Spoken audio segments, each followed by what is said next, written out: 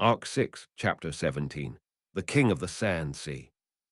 Translated by ICU/Wintrione Contributions by Erifuru Proofread by Azim Fan Art Source Friars 3 Rukum Rakaroka.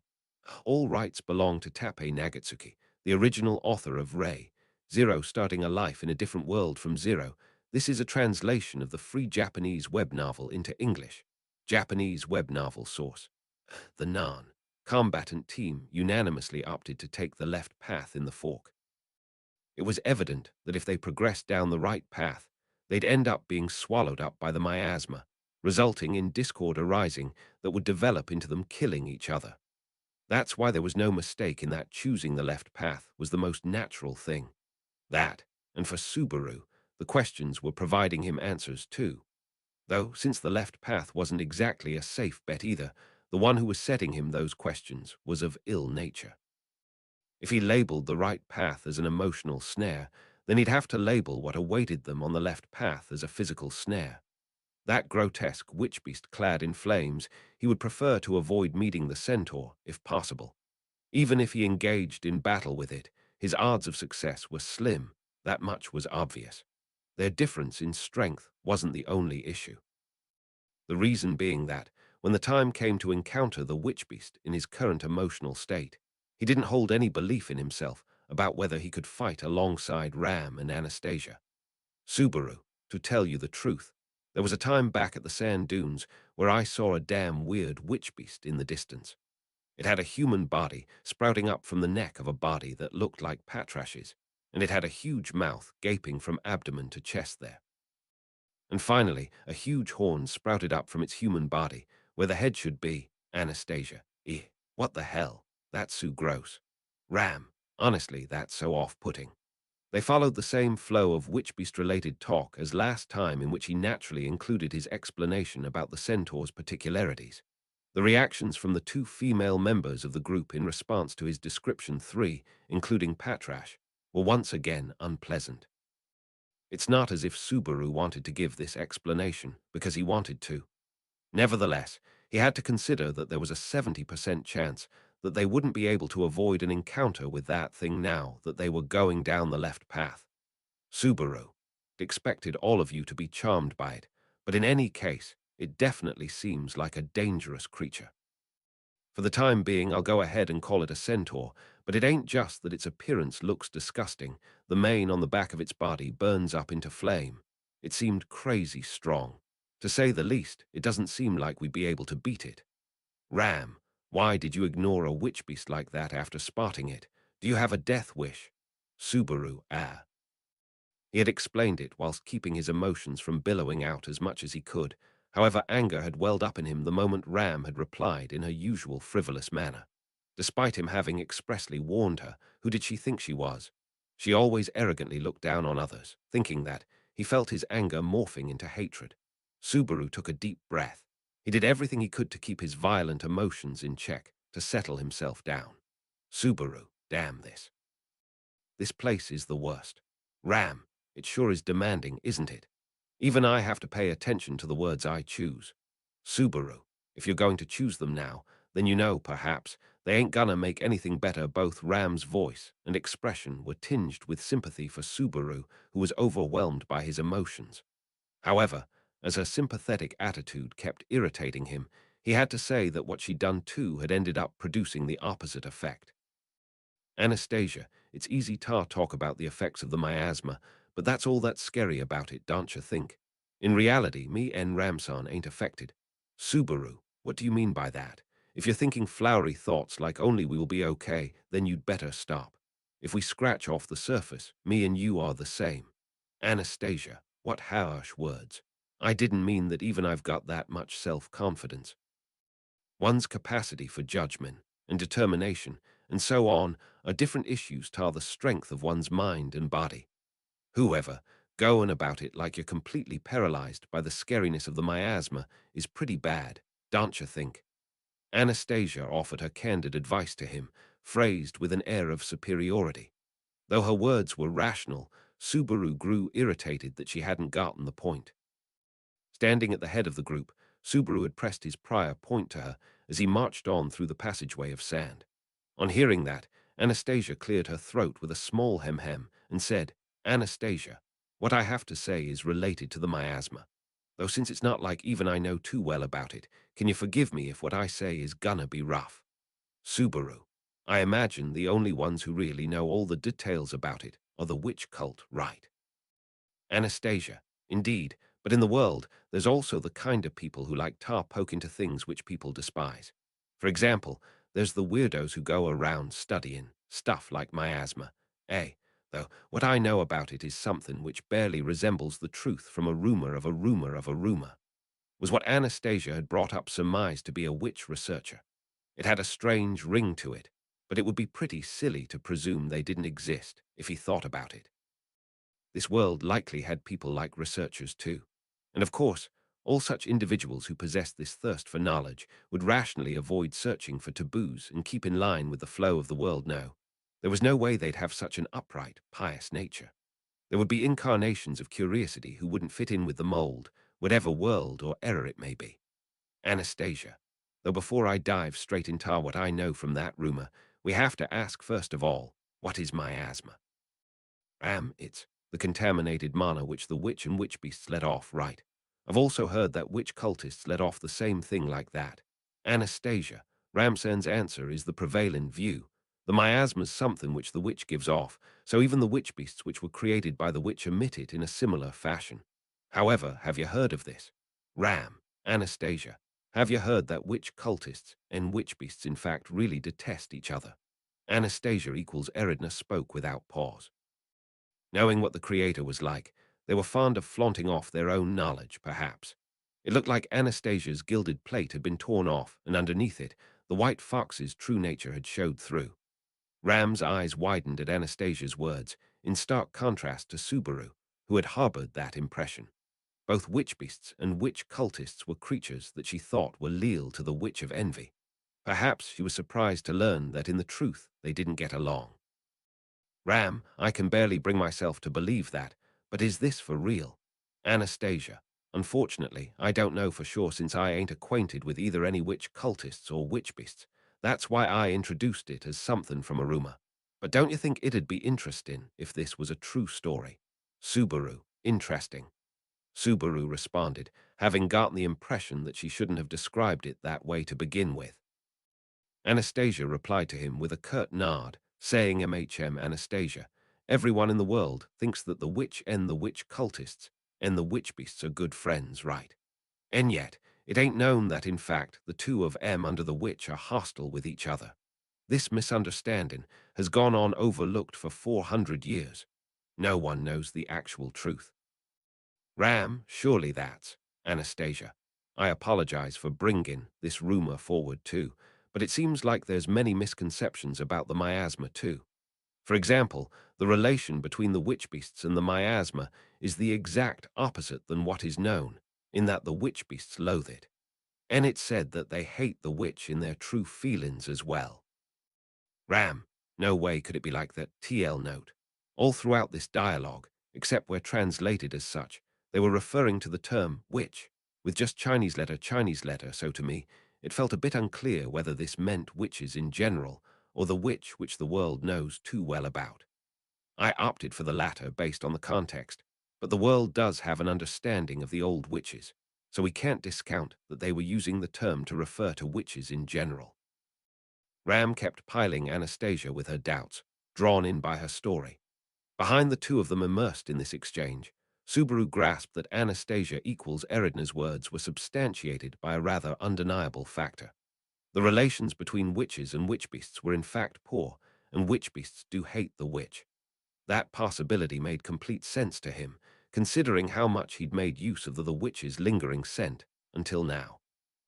If it wasn't like that, then why would it have made the witch beasts seethe so much, making them frantically pursue him, who was covered in the witch's scent? He had used his lingering scent against the first witch beast invasion after he had been summoned to this parallel world, and he'd even used it against the white whale. It was impossible to disregard the relatedness between the witch's lingering scent and the miasma if he gathered all the evidence he'd seen up until now. The witch's lingering scent that surrounded him seemed to be miasma itself. Subaru, There's no way that all of these witch beasts would have Betelgeuse-like Yandir attributes. He wouldn't be able to allow the witch's scent from these creatures, other than from the witch. It'd be like having another woman's scent. It was disgusting to think about, if that was the case, but the aforementioned possibility was suitable in regards to a logical explanation. In other words, the witch beasts hated the witch's miasma and strongly looked on at it in hostility. And to start with, most people shouldn't know that the theory which stated that the witch of envy created the witch beasts was actually incorrect. The one who created the witch beasts wasn't the witch of envy, but rather the witch of gluttony. Since that hadn't been circulated around, it seemed like nobody noticed the relations between the witch beasts and the miasma as well. Anastasia's source of knowledge, rather, he didn't know whether there really was a researcher who studied the witch, but if they did exist, they sure did make a good point. Subaru. What a complete farce, huh? Subaru sighed at his own lack of concern, having thought about it to this extent. It was more natural to think that she just spewed out the knowledge that Anastasia equals Eridna had known from the start, rather than doubting whether said researcher existed or not. When Subaru's train of thought moved to that, a different form of anger gradually started to take root in him. Why did Subaru have to hide the circumstances around Anastasia being Eridna like this? There was his consideration towards Julius and the Iron Fang. In particular, Julius in his current state had completely slipped out from the memories of the world. Julius tried to act his same old self as much as he could, but even in him, there was a part that was careless about it. Taking that into consideration, Subaru had decided that he should avoid any extra mental burdens. He should avoid them, but why was it that he had to bear the burden instead? Subaru, everybody was selfish. Why was it just him who had to do everything to cover those guys' asses? It was irritating. It was annoying. He might as well just spill the beans about everything, shouldn't he? He might as well tell them about Anastasia's spirit, his return by death, everything. Ram, Barusu. Stop sticking your head in the sand all of a sudden. It's strange. Subaru, it's just my natural defensive reaction to stop our relations from getting any worse. Fair. Since Subaru's anger was reaching its boiling point, he had stuck his face into the wall of sand before he hurled abuse at them. The wall of sand was unexpectedly brittle, and it appeared like he'd be able to dig through it with his hands. In return for finding that out, Subaru spat out sand from his mouth. There was something to think about in Ram's cold expression, but since he was responsible for his own actions, he kept any retaliation to himself. Anastasia, could Natsuki-kun's eccentric behavior also be from the miasma's influence? Perhaps. Ram, nope, Barusu's behavior is as usual. Subaru, it ain't as usual. It's just an aftershock from the miasma's influence. Anastasia, well, regarding the authenticity of things there, if we get back to what we were talking about whilst you were crying out, the witch beasts in truth hate the witch. If we presume that, then there's gotta be an explanation for the witch cultists and the witch beasts' bane, hostile with each other, no. Anastasia, who deliberately found a lull in their conversation to shift the topic back to the main point, ponderously inclined her head. However, Subaru's like-minded opinion didn't reach her words. Instead, Ram nodded and said, Ram, whether they're hostile with each other or not, I've never heard of the two of them acting together. To begin with, there's also that rumors of the witch cult don't spread. Subaru, I see. Then it's really the type of secret organization where those guys keep it hidden and move about in secret. I wonder why they don't leave any impressions at all, though. Ram, Barusu and Emilia-sama come across those guys far too often. All the witch cultists which Subaru knew strongly craved the limelight and were absorbed in an inflated sense of their own self-worth. He couldn't even say that Betelgeuse's movements had been kept surreptitious. And what's more, the other Sin archbishops had went all the way up to making a broadcast after having hijacked one of the great cities. How could those guys claim that they were an evil organization that operated in the shadows? Subaru. Ah, but wait up. What about the white whale? That thing was cooperating with the witch cult, though now it's a bit suspicious whether it was or not. There was still that time. Anastasia, even though I know that the witch beasts definitely do hate the witch cult, I'm not too sure whether the witch cult hate the witch beasts. Though either way, even if it's not like that, I ain't gonna fuss over it. Subaru, that's what I told you. Providing a suitable rebuttal to Subaru's objection, Anastasia threw down her personal opinions straight away. That she didn't cling to it was perhaps indeed proof that she'd heard it from the rumors of another's opinion. However, she'd thoroughly used it as the basis of her conversation. In the end, Anastasia closed one of her eyes and said, Anastasia, in the end, we can just put it as that we darn understand the connection between the miasma well. There's also the way Ramsan looks at it, in which it's like contaminated mana. But well, Dosen, it seemed like there's no one around who can explain what goes on for the mana to get contaminated like that. Ram, Anastasia, mana is mana, regardless of whose body it goes through. Even if its nature changes in magic or when you craft with it, it ain't possible for anyone to add a lil extra to the mana itself. Subaru, that's. Anastasia, why is it that the mana can juice, get contaminated with the Witch of Envy? And also, why the heck do witch cultists acclimatize to that contaminated mana? Quite unusually, Ram kept her mouth shut as Anastasia launched this barrage of questions. It was rather strange that she didn't raise any words of objection and kept silent. At the same time, Subaru was experiencing a sense of déjà vu along with his feeling of revulsion. The way she had presented it made both her point and conclusion vague. Everything about her attitude felt like she was speaking in riddles. That she seemed to overlap with Echidna left him quite the sour taste. Anastasia. All right, all right, all right. It seems like we've spent too much time idly gossiping, don't you think? Anastasia suddenly spoke out without any consideration for Ram's silence or Subaru's cathexis. The tone she'd been speaking in up until now suddenly changed, leaving them behind with the abrupt change of subject. Leaving the two of them in her wake, Anastasia shone her lantern at the front part of the passageway. Subaru also stopped in his tracks, imitating her, and as he held his lantern up, he noticed what was up. Subaru. In front of them, the passageway gradually turned to the left, and a faint breeze blew towards them. The wall of sand still hadn't changed in any respect, but he vividly remembered that smell of burning that mingled with the breeze, along with that sudden bend in the path. Ram, it smells like something burnt, like grilled meat, doesn't it? Ram let out her candid impressions about the breeze, which carried a tinge of hot air to it. The smell of overcooked, charred flesh streamed in from the depths of the passageway. Maybe it was possible that this aroma was proof that there was someone cooking, and that they'd be able to meet a friend party up ahead. However well-intentioned his thoughts were, they were tantamount to ignorance. Ram, Emilia Sama and the others carelessly set up a fire and are taking a break. I think something along those lines. Subaru, I do agree that Emilia would be the one that seemingly set up a fire without any care. But with me mentioning the centaur, I can't at all imagine it being that. You two have to believe that this isn't your head filling up with overly optimistic thoughts, right? Ram, I'm looking forward to how you're going to come up with excuses for all these reckless remarks after the influence of the miasma is gone. Every time he replied in a snappier manner than was necessary to Ram's questions, he'd get toxicity scathingly thrown back from her too. Letting out a snort to that, Subaru reassured himself that the one he needed to turn his hostility to was not her. There was no doubt about that, considering they'd already made it here. There would be a large cave up ahead, and right there, the blasphemous witch-beast clad in flame would be awaiting them. The time they'd spent getting here seemed to be a little quicker compared to last time.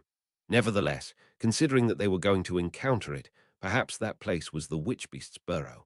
He held no fleeting traces of hope that it would have moved from there. If possible, they would have to Subaru. We've got no choice but to kill it to get past, huh? Ram, I think it'd be productive of us to come up with a plan that can be put into motion with our current fighting strength. Anastasia, we ain't got any fighting strength even if I use my trump card. And even then, I want to keep that grueling thing as a last resort if possible, since I can't undo its effects. Both Anastasia and Ram opposed Subaru's course of action. Though Subaru was annoyed that he'd been denied, even he had no intention of pushing his own opinion on them. In fact, it would be absurd. He hadn't dubbed their group as the non-combatant team for nothing. All the choices which entailed confronting the witch-beast would probably end up being reckless. Subaru, on the other hand, there's no way we can go back and take the right path. Ram, after looking at all the different faces you've made up till now, Barusu, I can see that you wouldn't have the guts to go down the right path, isn't that right? Anastasia, but by saying that it means we're cornered. It wouldn't work tar do such a laudable thing as tar go back to where we started from and wait for the others to come look for us. Right.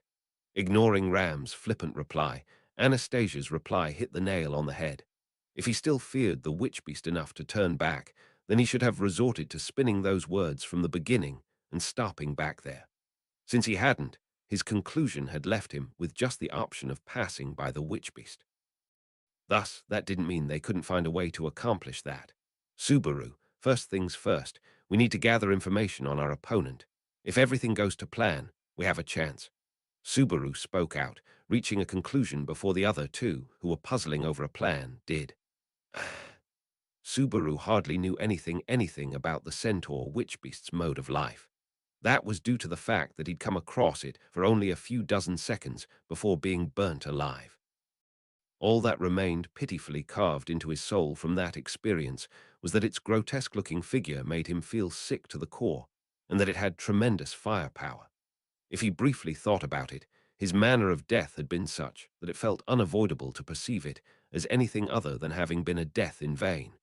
However, it'd be bothersome if he got worked up about it over that. When it came to unexpected deaths, Natsuki Subaru was a veteran. By now, he'd cultivated enough experience to not treat the phenomenon of death as just death. Subaru, first of all, we need to pay attention to the centaur's appearance. Its repulsive appearance was something which you couldn't forget once seen. Though he'd seen it only for a few seconds, its grotesque appearance was seared vividly into his mind. That would give him a helping hand in his reflection. It had a human body on top of a horse body, with its head transformed into a horn. In addition to that, it had a gaping maw across its body. It looked shoddy, like something half-assed a child would have made out of clay whilst playing. However, there was something he'd taken notice of when he racked his brain without averting his eyes from his memories. Subaru, it definitely didn't have eyes. In essence, it didn't have a head in the place where you'd usually find one. Thus, he was certain that there hadn't been any organs on that witch beast's body that provided it with a sense of vision. Or, since there was no light down in the cave systems underneath the sand dunes without being in possession of a lantern, perhaps the negative effects of moving about down there had caused it to de-evolve. Subaru, something like a mole. It adapted to living underground and lost its eyesight. Or, he wasn't sure whether it had an eyesight to begin with. But at least that witch beast probably didn't rely on it and went on about its business without it. Back then, the witch beast didn't seem to have noticed him due to the lantern light. It had noticed him from the noises and indications he'd let off from his own carelessness. Namely, from either a sense of smell or hearing which the witch beast would have developed instead of eyes. Subaru, if I'm recalling correctly, I once heard that moles have a good sense of hearing to make up for their rather poor noses. It wasn't something he'd heard from Anastasia earlier, but rather surely some odd knowledge he'd picked up somewhere. However, Subaru's guess ended up far more useful than what he clung to in his groundless thoughts. The centaur's forte was in its sense of hearing. Having come to that conclusion, Subaru sprung into action. Thus, Subaru, without uttering a single word, Subaru swung his arm up and down as quietly as he could. From the moment he'd stepped onto the sand, he'd taken care so that his footsteps wouldn't make any sound from crunching against the sand. The thing he'd thrown from the extremity of his arm was one of the flasks of water that they'd put in their survival kit. Without any particular aim, the flask flew straight forward to the end of the large cave, drawing the attention of the fiery witch beast in the middle of the cave to where it had landed.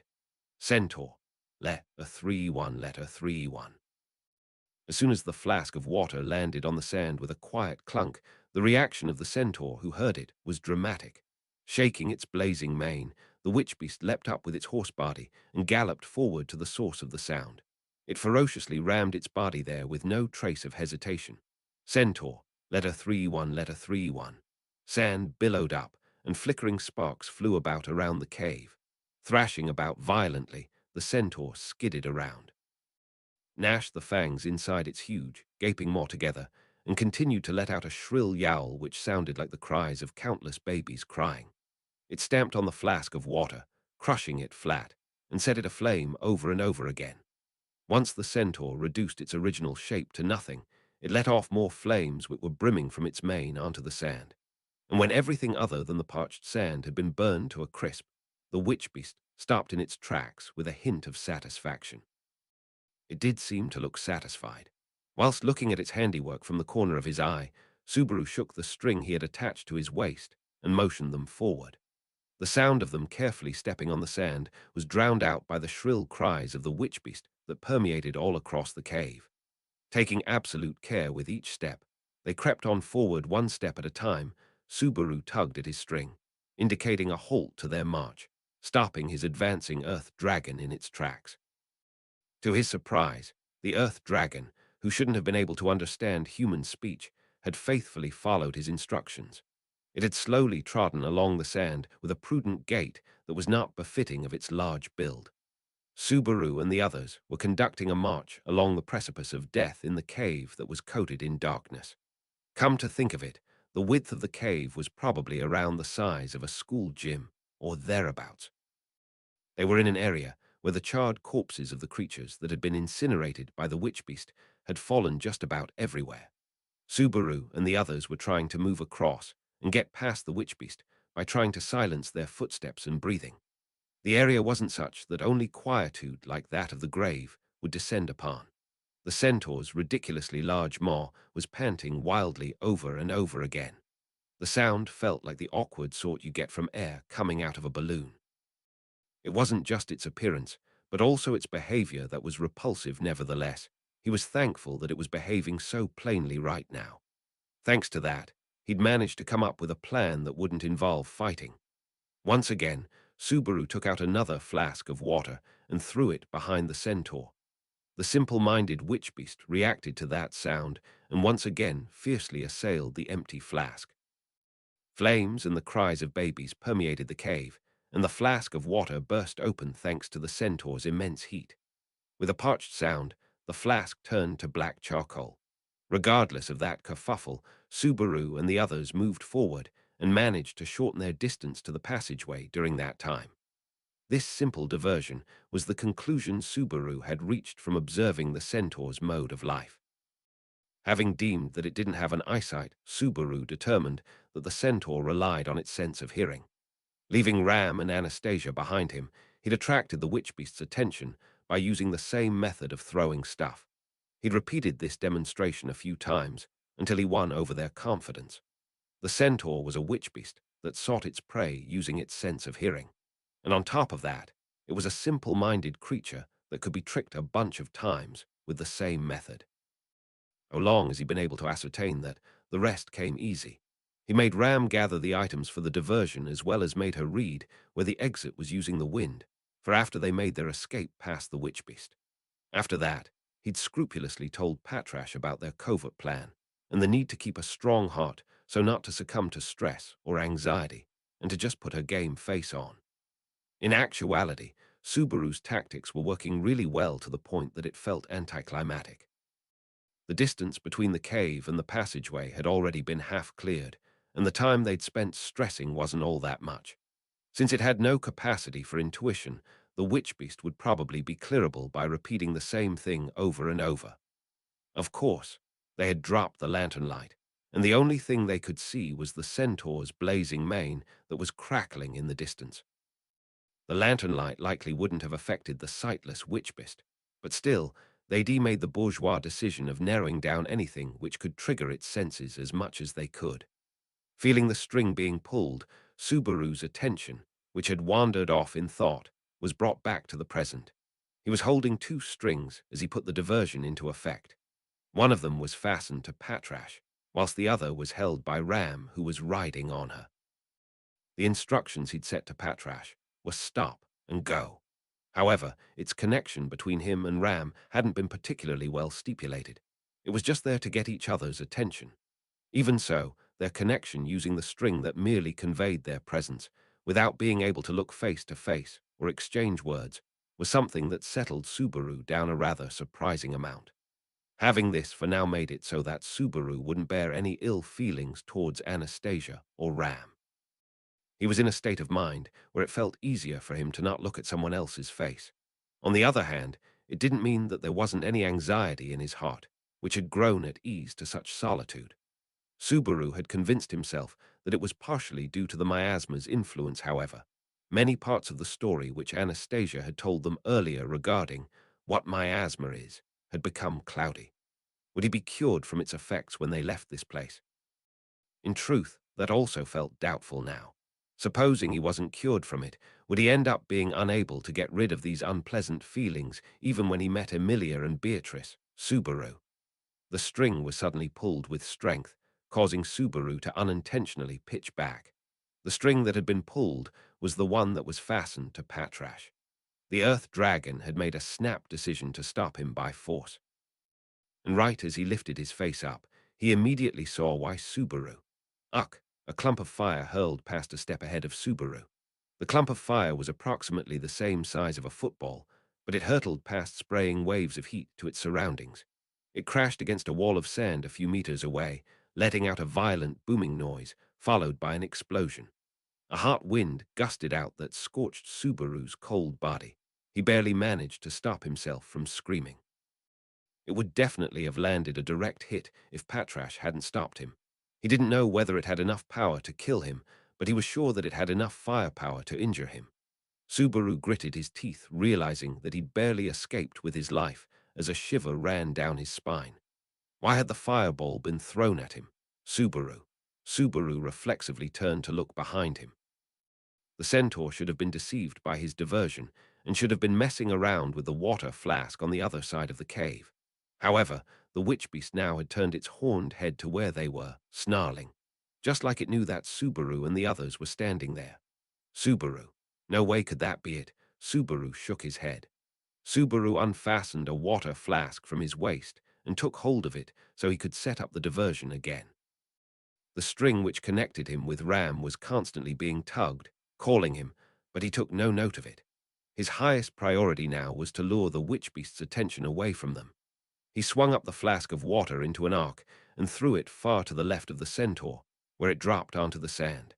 And just as he'd expected, the witch beast's attention turned to that spot, and the clumsy beast was attracted to the obvious diversion.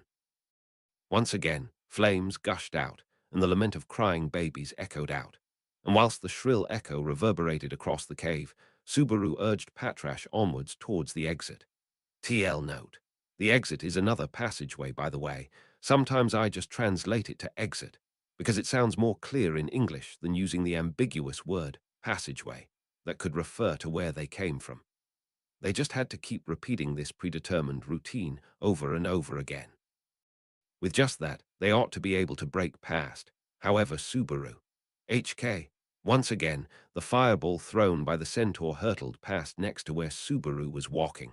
It had gotten even closer than last time, with the shot being so accurate as to graze his skin. Subaru's breath was instantly taken away from him by the fireball's explosion, and he was buffeted by the wave of heat. Subaru, bathed in the illumination of the newborn orange light source ahead of him, Subaru locked eyes with the witch beast in the distance. Their eyes didn't actually meet through, so saying they locked eyes wasn't quite right. However, the witch beast's attention was clearly focused this way. The witch beast had no way to track them except by sound, so why was it able to find them in the middle of its own cry Subaru, its own cry Ram, Barusu the Ek? As the question and answer came together in Subaru's mind, Ram, who was still pulling the string, finally called to him and made a sound. At the moment they both came to the same conclusion, the centaur kicked the sand. Its hooves kicked the surface of the sand, and the witch beast, which was so large they had to look upwards at it, flew lightly through the chilly air.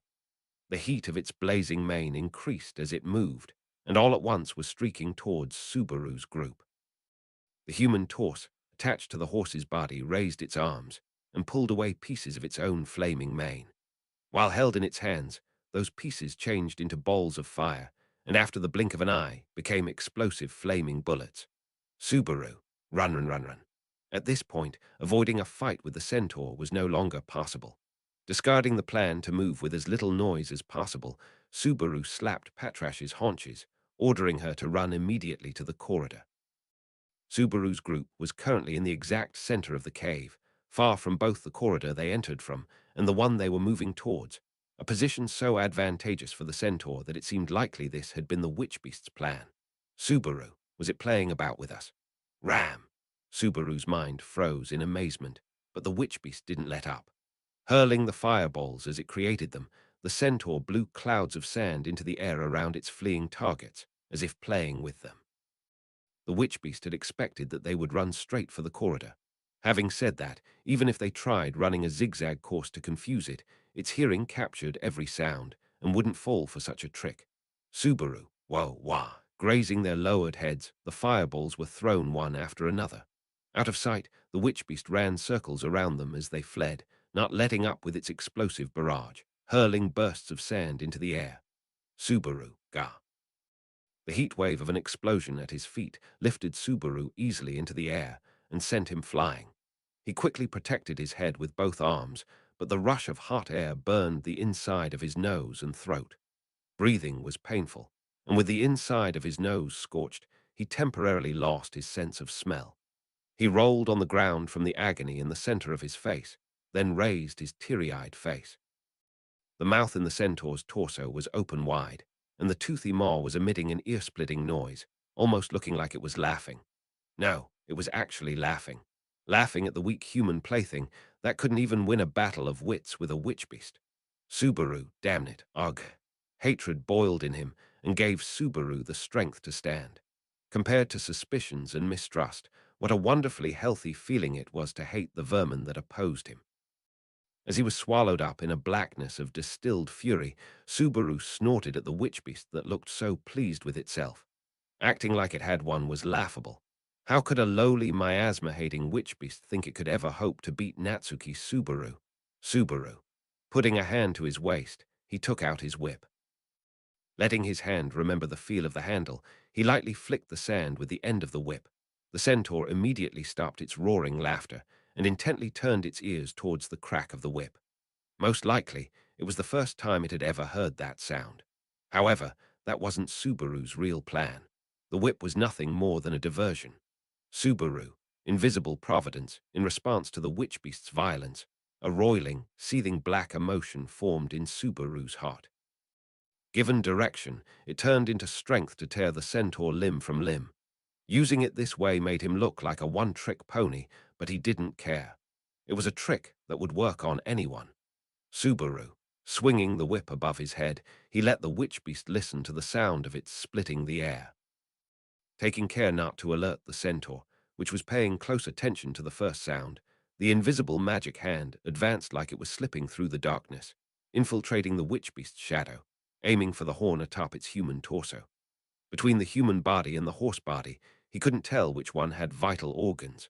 With its head being a horn, if there was a brain stuffed inside it or not was a mystery.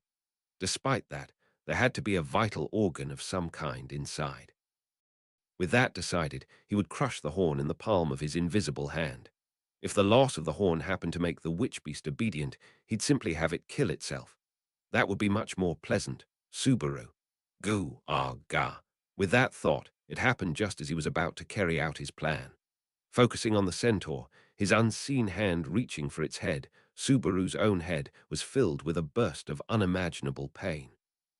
Feeling as though something had stripped away his scalp and was drilling directly into his skull, his eyes rolled back and yellow foam frothed from his lips as he fell to his knees. Subaru ga-og. Bringing both hands to his head as he knelt, he struck himself on the side of the head to try and fight off the pain. Rubbing his head, holding his head, nothing else helped with the pain. To fight the pain, he tried to inflict a sharper, stronger pain. He struck himself again and again, but no matter how hard he hit himself, he couldn't overcome the pain. He rolled on the sand while his head felt like a hell full of thorns piercing his brain, and nearly fainting from pain, he ended up swallowing sand without understanding why. Subaru, it hurts. Oh, it hurts, it hurts, it hurts. It hurts. He shouted like he was spitting blood. With a mouth full of sand, chewing it with his back teeth, Subaru thrashed on the ground, fighting against the mysterious pain to keep it from blocking his throat. He couldn't fight it, he was losing. Of course, invisible providence had vanished instantly. With that dispersed, he had no way of affecting the centaur.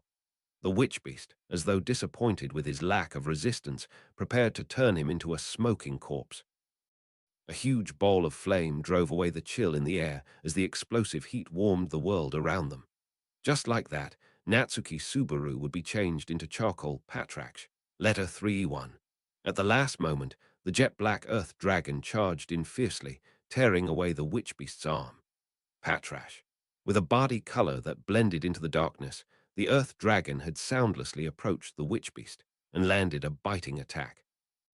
Losing its balance along with its arm, the witch beast dropped the fireball it had raised above its own head. In other words, the heat of the fireball the witch beast had created exploded at its own feet, and the point-blank blast wave blew it into the air. As it was thrown away by the explosion, blood dripped from the centaur's wounded arm, and it fell over on its back.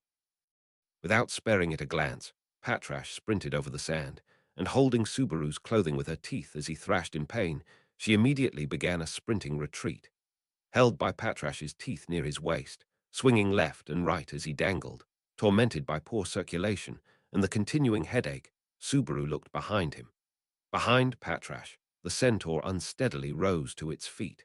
The wound on its human torso foamed, and the left arm that had been bitten off grew back in an instant. Its monstrous regeneration ability was at work on its other injuries as well. The wounds all over its body, inflicted by the explosion moments ago, closed one after another. The centaur returned to full health in a matter of seconds. With that done, there was nothing left to slow it down. Screaming viciously at Patrash, who had struck it by surprise, the centaur sped up to pursue the madly fleeing earth dragon, and its mane blazed brighter as it leapt. Patrash's running ability was impressive in even the worst terrain, but the centaur's was in its own habitat, and its acceleration was a step ahead. Along with their difference in size, Patrash was weighed down by Subaru, and the witch beast was soon running side by side with her. A burning fireball appeared in the witch beast's hand, but this one was stretched tall. Looking closer, the fireball changed in the witch beast's hand to a long-handled weapon, and in the blink of an eye, it had become a spear, covered from end to end in flame. Centaur, letter 3-1, letter 3-1, raising the flaming spear, the centaur drove the tip towards Patrash. The black earth dragon ducked as the spear approached, almost diving into the sand to avoid the attack and using that as an opening to speed up further. However, just when it looked like they could get away, the witch beast's hoof drove straight into the earth dragon's torso from the side. The force of the attack passed through her hard skin, and she cried out as the impact smashed into her guts. Even then, she refused to drop Subaru, still dangling from her teeth. The heat he could feel near his waist was from the blood Patrash was coughing up from her internal injuries. That was the only sign she was badly injured. However, she still wouldn't let Subaru go, and Subaru had no way to care for his loyal dragon's wounds. All he had was the seemingly eternal torture of the unending pain in his head. Ram, Elfula, Anastasia, Jeweled. A second strike from the flaming spear was aimed at Patrash, who was clearly slowing down. However, before it reached the earth dragon's body, it was interrupted from two different directions. From one side came an invisible blade of wind, from the other was a convergence of white-hot rays of heat.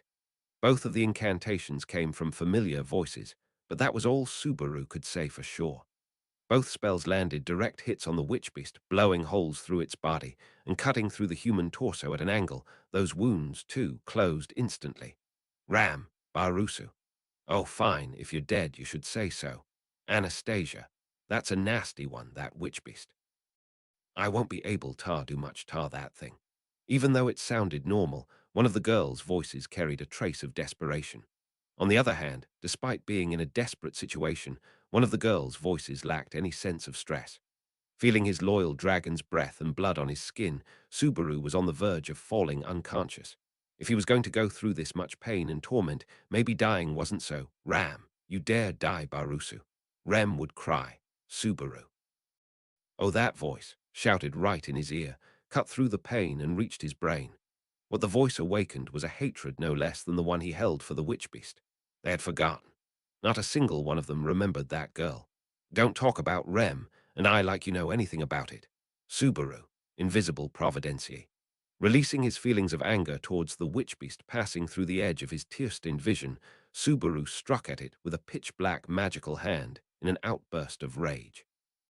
Part way there, another raging pain tore at his skull before he was swallowed by it and lost consciousness. Subaru's unseen hand hit the witch beast's spear head-on, breaking it as a token act of defiance. That was all the resistance he could muster.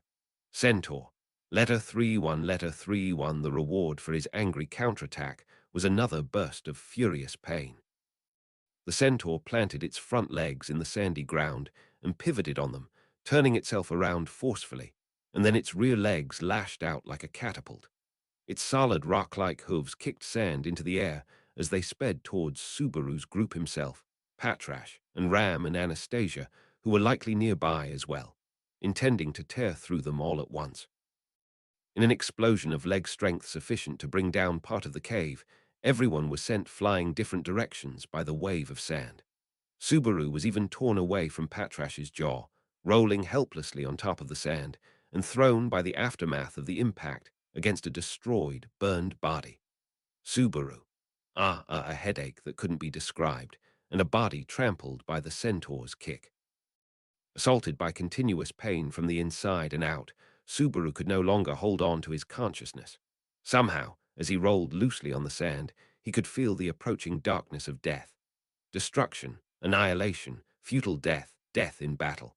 Heartless words like that roamed the back of his mind. But Subaru. In a situation where his lungs had forgotten to even breathe, Subaru saw someone standing in front of him. It was a small, delicate shadow. In a world with too little light, he couldn't see it clearly. Even then, it was a familiar shape that he knew immediately. It was Ram. She was wobbling as she stood. She had both arms outstretched to protect Subaru. Stop it. It's stupid, impossible, useless. He tried to say it, but his throat would no longer listen to him, as though it was filled with sand. No, it actually was filled with sand. Because of the sand he'd stupidly swallowed, trying to fight the pain in his head, Subaru could no longer even speak clearly. Subaru, WHY. With all his strength, Subaru managed a weak cry, despite all the pent-up dissatisfaction and anger he had felt towards Ram and his other friends that surely they must have known about. Ram, Rem would cry. Ram made only that quiet response to Subaru's words. For the little sister she couldn't remember, for the person most dear to that unremembered sister, Ram stood. What pushed her to go that far, Subaru couldn't understand. He couldn't understand that, but there was one thing he did understand. At this rate, Ram was going to die. Subaru would die too. There was no way to avoid it. Subaru. The centaur bellowed, swinging both its arms and creating a blazing sword in each of them. They didn't really look like swords, though, so perhaps it had meant to make hammers or axes. Regardless, they were both weapons wrapped in flame. It stood on the verge of using them to cut Ram's much smaller frame into pieces and roast Subaru as well. Subaru, come on. There's gotta be something. Staring death in the face, Subaru reached down through the depths of his pain. Fighting against the relentless pain was like diving deep into himself. Looking outside himself, to Ram, Patrash, or Anastasia was unrealistic. Even if it would be derided as a dream or delusion, Subaru looked inside himself for something, anything. This unrealistic approach was the most realistic hope he had left. Diving inside, reaching into the murky depths of his body, pulling aside the writhing black thoughts, Subaru looked inside himself for anything that could help. Not the unseen hand he had overused. Something different, something new, some way to pull through this mess. His last-ditch search yielded Subaru, nothing, and Subaru watched as the witch beast in front of him raised its swords. The flames crossed above the witch beast's head, and after a moment's pause, descended towards Ram. Burning the very air, the oncoming slashes would heartlessly cut a burning path through the girl's slender body, burn her away, leave nothing of the path she had walked, the memories she had held, or anything at all except black charcoal. At that scene, Subaru cried out against his own powerlessness. The next moment, white light unleashed with tremendous speed blew away the witch beast's upper body. The body of the witch beast, which had wielded those swords of flame, vanished from the world thanks to that tremendous light. The light didn't bring forth such simplicities like crushing or severing its body, but rather it was the literal meaning of annihilation. The centaur was a monster that had a human body on the head part of a horse's body, and the light had blown away the part which was construed as its human body from chest up. Of course, that included the arms on its shoulders, the horn which was in place of a human head, and the fanged maw that gaped across its chest. Blood soundlessly gushed out from the witch beast's wounds from the impact, and immediately after, its wounds started to foam, readying itself to use the same hyper-recovery technique it had used thus far. Its squirming flesh swelled up, and its obliterated human body reformed anew. The human body regenerated right away, and explosive balls of fire quickly surged into life on both of its arms. Centaur, letter 3-1, letter 3-1. The centaur roared, and the alluring voice of countless babies filled the chilly air. Turning its body around, the witch beast paid no heed to Ram or Subaru, and instead leapt straight up towards the dangerous enemy that had blown away its upper body. The witch beast summoned a heapload of fireballs on its arms and cast them one after the other as it rushed forward. Consumed by its heated frenzy, the witch beast prepared to unleash its own battle cry. However, Centaur, letter 3-1, letter 3-1. The fireballs brought into existence by the witch beast were all intercepted from in front of it one by one. The things responsible for that were the flashes of white light that pierced the fireballs head-on with tremendous accuracy. The speed of the flashes of light were out of the ordinary, and its strength was clearly superior to that of the fireballs. The lumps of flame were struck by the light dead on, pulled in by the power of it, and clashed against the body of the witch beast itself. Immediately after Subaru had thought the centaur had ended up like a hedgehog with quills of white light, the flames exploded all around the witch beast's body. The centaur's arms were obliterated to nothing, its maw was torn to shreds, its horse body was burnt, and finally it had collapsed. It thrashed about on top of the sand, letting off a shrill cry in sheer anger.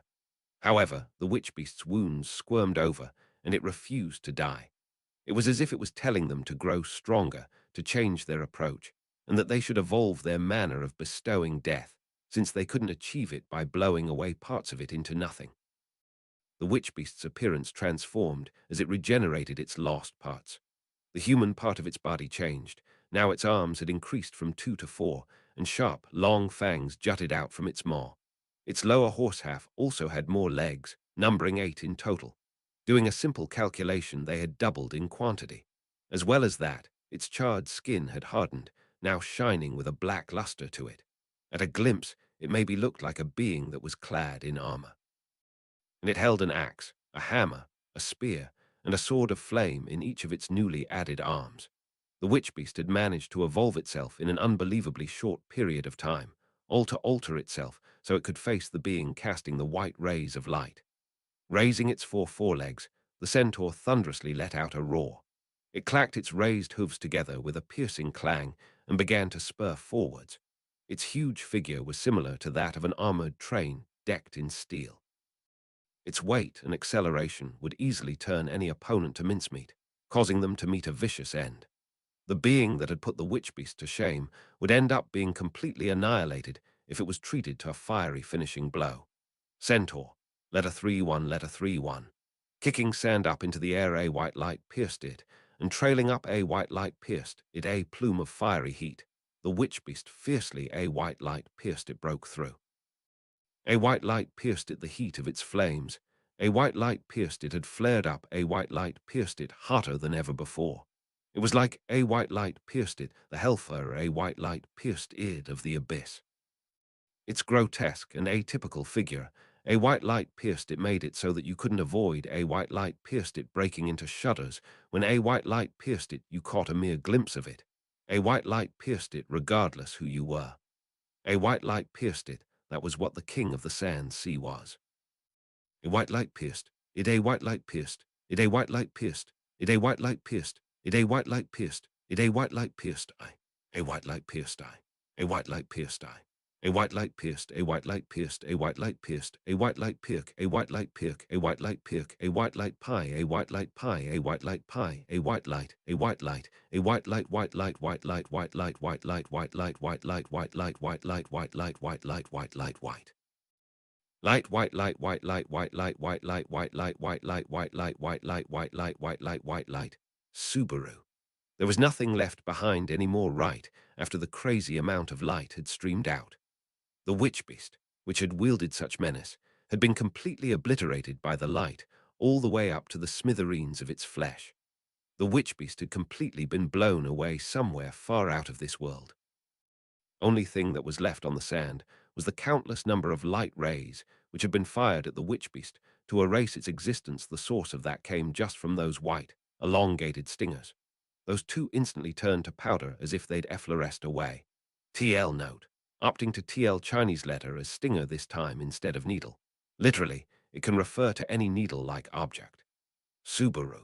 Subaru had even forgotten his headache as he gazed aghast at the spectacle with his own eyes. He realized that a feverish, slender body had happened to leap in between his arms.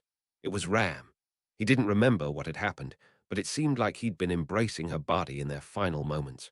Though it should have been a meaningless gesture, it looked like Ram wasn't conscious. Subaru. Subaru could hear the sound of someone stepping on the sand. That someone was ever so slowly approaching Subaru and the others. They were definitely approaching them. The inside of the cave was still enveloped in darkness, along with a frigid silence. The only source of light came from the scattered fiery scraps that had been spewed out by the witch beast earlier. There was one such fiery scrap right next to Subaru that allowed him to look around a few meters. Someone's foot entered the very edge of his field of vision. Subaru. Lifting his face up, Subaru looked up to where the owner of those feet, and perhaps the one behind that light, was. Gradually lifting up his field of vision, what he saw reflected in his bleary eyes was a human being. Subaru. It was a woman with a rather queer air to her. Her legs were audaciously bare all the way up to her thighs, and the only thing that covered her crotch was the hem of her shorts that were just barely cut down for that task. Above that, her waist and belly button were exposed. A piece of cloth was wound above her slender waist like a money-eight to keep her breasts concealed. TL note money-eight. Literally a device that acts as a chest protector for women. E.g., female archers may wear a chest protector called a money-eight to prevent their breasts being struck by their bowstring. However, she wore something akin to a cloak from her shoulders, which barely protected the greater part of her body, exposed from her pale shoulders from the wind. Her hair was a brown that was closer to black, to the point that it seemed to blend in with the darkness around them. Her long hair was tied into a ponytail that collected all of it together. She gazed at Subaru and the others with moist eyes which were chock-full of thick emotion. Her thin lips curved up, breaking into a rather bestial smile. I found you. At least I can understand what she's saying, Subaru thought to himself. And just as he thought that, his consciousness reached its limit. Tasting the feeling of sand, Subaru let go of his consciousness still without uttering a single word. At least, it didn't seem like he'd have to let go of the girl wrapped inside his arms. He held her tight. He only had enough willpower left to persevere to that point. Arc 6, Chapter 18, The Keeper of the Sand Tower. Translated by Ice, U Archbishop, Furuta, /U/Graced Harperd, contributions by Nana Fan Art Source Corteshi, commissioned by Pabo Bingo. All rights belong to TAPPEI Nagatsuki, the original author of Ray, Zero Starting a Life in a Different World from Zero. This is a translation of the free Japanese web novel into English. Japanese web novel source. Amid the dregs of murky darkness, there was consciousness. It had been a long time since Natsuki Subaru visited this place. Like the several previous times, it was a dark world where sky and earth had no end, and only darkness resided.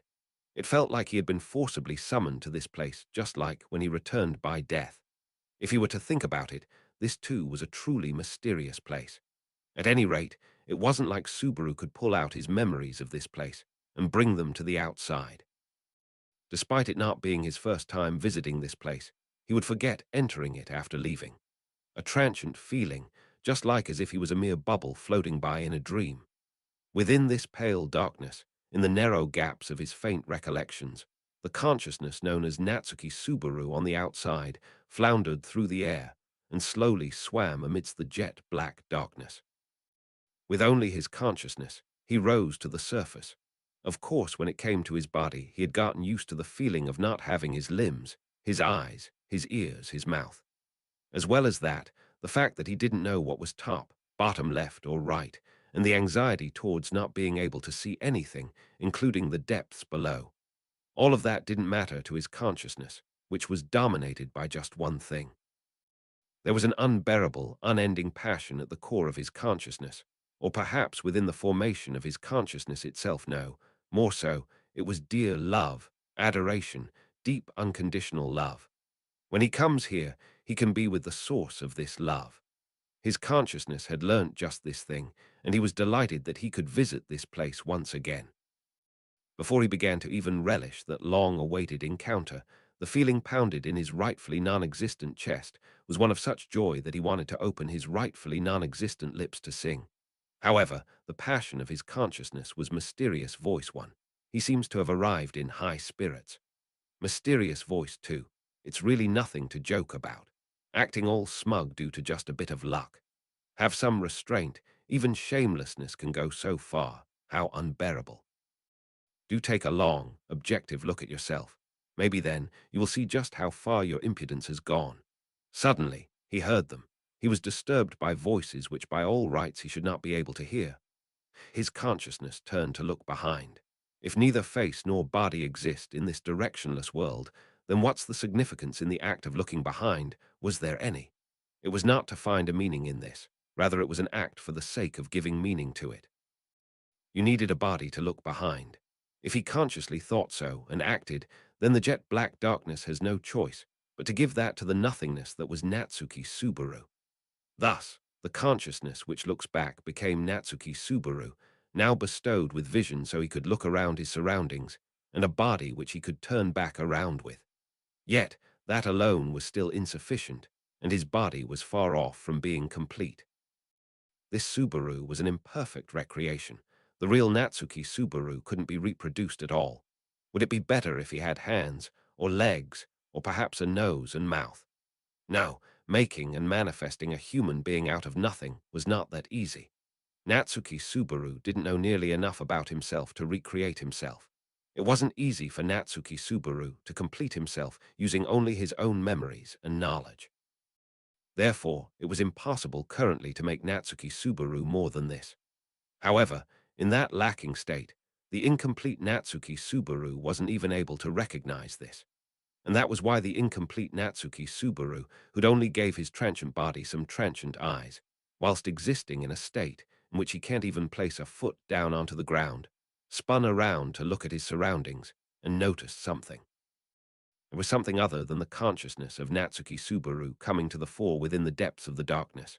Mysterious Voice One, disgusting and shameful, nothing more than the result of self-conceit. Yes, how very sinful, how dirty you are, just so worthy of disdain. Mysterious Voice Two, subpar, way off from a human. We could say we have the ultimate imperfection here. Doesn't it feel like that? What were they even thinking, that a guy like this would kick the satisfied me to the curb? Shouldn't it have been obvious from the beginning if you knew your place? Who are you to stand in my way? A nuisance, a hindrance, pretty much everything, so lacking, not enough. Leike, if you think like a logical human being, even with you being a subhuman, like the likes of human cattle. His consciousness rose to the fore in the darkness, where jeers rained down upon the very much imperfect Natsuki Subaru. On one side was insanity, and on the other was annoyance, both respectively venting out their hatred towards Natsuki Subaru. However, unfortunately for Natsuki Subaru, being a mere speck of consciousness, he could not comprehend that hatred. The heart, the brain of this Natsuki Subaru were not prepared at all to comprehend it. If he were to try and gain an understanding of those words which the consciousnesses uttered, then just like he materialized some flesh, and just like he created a sense of sight, he had to create organs to allow him to understand them. But somehow those organs felt unnecessary. At least, in order to grasp what those two consciousnesses were saying, the meaning behind trying to produce such a thing was weak. Above all, he didn't feel the urge to do so. It was not easy to drag out the material from the immaterial. At the very least, if Natsuki Subaru's consciousness didn't truly wish for it, then he could neither create nor acquire it. So as things were right now, he couldn't help but to postpone bringing forth a mind to understand them, as well as words to reply to the consciousness of those two. No, actually, there was no ulterior motive behind it. Mysterious Voice One. What insolence! What contempt! What disdain! Here I am, preaching with such diligence, and yet you don't even bother to consider, contemplating it. How very, slothful. You are truly slothful. Mysterious Voice Two. How far will you go in making a fool out of others until you're satisfied, damned human cattle? Listen well, just who do you think I am? I am the most satisfied man in the world, one who worries about nothing and only wishes to pursue his simple joys and live a fulfilling life, undisturbed and free of greed, and yet you would interfere with that. This is a violation of my rights, an act of wickedness. One such as you, who would crush the dreams of others so easily, must be stopped. Feeling that he wasn't making any progress, he turned his back to the consciousnesses of the two. It was convenient, having this body, to indicate that he has no intention of talking to them. Behind the scenes, he felt that their abusive words would still echo, but he didn't mind because if he showed that he cared, it would be plain enough to them. His sense of vision worked without even needing to turn back. Right now, what he would probably need was not a sense of vision, but eyeballs. Should the chance present itself, he would remember to make them. However, right now, he had no time to deal with such trifles, because, right in front of Natsuki Subaru's consciousness, the shadow whom he aimed for was showing herself. In the jet-black darkness, where nothing should have been visible, the silhouette clad in deeper black than the midst of the darkness he was in was far more vivid. Sometimes, she would freeze Natsuki Subaru's heart, with those arms with such graceful fingers would dangle loosely. Though slender, those limbs possessed such tenderness, garbed in a dark dress. As usual, her features are unclear, as everything above her neck was covered by a thick mist. But Natsuki Subaru understood deep within his soul that there was someone there that inspired such deep emotions of love. Her appearance was far more clear than the previous encounter, and he was far closer to her, distance-wise. In his previous encounter with her, only her arms and body could be seen, a silhouette, but now she was wearing a dress, and he could see up until her bare feet peeking out from underneath the hem of her long dress. Nearly all of her body was perfectly reproduced. What wasn't visible to Natsuki Subaru was just her face hidden by the darkness. How irritating. But for now, that was okay. Stronger than before, he felt her presence ever nearer. However, Natsuki Subaru, though clearer she may be, was not yet prepared to go out and meet her. Right now, he should simply rejoice that he was so close to her. One day, he would definitely reach out and touch her fingers, embrace her slender waist, and make love with her. I love you. Faced with this confession, Natsuki Subaru gave his newly manufactured chin a nod in response. Through that mere action, the shadow's delight could be felt. Accompanying it, an apologetic feeling sprang up. Next time, a mouth and tongue would be necessary so that he could express his words of love from there. While feeling these profound emotions, Natsuki Subaru's consciousness started to leave this shadow garden. And though Subaru knew he was good at getting up from sleep, on the flip side, he also knew that he found it hard to get asleep. For Subaru, waking up from sleep felt as if he were raising his face above the water's surface. No matter who may be submerged underwater, if their face breaks up to the water's surface, they will not forget how to breathe. For Subaru, that breathing signifies the waking of his consciousness. It's fairly natural that he can breathe when waking up. Emilia, ooh, you get up so well, I'm jealous. I am really bad at getting up. This had been Emilia's comment from when they had this conversation before. Incidentally, when it came to Emilia getting up, there was no exaggeration or humility when she said these words. It really was that bad. Just as you would imagine, Emilia did have very low blood pressure. It took her about an hour to wake up and get herself out of bed. When she wakes up in her bed in the mornings, in her drowsiness, she waits for to get back to her senses and then finally gets out of the futon, washes her face, and fixes her hair. That's her style. And on the other hand, unlike Subaru, she slept as well as a child. A stark contrast. Emilia, when I was in the forest, and I only had Puck beside me, since Puck didn't come out much at night. I could only do stuff like sleeping. This had been Emilia's comment from when they had this conversation before. And regarding the details of how Subaru had replied to this, he would leave those turned over. But now that she has someone to keep her company late at night, she should forget about how the past was. In any case, Subaru was honestly quite envious of her quality of sleep. No matter what, when Subaru gets into bed and closes his eyes in the middle of the night, he can't stop thinking about all kinds of stuff. In particular, what he thinks about includes all the things he could have done differently and all the regrets he has. Whether it was about what happened during that day, and sometimes as well what happened days long before, regret torments Subaru without any heed for either time nor means. When fighting with stuff like that, he can't fall asleep at all. That's the source behind his poor quality of sleep. So, even the events which happened beneath the sand sea became a newly planted seed of regret as far as it concerned Subaru. It's practically assured that this would become something that would greatly disturb Subaru's sleeping quality from now on. Subaru, where am I? At the moment he woke up, Subaru understood that his waking had differed to the usual one from return by death. First of all, there was light in the surroundings.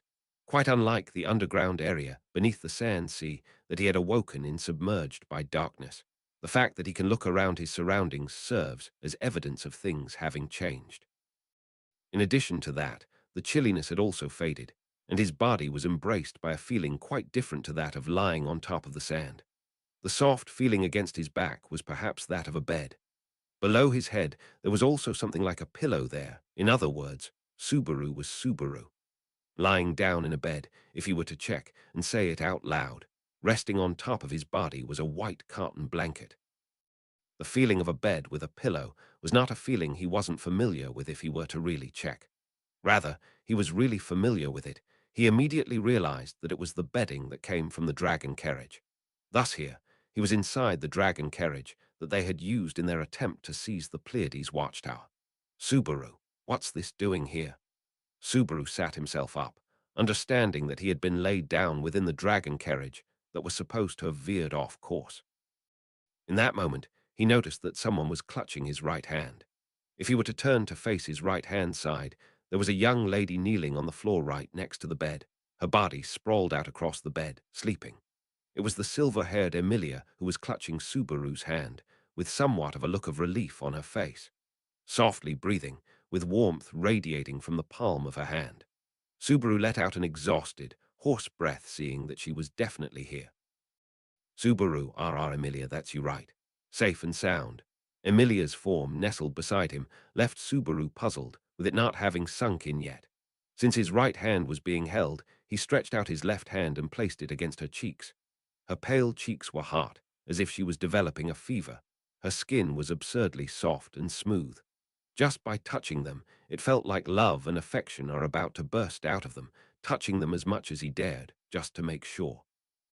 Subaru, ooh, there's no doubt. It's Emilia, cute, delicate, warm. You wouldn't be happening to be doing something inappropriate, in fact. Emilia was terribly worried for you, I suppose.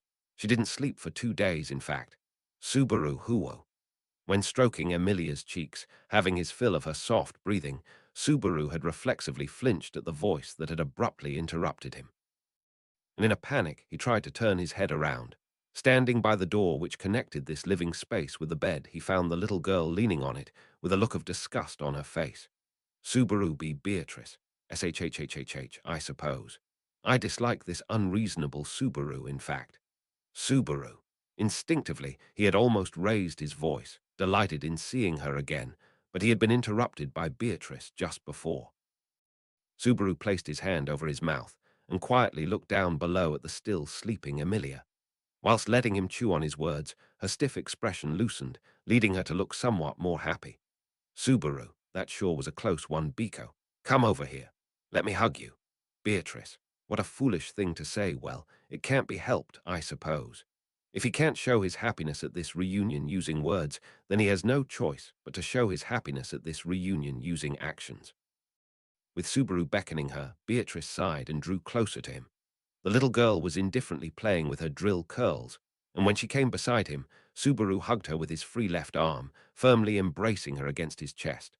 Subaru, thank goodness. Seriously, thank goodness. I was really, really worried. Beatrice, that's Betty's words, in fact. We couldn't find Subaru or the older sister anywhere, and we were all frightened to the core, I suppose. We feared you weren't alive, I suppose. Subaru, is that so? Were you worried to death about me? Beatrice, not entirely like that, I suppose.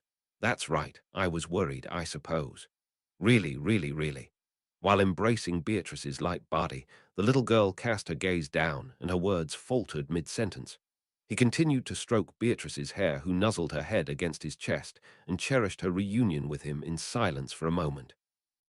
And after a little bit of time, the silence was broken. Beatrice moved her face up away from Subaru's chest, with a feeling of relief traced across her features, and hopped off of the bed with a boing. Beatrice, anyway, other than to the sleepyhead Emilia, we've got to tell everyone that you've woken up, in fact. We were all worried, thinking it was your last, I suppose. Subaru, everyone, oh yeah, is everyone safe? Even those who got separated from me and those who were with me. Beatrice, you can rest assured, in fact. Everyone is safe and sound, I suppose. Subaru, I see, I see. Subaru's unease faded as he heard Beatrice's guarantee. He had heard that everyone was safe. Her unexpected answer had set his heart at ease.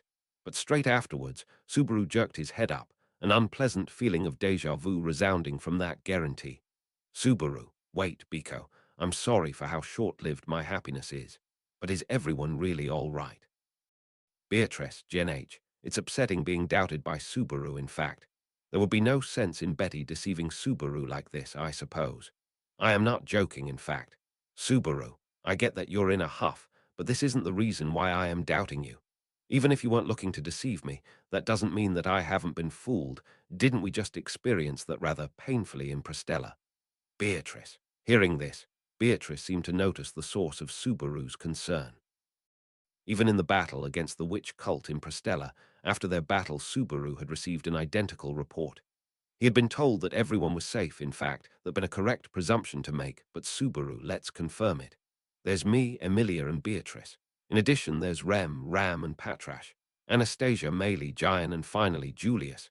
This is everyone. Beatrice, Subaru. He's saying that everyone is here. Beatrice, don't worry, I suppose. That's everyone, in fact. There's no one that I've forgotten, and that Subaru only hasn't, I suppose. Subaru, I see, I see. Then I guess I can really be delighted by it. Having confirmed that everything that was necessary, Subaru carefully thinks about whether there are any more pitfalls remaining. He determined that he hadn't overlooked anything, and finally he found strength in those words which had said that everyone was safe. Subaru, thank goodness. Oh, thank goodness. Beatrice, good grief, you sure like to over-exaggerate, in fact. In the first place, when we found out that you, the most likely to attract danger, was okay, we guessed that everyone else was too, I suppose. Subaru, idiot. That's not always true, you know. Even if I know that's so, anxiety is still anxiety, and worry is still worry. You were crying after finding out I was safe, no. Beatrice, I wasn't crying or anything, in fact. Just because Betty was pressing her face against your chest, it doesn't mean you should look at it like that, I suppose. You can't prove it, in fact. With a HMPH, Beatrice puffed out her delicate chest. However, her words seemed to be brimming with emotion to the contrary. On top of that, there were traces left on the bed that someone other than him had slept there at a space of the lower part of the bed, which took up about half of its size. Subaru pointed at it and said, Subaru, there's evidence right here that someone crawled in next to me and fell asleep, but even with seeing this dead giveaway, are you still going to say that you weren't worried? Beatrice, that wasn't Betty, I suppose. This is completely a false accusation, in fact. I have no idea what you're talking about, I suppose. Subaru, no one but you would act like this. Don't feel embarrassed. Beatrice, you're wrong, in fact. Ah, geez, we're gonna wake up Emilia, I suppose. Beatrice forced a change of subject as they exchanged such frivolous conversations in their usual manner while giving a wry smile at her flushed face. Subaru let out a long, truly long, deep sigh. Everyone was safe. He was relieved for now to hear those words. When they were at the sand dunes, they had been pursued by a herd of witch beasts, and they had split up. Subaru had repeatedly returned by death in the underground area of the sand sea. He had no clue how Emilia and the others were doing, and what would have happened if he couldn't have undone it. Subaru. Now that you mention it, it's like feeling suspicious about everything will only raise bogeys. Is that what it is? Beatrice. Looking dumbfounded, Beatrice cocked her head at Subaru, who had placed his left hand on his head. For Beatrice, the meaning of that behavior felt cryptic, but to Subaru there was a meaning to it. No, there was no meaning to this behavior itself, but it could be said that the subjectiveness of it all was the greatest factor. Subaru, Biko, you're the same as always, Biko. Emilia as well is as cute as always. Beatrice, what are you even saying? Although she fixed him with a deadpan gaze, Subaru felt no extraordinary sense of discomfort or irritation at her words.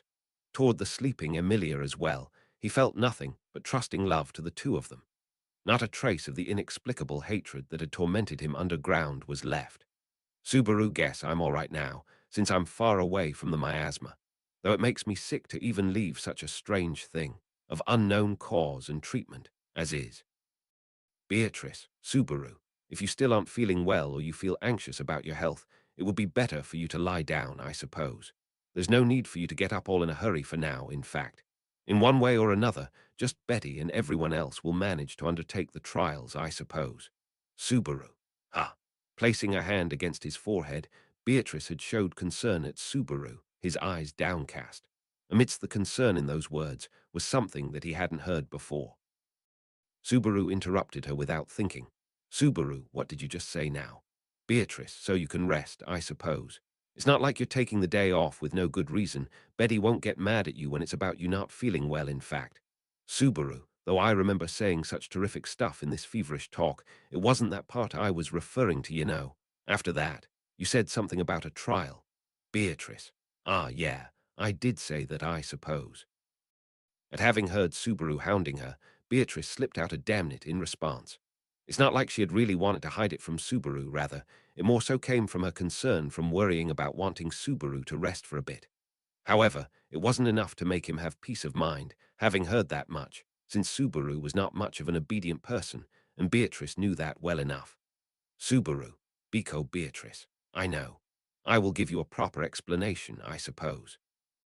Really, I thought that it'd be better to talk about it after you settled down. Despite that, my mouth slipped. Subaru, it's one of your cute points that you can't hide stuff like this. In the first place, I've looked the other way on stuff that I ought to have asked you from the start.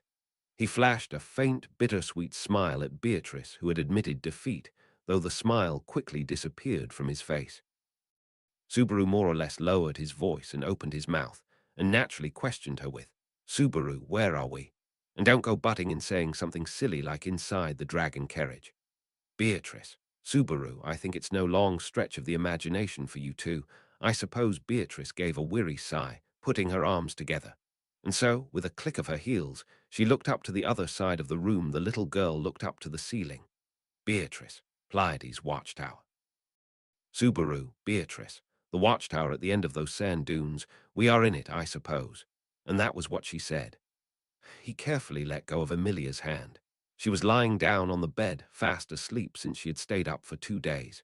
Subaru slipped out of the dragon carriage after giving her forehead a quick stroke. Within the dragon carriage, which they'd spent over a month in, it seemed like there were no changes to it from before it had veered off course. Without so much of a scratch on its body, it looked just as if it was new. Beatrice, unlike those who were with Subaru, the ones who were with Betty, swallowed up by the sand-wind chasm, were safe, I suppose. We were hurled away to a different place from that flower garden. Everyone with us turned pale when we realized that Subaru and some of the rest had been separated from us, in fact. Subaru, you as well. Beatrice, Emilia and Julius too, I suppose. Betty isn't the only one, in fact. With a HMPH, Beatrice pouted and turned her eyes away from him. She opened the door that led to the outside of the dragon carriage. The sensation of the wind outside felt rather like the one present in the sand dunes. The darkness outside was close to that of the one in the underground area of the sand sea. However, unlike back at the sand dunes, there's no sand mixed in with the wind, and the darkness was less profound when compared to the underground area. The cause of this came from some magical lamps which had been installed all the way around the area, as well as some densely packed luminous moss which lined the walls around them. The moss near him certainly reminded him of the kind he had seen inside Sanctuary's graveyard. It grows quite superfluously wherever he may go. It's certainly quite a handy piece of vegetation to have around. Subaru, this place is Beatrice, the 6th floor of the Pleiades watchtower. Well, the lowermost floor, I suppose. From looking at the tower from the sand sea, it looks like the 6th floor seems to be partially buried beneath the tower. In fact, the 5th floor is above the sand, although you might say it's hard to tell, I suppose. Looking over the circular area, Subaru widened his eyes at hearing Beatrice's explanation. The reason why he can't really get the gist of her explanation was probably because Subaru was completely unfamiliar with the interior and the structure of the Pleiades watchtower. As far as he can see, the inside of the Pleiades watchtower was fairly vast and spacious. In the place Beatrice had mentioned as being called the sixth floor, the floor was on one side made of stone, and right in the middle of it rested the dragon carriage. The circular area that spreads itself around from where the dragon carriage stood was probably about 200 or 300 meters in radius. If the tower was built exactly in the shape of a circle, rather than something more crude like an ellipsis, then he can hardly believe it, mouth agape, at the enormity of the handiwork it would have taken to construct it. Subaru, thinking about the pointless work done back in the olden days, doesn't this remind you of stuff like the pyramids? It's such a massive waste for just one person's tomb. And wait, no, I've heard some stuff about how they were kinda used as public enterprise, and the unemployed being super grateful for them. Beatrice, I really don't get what you're muttering about again, in fact. Subaru, I'm talking about tombstones. Even burying people alive was once popular, thinking they were taking preventative measures about what would happen to them after death. That's how they thought back in olden times. The idea is similar, Beatrice. Stories about what happens after death aren't good omens, I suppose. Ridiculous, in fact. Hearing Subaru's thoughtless remarks, Beatrice turned her eyes away from Subaru, as if in a sulk. Stroking his cheek, Subaru realized that he had said something he shouldn't have, and so he started petting Beatrice's hair. Suddenly, he wrapped back around to the front of the dragon carriage, as if having remembered something. Subaru, oh, Giant, you're also safe and sound. Giant, you aren't dead. Tien. Subaru makes a lame pun in the way he tells Giant he isn't dead by using his name, which sounds like the negative in Japanese, and it's impossible to translate into English well. So I skipped it. Beatrice, why are you saying such inane things all of a sudden, I suppose? Subaru. Ah, no, I just felt like I needed to do it. But I am really glad that he's safe here. At the front of the dragon carriage, rein to the carriage itself, was the reliable earth dragon giant. Of the gyrus species which are adapted for the desert, resilience was their strong suit. Giant had splendidly managed to survive the difficult circumstances, showing a particularly shameless obstinance to those words. Subaru, that said, disregarding the others, you're the first one confirmed alive. Giant, Subaru, oi, don't make such a long face. I said I'm glad. Hey, I will give you a larger share of food later, so cut me some slack. Giant, Subaru, what is it? Look, I'm a money on hand kind of guy. Beatrice, be high time for you to calm your little act down any time now, in fact. He's tired, so we're heading off, I suppose. The look on Beatrice's face was one indicating she didn't want to have anything to do with this, as Subaru had his little joke alongside Giant. In response to Beatrice's reaction, Subaru, with a twist of his neck, said, my bad, my bad. Subaru, come now, I didn't mean to embarrass you, but there's something I wanted to check. Beatrice, what is it? Subaru, well, even though Giant's here, Patrash is still nowhere to be seen. His fellow Earth Dragon, Patrash, it would be normal for her to be reined here to the carriage if she was safe. However, even when he checked the other side of the dragon carriage, her jet-black, beautiful figure could not be seen anywhere. Subaru was uneasy at the fact that her figure, which should be there, wasn't, but Beatrice. Don't jump quickly to conclusions, I suppose. That Earth Dragon, Patrash, as we couldn't keep her on the 6th floor, she's on the 4th floor, in fact. Subaru, 4th floor. Is that above? Why? Beatrice, she's getting treatment for her wounds, I suppose. The younger of those sisters, Rem's figure shouldn't be there in the dragon carriage either, in fact. Everyone in a poor state was brought up to the 4th floor, I suppose. Subaru, getting treatment. Will Rem be cured? Subaru jumped at Beatrice's unexpected words. A faint look of surprise flitted across Beatrice's face as she saw how forcefully Subaru had reacted, but she kept him at bay by pinching his nose as he drew near to her. Beatrice, calm down, in fact. Don't be so impatient, I suppose. Subaru, as if this is the time to be calm. Will Rem be cured? Also, you said Patrash is getting treatment as well. What sort of state is she in? Beatrice, let me start from the beginning. I can't just say everything all at once, in fact. Just we put her in place that is better than just laying her down, I suppose. The Earth Dragon is like so too, in fact. Subaru. Oh, I see. Subaru, having tried to press for answers, hung his head down despondently, seeing the energy sap out of him. Even Beatrice gave him a sad look.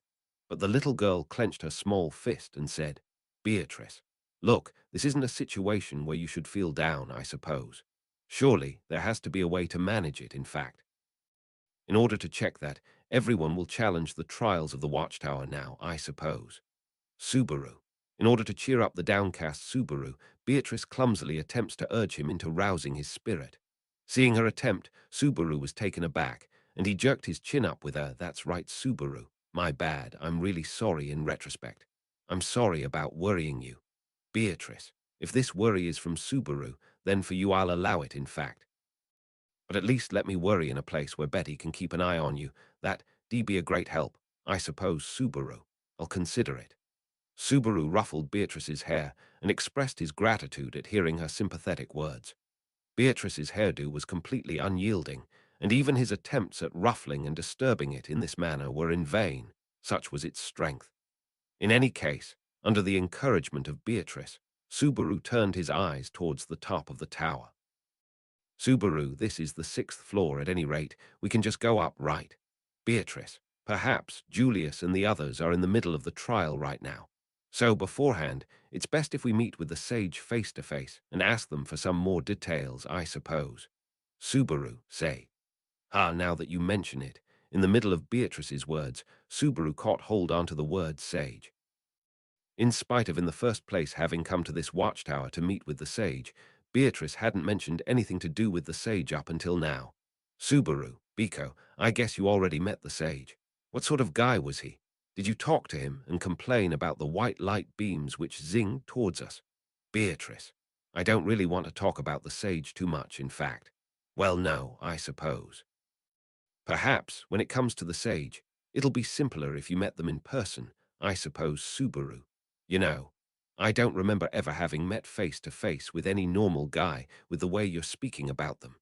If I recall, I feel like I was told something similar by Emiliatan when I first met with Roswell.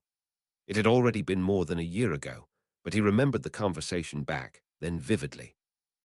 He remembered that she had explained it like this: "I think meeting and talking to him will be easier to understand him than talking to each other about him in relation to Roswell."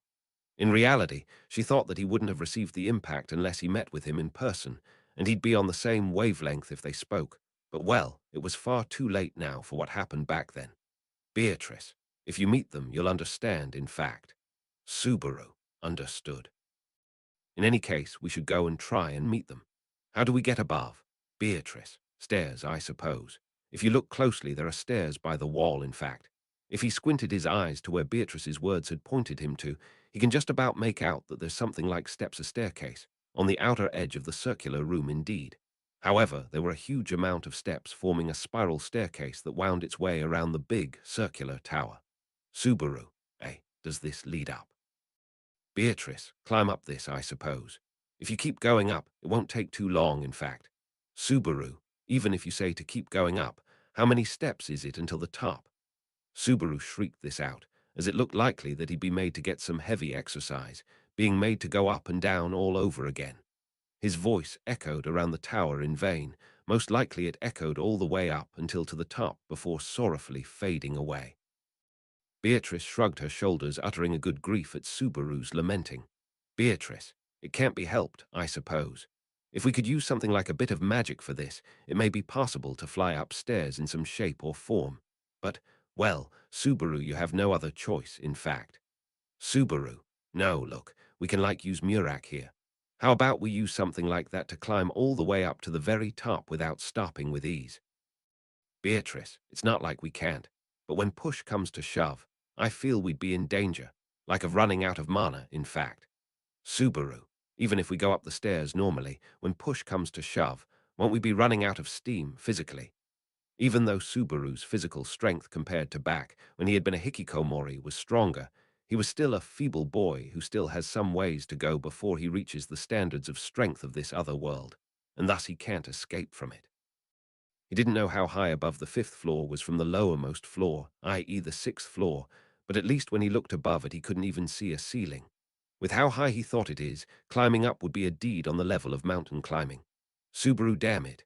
Even so, I have to go up and make sure that the likes of Rem and Patrash are safe." I have to. Ah, goddamn it. Beatrice, that's the spirit, I suppose. Good luck, in fact. Betty will cheer you on, I suppose. It'd be really helpful if you call out to me when you reach the top, in fact. Subaru, a shortcut. I ain't gonna let you. You come along too with me. Walk, break into a sweat. Beatrice, sorry, but Betty is a cute spirit, and sweating would be. Subaru steeled his resolve to tackle the stairs, left with no choice, as Beatrice almost dampened his enthusiasm. But in the middle of their argument, Beatrice suddenly broke off mid-sentence and looked up overhead. Subaru, Biko. Beatrice, oh no, I suppose. Subaru, get down, in fact. With a sudden change in attitude, Subaru's voice trailed off as both Beatrice's expression changed as well as coming to jump up to him.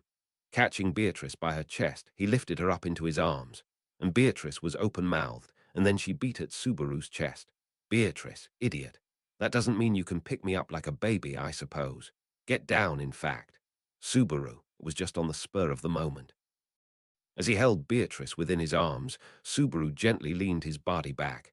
He doesn't know what's happening. Beatrice's alertness was the only thing he had to work from.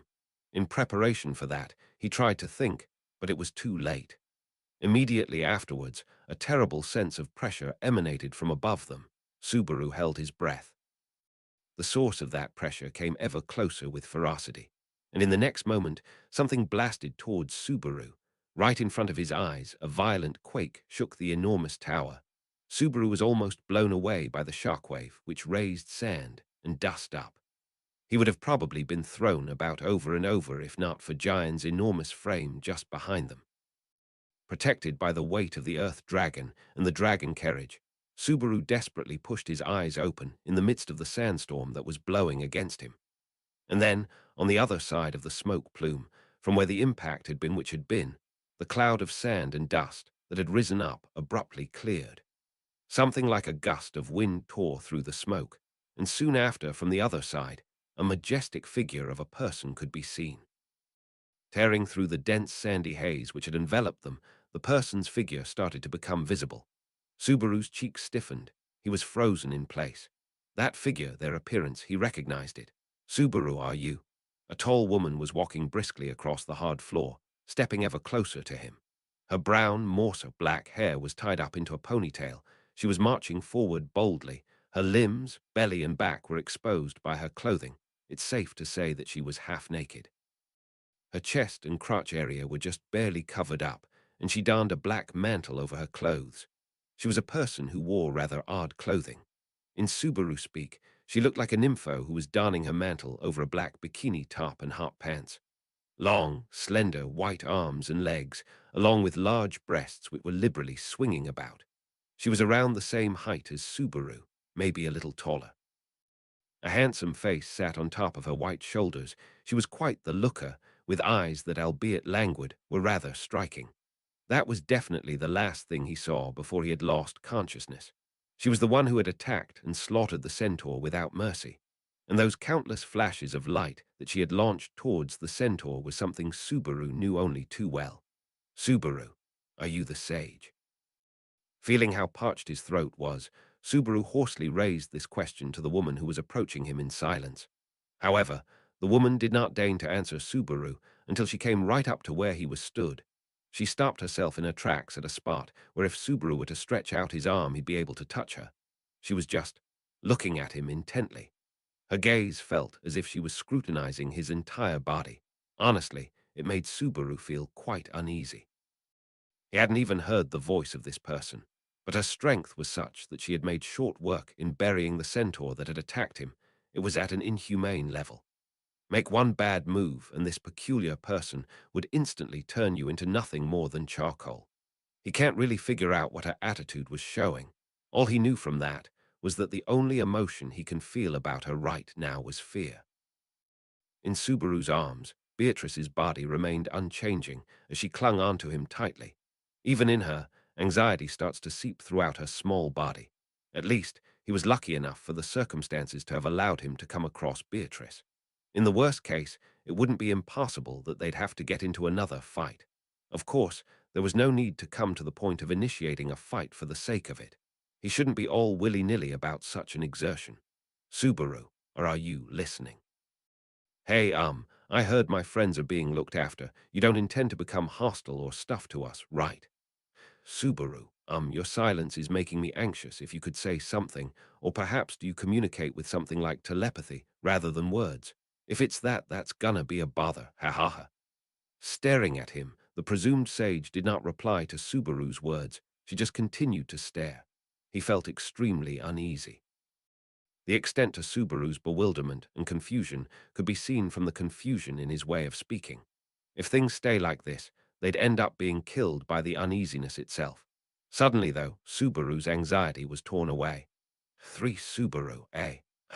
While staring at Subaru, the woman suddenly muttered something that way. Her voice was a little husky, but if he could continue to listen to it, he could probably say that the huskiness in her voice was quite beautiful. However, it was relatively mysterious, with unreadable emotions coming from the voice of the woman who stood in front of his eyes. He thought there was a faint charm to it. In front of Subaru, the woman sighed quietly. Well, that's no problem. More importantly, I found you. Subaru. Swiftly, the woman's expression changed, and she blurted out something. Her serious attitude had looked, until then, as if she was trying to peer inside of Subaru, but slowly and steadily, time passed, as if something frozen was melting away. The woman's lips then spread to the sides, forming a shape which you could call a smile. The woman stared at Subaru and said, Master, Subaru. While she uttered a word which he had never heard being said to him before, and emotions which seemed to come out of absolutely nowhere. Subaru turned to look behind him in mute astonishment at her unexpected outburst. As expected, there was only Giant's figure there. Then was Giant the aforementioned master. Subaru, did you come here to suddenly set up important character flags? Beatrice, I don't think it's that, I suppose. Look at the facts, in fact. Subaru drew nearer to Giant as Beatrice grew angrier, still in his arms. Even though her words were reasonable, Subaru couldn't wrap his head around it. Instead, he turned around to face the woman, still standing there as if nothing had happened, without having a clue what had been said. Subaru, wait, no, my bad. But perhaps you're mistaking me for someone else or something like that. MMMPH. Master, geez, I have been waiting tilde. In the middle of his words, the woman jumps emotionally and embraces him with her arms. Rather than receiving her tackle in full as she came barging in, he was pushed down. Letting out a shriek, Mkaira, Beatrice fell from his back onto the floor. The woman, bouncing in joy, doesn't detach herself from Subaru, who was darting his eyes back and forth in confusion. The woman swished her long ponytail about, and while hugging Subaru with unnatural strength, she kept repeating over and over with delight in her voice. Master, Master, it has been so long. I missed you so much. I thought that my life was gonna be just me shooting those approaching here. Subaru W8. Wait, what? What are you talking about? Shala, how cruel. Master ordered me no. You said to stop anyone from getting near to the shrine. Well, as for the means, well, that's a different matter, boot Subaru. Not that, I'm your master. What are you insinuating? He was pressed against her soft skin, but he had no time to enjoy that lucky lewd encounter. Subaru desperately tried to escape from her clutches. However, there's a saying that goes that women will always be women after all, and she doesn't let go of Subaru. As a result, Beatrice ended up being sandwiched between Subaru and the woman on the floor. Subaru, anyways, let go of me, you. This is ridiculous. No way. There's absolutely no way. As soon as you say that, you'll disappear again as soon as I lose sight of you. Master hasn't changed at all. Subaru, I don't know what you're on about. The stubborn woman clung to Subaru as if she had gone through some sort of trauma. Whilst he roughly pushed her face away, trying to keep her away, Subaru snapped back at her. Subaru, in the first place, who are you? What's with all this? Shola, what are you even saying? I'm Shola, the Star Keeper of the Pleiades Watchtower. I am Master's cute apprentice, Shola. Subaru, I don't remember you whatsoever. A woman called Shola, whose name was supposed to be that of the sage of the tower. The great so-called sage in the Pleiades Watchtower could not be such a strange woman who doesn't know such thing. Subaru firmly objected to this idea. However, in this place where there was no such thing as progress, a sudden interruption came about. That was Emilia. Oh no, oh no. When I woke up, Subaru wasn't there. I need to hurry and tell everyone. We have to go look for him. Subaru, ah. Having said that, a sleepy-looking Emilia jumped out of the dragon carriage's door. Exiting the carriage, she found Subaru and Scholler entwined with each other. Of course, Beatrice was there too. Her eyes widened as she saw the two. Subaru, Emilia Tan. Thank goodness you woke up. This is actually Emilia. Hey, Subaru, that hurts. Emilia Tan, what was that kick for? Emilia, I really am not sure, but I was really upset there. With Emilia awake, the shouting and yelling continued for a while. Eventually, when Julius noticed the noise and joined up with them, the hard battle with the assumed sage of the Pleiades watchtower continued. Arc 6, Chapter 19, The Sage's Whereabouts. Translated by Archbishop. You Archbishop, Archbishop. You Archbishop 17. Proofread by Graced Harperd /u/ Graced Harperd Art Source Orisu. All rights belong to TAPPEI Nagatsuki, the original author of Ray. Zero starting a life in a different world from Zero. This is a translation of the free Japanese web novel into English. Japanese web novel source. Arc 6, Hall of Memories, Chapter 19. The sage's whereabouts at the unforeseen fight against heavy odds, spread out were the winds of the aftermath of the battle at the 6th floor of the Pleiades watchtower. An enshrouding cloud of dust, the man and woman grappling with each other were covered in sweat and mud, and looking at those two with cold eyes from every other direction. Subaru, what's with that look in your eyes? You're saying that I've done something wrong. I've done nothing wrong. I've done nothing wrong. Julius, Subaru, don't try to fool us so much. Ram, there are some good sides to him, is what Ram thought, but in the end, Barusu is Barusu. Those were the comments made by the newly arrived Julius and Ram in regards to Subaru, who had been grabbed by Scholler. Regardless, Julius, we were fortunate to be able to reunite safe and sound. It's also good news that you woke up, but the situation is difficult to comprehend unless you explain it with words.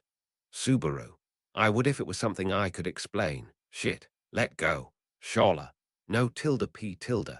Seeing Scholler clinging to Subaru's arms, Julius, whose hand was at the grip of his sword, shrugged his shoulders. He must have perceived that she didn't have any intentions of attacking them. Even Subaru understood that point, but it was true that he was having a hard time trying to get her away. Subaru, don't just watch, help me get her off. She has goddamn superhuman strength. Ram, your lips are curving into a smile, Pervusu. Subaru, they're not, don't team up with her. Don't take it at face value. Emilia Tan, that hurts. I don't think it'll be too much of a help if you pull my hair. Emilia, I'm sorry. I wasn't trying to help you at all. Subaru, you're apologizing for that. The stubborn Scholler did not let go of Subaru's arm, and Emilia, with a somewhat blank expression, continued pulling Subaru's hair. Aside from that, Beatrice, who got trapped between the jostling Subaru and Scholler, was turning her eyes in all directions, in a state of being crushed, saying, Kiyu, Anastasia, what's this? Even after all that trouble, seems it's all been changing into a pretty good mood. Meili, what's Oni-san doing just after waking you tilde p? I don't do well with noisiness, but I'm glad Oni-san woke up. Having slowly come down the stairs, Anastasia and Meili had also joined up with them.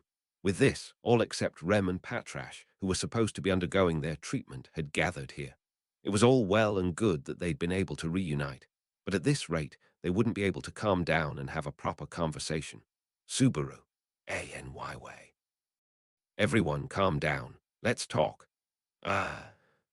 Overworking his throat after just waking up, Subaru managed to get everyone to follow his lead as he tried to take control of the situation.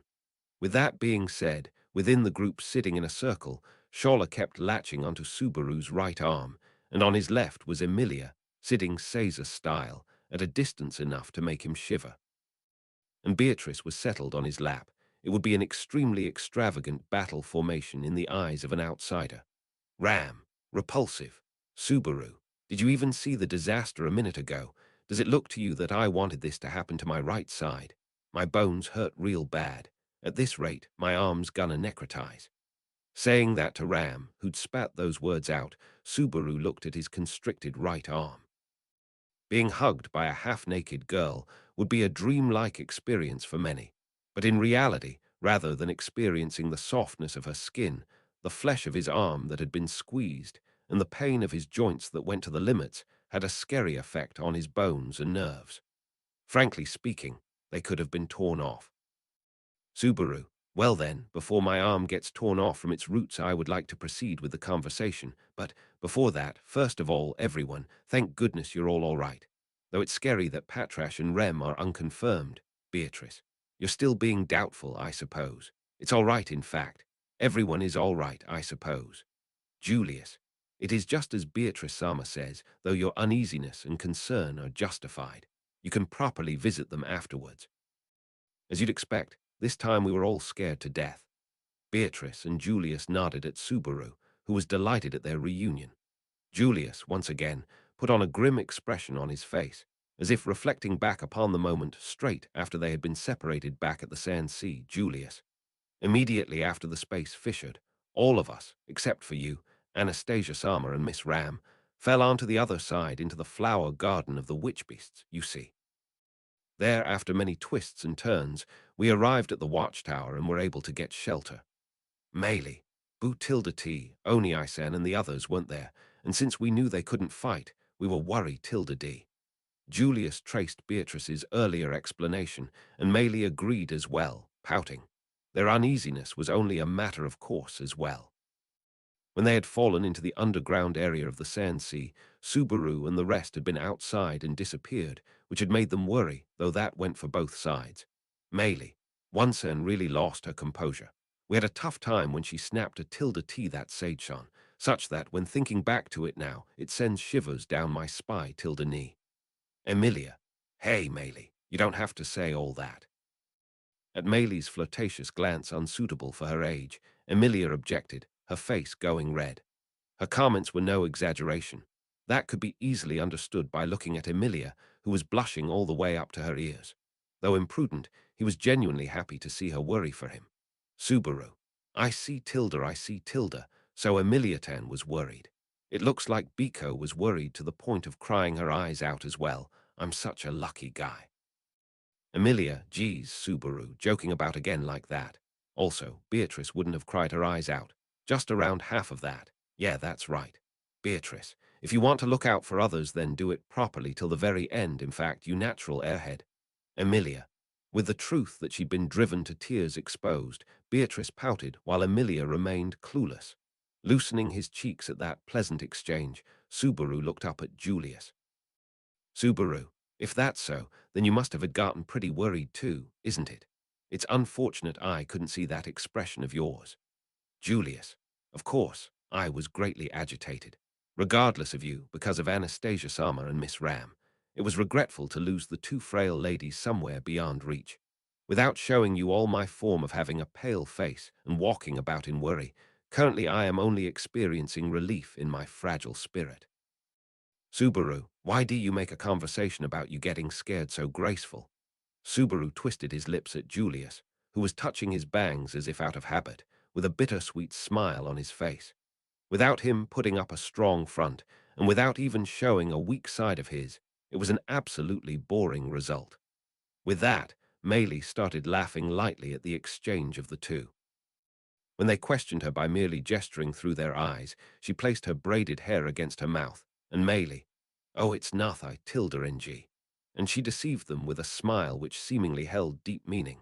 Subaru, well, from this I get that everyone who got separated was worried for us. Nobody is missing in the end, so it's something which we can look back on and smile now. Ram, only Barusu can be so boldly shameless. Even now, Ram's petite figure and soft heart is about to break apart with uneasiness and fear just by thinking about it. Subaru is the Nisama who, among all the people I know, the one which seems to have the toughest heart, saying something. The truth is, amongst all of Subaru's acquaintances, Ram was the one who wielded the utmost mental strength. Her remarks seemed to be a silly joke, as if a matter of course, but he ended up intently looking at Ram's face, who was sitting right in front of him.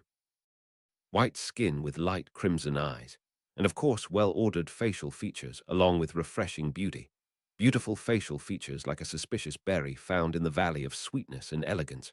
No matter how you look at her, she was the same Ram as always. Ram, put an end to that unpleasant gaze. Looking so intently, what do you want? Subaru. Well, I was just thinking that you're really Ram.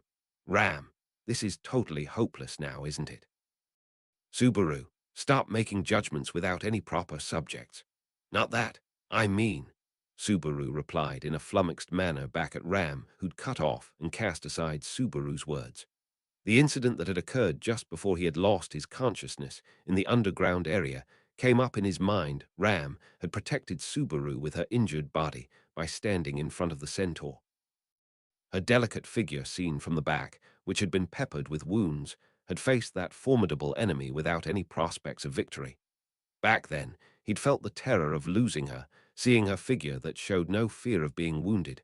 And now, both of them had made it back alive safely. He'd realized that fact by talking with the usually fearless her. Subaru. Sure enough, there's still this sense of distance between us. It did get strangely loathsome and worse, but when I think back on it, that too was. No, that still shouldn't be a good memory to reflect back on. Ram, I don't understand what you're trying to grumble out. Spit it all out, like a man. Subaru, I'm glad we're both safe is what I mean. Plus, I'm also glad you protected and saved me at the end there. Ram, that was a waste of time. Subaru, how can you say that? Even though he'd honestly expressed his gratitude, it meant absolutely zilch to her. Following that, Emilia let out a stifled giggle seeing Subaru get miffed like that. Emilia, it's okay, Subaru. It's just because Ram's a little embarrassed. Subaru, Nisama's embarrassed. Wouldn't the heavens and earth switching places be more believable? Emilia, and not really. Perhaps it's because you kept hugging Ram till she woke up, so she's like to be embarrassed. Even when separated, 'twas rough. Ram, Emilia-sama.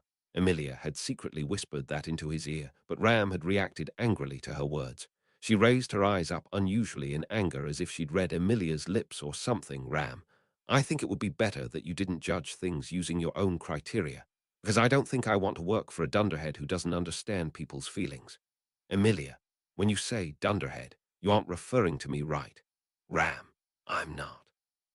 Milia-sama, you do properly think about people's feelings. If there's anyone who's got nothing to do with being a dunderhead, it would be you. It'd be so ridiculous of me to say otherwise. Emilia, I see. Wait up, let me think for a bit. Emilia began to brood in earnest thought at what Ram had said, whose words had been plastered with great sarcasm. Meanwhile, Ram glared at Subaru with a glint in her eye as sharp as a blade, and then stirred her lips into speech, saying, "Forget this." Subaru reflexively nodded at her threatening attitude. When he'd woken up, he remembered that there had been the traces of someone who'd been lying on the bed together with him. He'd thought for sure it had been Beatrice, but it seemed like, according to what she'd said now, Subaru. Oh, I've forgotten it, I've forgotten it. I said I've forgotten it. Ram, good, you're not a dunderhead. Emilia-sama, let's leave it here. Emilia, ugh, has it come to Ram gradually becoming more outspoken about me? Emilia looked at her with reproach, but Ram turned her aside with a look of feigned ignorance. In any case, Subaru turned his eyes away from Ram, who seemed like she didn't want to touch on this subject anymore, and looked towards the last of his companions at Anastasia. She sat beside Julius, fiddling with her pompons that adorned her hat as usual. But when she noticed Subaru's gaze, she gave him a graceful smile. Anastasia, ah, so you're done talking. Natsuki-kun, I thought you'd forgotten about me. Subaru, I hope you can forgive me for my ego in prioritizing my own. I'm glad that you're safe too. Speaking of the last battle in the underground area, I haven't got a clue about what happened after Anastasia. Are you going to make me remember those scary thoughts where I too was thrown down into that pitch-black darkness? Natsuki-kun, N. Ramson, N. Ah, N. Patrashjan were fighting their damnedest, so the witch beast was ignoring me. I wasn't of any use there, but I was going to be of use for the negotiations. Subaru, negotiations. Anastasia, with the sage-san who helped us, you know. Anastasia pointed at Shola, who was still nestling her face against Subaru's right arm. When he heard negotiations with this, Subaru frowned, but Anastasia gave him a wry smile. Anastasia, oh no, we're also quite confused. 'Cause she wouldn't answer anything, till only a few minutes ago regardless of me pushing and pulling her, but with you Natsuki-kun, she's madly in love. Subaru, she wouldn't speak with you, this thing. Shola, it's not this thing, it's Shola. Master Tilda Subaru. Shut up, Subaru responded dejectedly at Shola getting miffed, and Anastasia shrugging her shoulders. Certainly, when he only looked at the situation, she had barely said a single word to Anastasia and the rest. However, she'd been nattering away at Subaru. So in reality, just about everything of this situation was unexpected. Subaru. When someone suddenly nestles over to you with 100 favorability, even if they happen to be a beautiful woman, this one's favorability is 0, so it isn't something worth me getting perplexed over. Shola. Just now, did you say that I'm a beautiful woman? Subaru.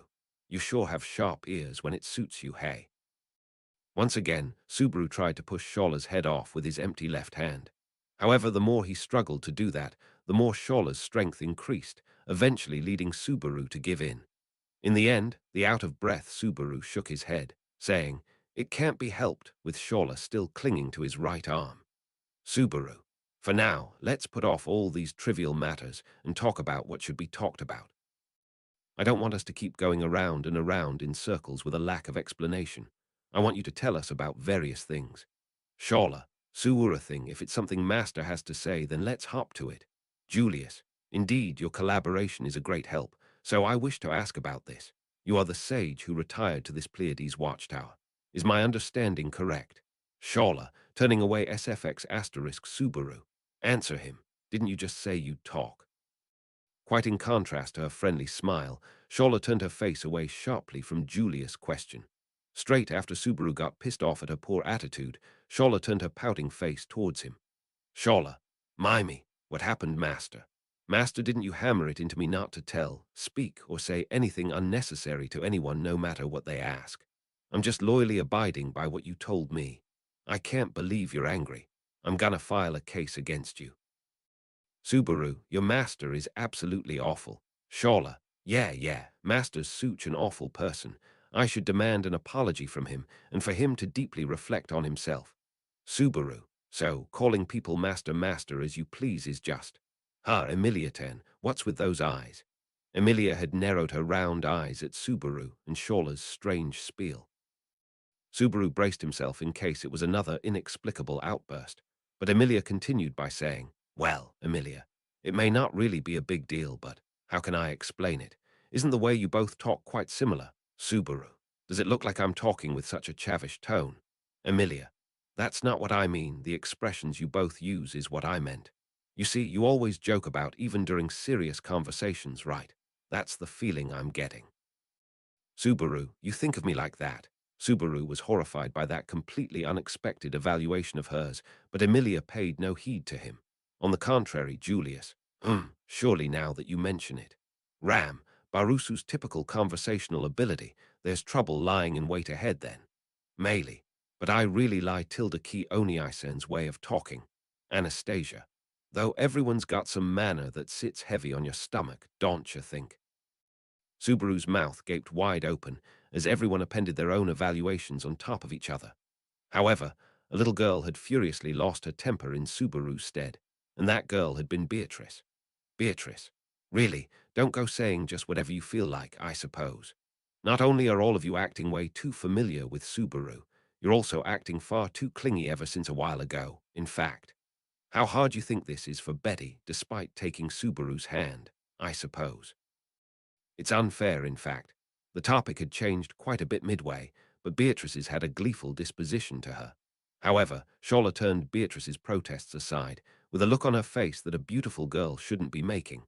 Beatrice's already lacking amount of patience reached its limit when she saw Shola's complete lack of concern completely expressed on merely her face. However, before that, Subaru's karate chop hit Shola square on her forehead. Subaru, that's enough. Shola. Ow. Though it doesn't actually hurt, isn't that abuse? It is abuse. Master used violence against me. I'll be seeing you in court. Subaru, pipe down. You can speak with other people properly from now on, or this talk will go nowhere. Shola, would that be okay? Subaru, yes it would. Rather, I recommend it. It's about time for you to start speaking seriously. Shola's face turned to one of complete surprise towards the frowning Subaru's complaints. And then, little by little, her facial expression changed, first surprise, then comprehension, then assent, and finally deep gratitude. Then she said, Shola, yippee, yare tilde. I got permission to talk. Now I don't have to play the act of the deeply mysterious femme fatale anymore tilde. Hip hip hooray. Subaru. Now not even a fragment of it is left behind when it comes to that factor. Her face was lit up in a deep smile. If she had a tail, she'd probably be wagging it around in full swing. Though as a matter of fact, Shola's ponytail was swinging about in delight as she still held on tightly onto his arm, with her ponytail smacking against his forehead, his cheeks, and God knows what else repeatedly. Subaru. So, it's okay to say that you're the sage from the rumors, right? The racket had died down for a bit, and finally they'd truly reached the discourse that they should have undertaken before said racket. Shola, who'd let go of Subaru's right arm, was sitting cross-legged in the middle of the group, now sat in a circle surrounding her. Incidentally, his right arm had become numb and he couldn't raise it, nor would it move. Shola, Subaru, answer me. You're the sage, right? Shola. Tilda, the answer to that question is difficult. Having been greeted with silence to his question, Subaru had once again repeated the same query. Following that, Shola replied vaguely, putting on a sour expression as if she'd ate a pickled plum. Subaru frowned on receiving that answer, revealing his bewilderment. However, it was Emilia who raised her hand up in place of him. She spoke out, prefacing her words with, "In which case, Emilia, setting aside whether you're the sage. The one they say guarded the sand dunes all this time inside of this tower would be you, right? Shola. Ah, that's me for sure. For 400 years, every single day forever and ever guarding the midst of this sand, and each barren day I've spent would be something that would make both the one reciting it and the one hearing it cry. Emilia, poor thing, Subaru. Emilia-ten, don't get affected by it. And you as well, don't go exchanging unnecessary feelings. The empathetic Emilia's eyes teared over at Shola, who gave her response as she shook her fist.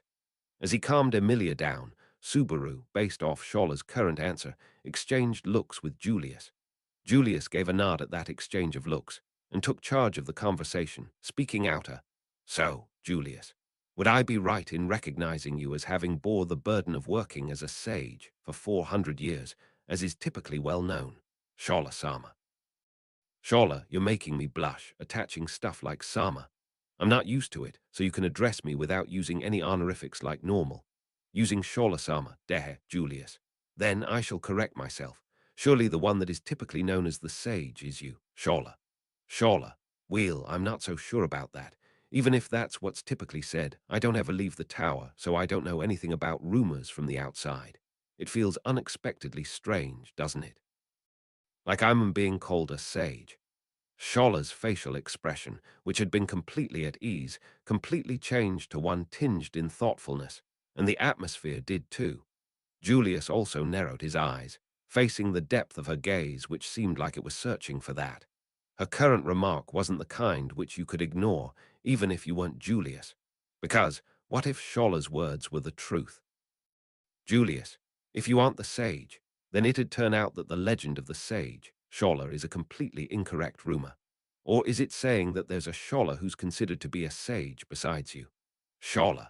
The sage, Shola, from those rumors, is someone I'm not aware of, Buat. As far as I know, there's no acquaintance of mine named Shola other than me. I was given this name from Master as well, so Master must have given it just to me. Buat, Shola's gaze had fleetingly turned towards Subaru, but Subaru hadn't ever named anyone Shola in the first place, nothing nor nobody. However, it was a fact that there was a certain ring to the name, Shola. Shola, too, was the name of a star. It was the star name that formed Scorpius, and its meaning was the stinger. Naturally, his thoughts extended to the true colors behind the white rays of light which had been fired from the watchtower. However, when it came to getting that information out her, he wouldn't mind postponing it until later. Right now, what had to take priority was a different issue. Shola. Since Master seems like he has no clue, Shola is just my name, of course. Master gave that name just to me. There's no need for any other Sholas. Julius. I see. You seem to be really fond of that, Master. Must have been a sinful guy, huh? Subaru, quit looking at me when saying that. Those are false accusations. Innocence presumed. Ram, guilty as proven. That's what I think. Subaru, don't you take pride in being a lawful nation? Setting aside the interruption, he couldn't catch any glimpses of there being a lie in what Shola was saying. If that was the case, then was she different to the one from the legends? Suddenly, Anastasia started to rummage through her chest pocket without any consideration for the individuals conversing with each other. Then, lo and behold, she pulled some coins out from her purse for some reason or other. Subaru, don't tell me you're suddenly counting your money. Anastasia, even though it's my hobby, and feeling my change makes me work better when I'm deep in thought. That ain't my intention. Here you go. You'll get what I mean when you properly see the coins of the kingdom. Saying that, Anastasia tossed the coins on her palm over at the befuddled Subaru. He hurriedly caught them. What she'd thrown over to him were 4 coins: a copper coin, a silver coin, a gold coin, and a holy gold coin. There was probably no way that it could be something like a bribe for Scholler or an alternative of a tip. Making sure to check the coins, as she had told him to, Subaru noticed the designs engraved into them. He hadn't really taken a good look at their money up until now, but Subaru. So it's common just about everywhere to engrave pictures and designs and stuff on money. How strange. Anastasia, I don't see what's strange about it. We've got to know from where the money comes from. Besides, its cause money always comes with the history of its country. That's why stuff that's intrinsic to the country's history is engraved on it. Subaru. HMMM. Subaru turned his attention to the engravings on the coins whilst he listened to Anastasia's explanation. And when he looked closely, I see, the coins each have different designs engraved on them. Emilia, the holy gold coins have the divine dragon, the gold coins have the first-generation sword saint, the silver coins have the sage, and the copper coins have Lugnika's royal castle on them. Didn't you know? Subaru. Emilia Tan is speaking like a super-learned character with what she's saying. Emilia, or more so, it's obvious stuff, I'd say. Were you so unaware when you were shopping that you never looked at the money properly? Subaru whistled innocently, covering his tracks at Emilia's painful inquiry. And just after he checked them as he did that, the engravings on the money were exactly as she'd seemed to explain them. A dragon was engraved on the holy gold coin, a man with a sharp look was engraved on the gold coin, the royal castle was engraved on the copper coin, and finally, engraved on the silver coin was a Subaru. A young, handsome dude, I guess. They don't bear the slightest resemblance to Scholler. Beatrice. But the guy on this drawing is what appears as Scholler to the world, in fact. A handsome man with long hair and intrepid features was carved there on the coin. Naturally, even if you were to try and change the angle of it, it seemed unlikely that they'd be mistaken as a half-naked hottie of a woman. Scholler herself was pestering him with a "Lemmy see," so he handed the coin over to her. When he did so, she gazed at the silver coin close up and said, "Scholler, he, rather well-made, ha. It looks exactly like Master. Subaru, where are you seeing that?" "Ah, no, if the sage that's engraved there is your master, then what do you mean by me resembling the master inside your memories?" "Scholler, geez, what are you talking about? My ye master is the only master. Subaru. So, let me restate myself once again. Where are you seeing that?"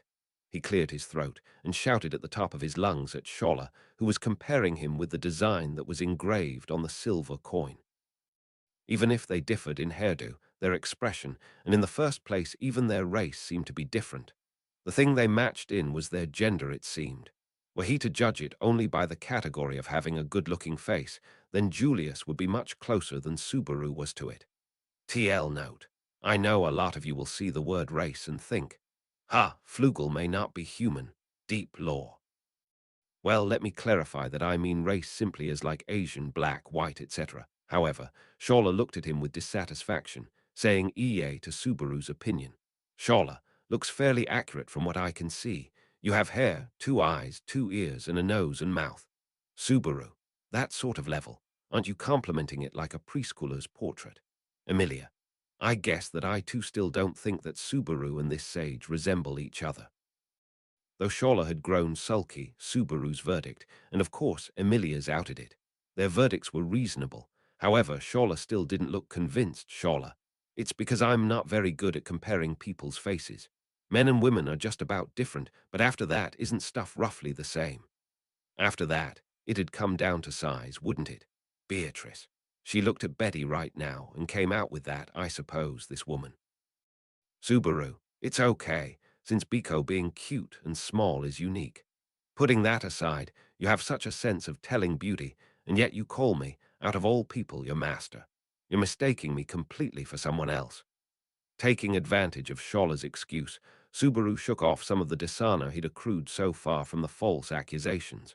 It had been a ridiculous suggestion in the first place. Of course, he didn't even need to consider it. Subaru had nothing in common with Shola, and that was a relief. Or so he thought, but Shola shook her head at that and said, Shola, ah, me having found Master wasn't a question about appearance, so there's no issue with that. Subaru, not about appearance, you say, then how did you find out? By aura. Shola, your smell. Subaru, Shola. Well, no, I mean, I can't think of anyone except Master who'd let such a dark, pungent smell, to the point that my nose seems to scrunch up, hang off from them. Subaru, honestly, that the first time I've had my feelings hurt like that. What am I that bad? When that keyword smell had come out, Subaru had readied himself up for just a moment. However, his readiness was shattered in one blow by Shola's choice of words straight after. Shola had a mystified look to her set towards Subaru, whose face had turned red at her unexpected evaluation. Shola, why did you get mad? Ah, is it because I said pungent? It's fine. Master's smell is really bad, but it's the type of smell I want to keep smelling and smelling. It's that of the unusual cooking variety, not the sort that makes you spew, so it's cool. Subaru, girls don't say spew and it's cool together. You didn't need to follow it up after that. Subaru covered his face with his palm, about to break down crying on the spot, feeling rather ashamed. Subaru, ugh, I thought I'd just about gotten used to people saying that, but being humiliated like this is far too much. What did I ever do to you? Emilia, it's okay, Subaru. I perfectly understand. So shall we bathe properly afterwards? Subaru, perfectly understand it, my ass. The anguishedly dented Subaru had become useless. Beatrice let out a sigh as she looked at Emilia consoling him from the side.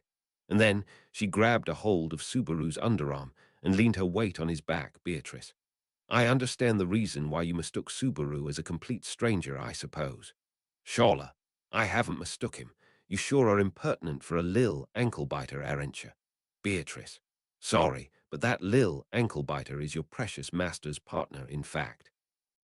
Oops, you mistook him for someone else, so he isn't actually your master or anything. Pardon me, in fact. Shola, Beatrice. Silently, sparks from their gazes flew up between Beatrice and Shola.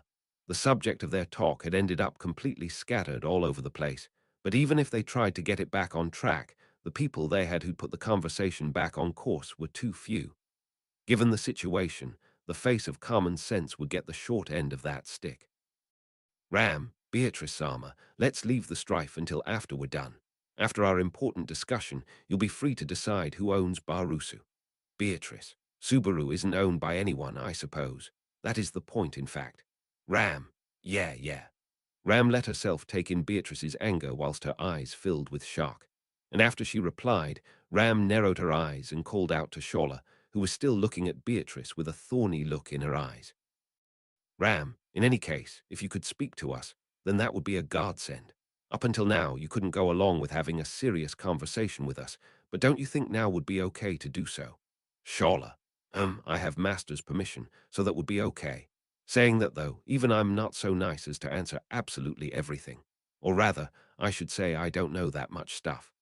Ram, merely that answers makes it clear to me that you being called the sage is a mistake.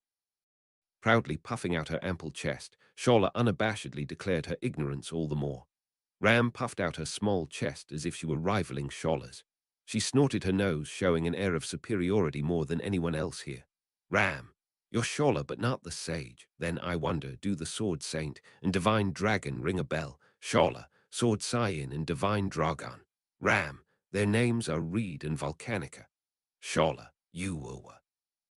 Shola stuck her tongue out at Ram's question with a face that looked like she'd chewed something sour.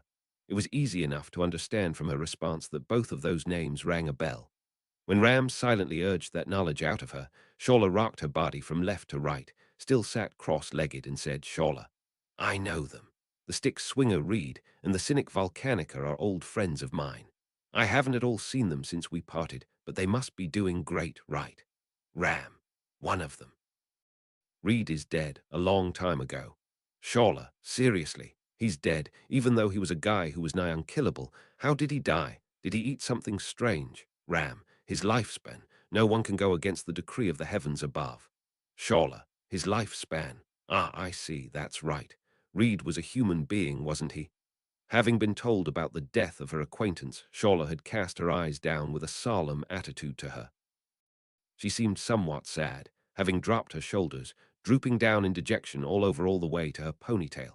Regardless of what she'd been saying and her behavior up until now, her figure mourning her friend's death was neutrally a sad thing. Whilst he finally regained his footing, Subaru too felt something panging inside his chest when he looked at Shola's face from the side. Shola, so Volcanica is doing well. Subaru, it's because they're a dragon. Shola, a dragon, huh? Though it would have been better if Volcanica had died rather than read Tilda Subaru. Those words seemed to be way too much. Hey, having shown only a mere touch of sadness, Shola quickly went back to herself. Her face had gone clear as she bitterly spoke about her other acquaintance. To that, Ram closed one of her eyes in thought and said, Ram, you remember Reed and Volcanica. In that case, you should know your master's name right. Shola, Subaru, and the others all held their breaths on hearing Ram's question. Only the question Shola's face remained blank, replying with an obviously. Ram's question was indeed quite effective at unraveling the mystery of the sage. The sage equals Shola system had collapsed now, so if there was someone who had accomplished the deeds required to be called a sage, other than her, naturally, they would need to meet that individual. Shola mistook Subaru as that individual for some reason, but a name probably wasn't something which could be falsified. Subaru prayed that a miracle where a sage, with the name Natsuki Subaru, wouldn't come out of her here, and his prayer would be fulfilled, in a strange way which he couldn't possibly imagine.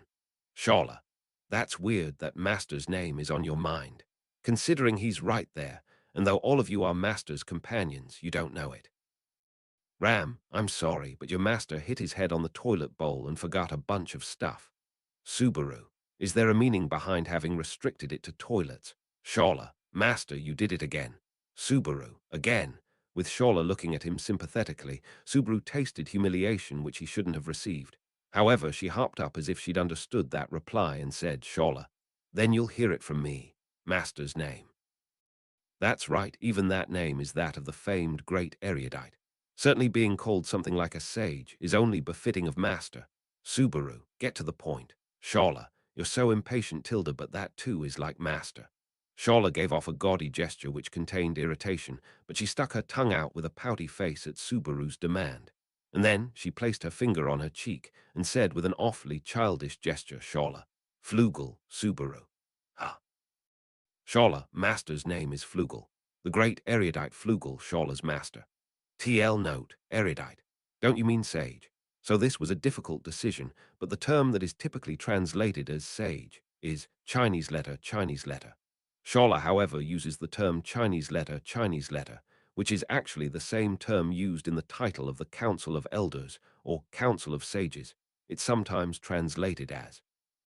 I'm going to translate it as erudite from now on, because elder might give the false impression that Flugel was an old geezer, when in fact the word just refers to someone who is wise, whilst giving it a less run-of-the-mill role-y feel to it, but still encompassing the high position of virtue the word carries in classical Chinese. Also, it's important to note that it seems that Echidna, Raswal, and now Shola all use Chinese letter over Chinese letter when talking about sagedom.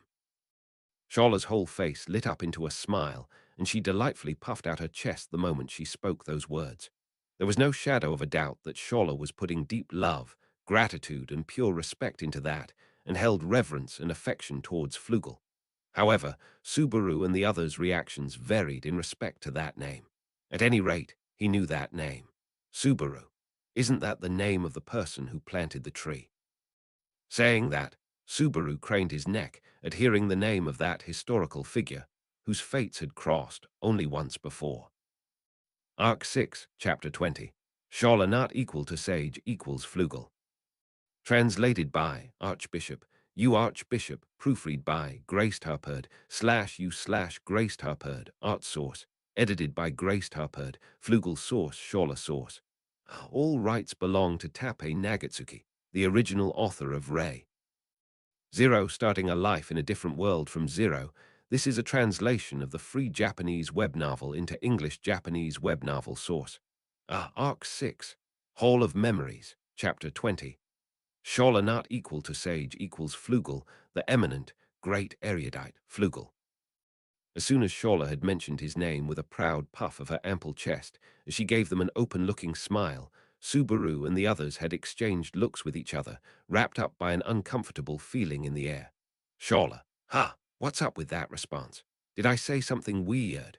Subaru, no, it's because what the... Shawla widened her eyes blankly on hearing Subaru and the others' dismal response. He felt bad for her, who was the very picture of confidence, as if to say that there was nothing mysterious to her words.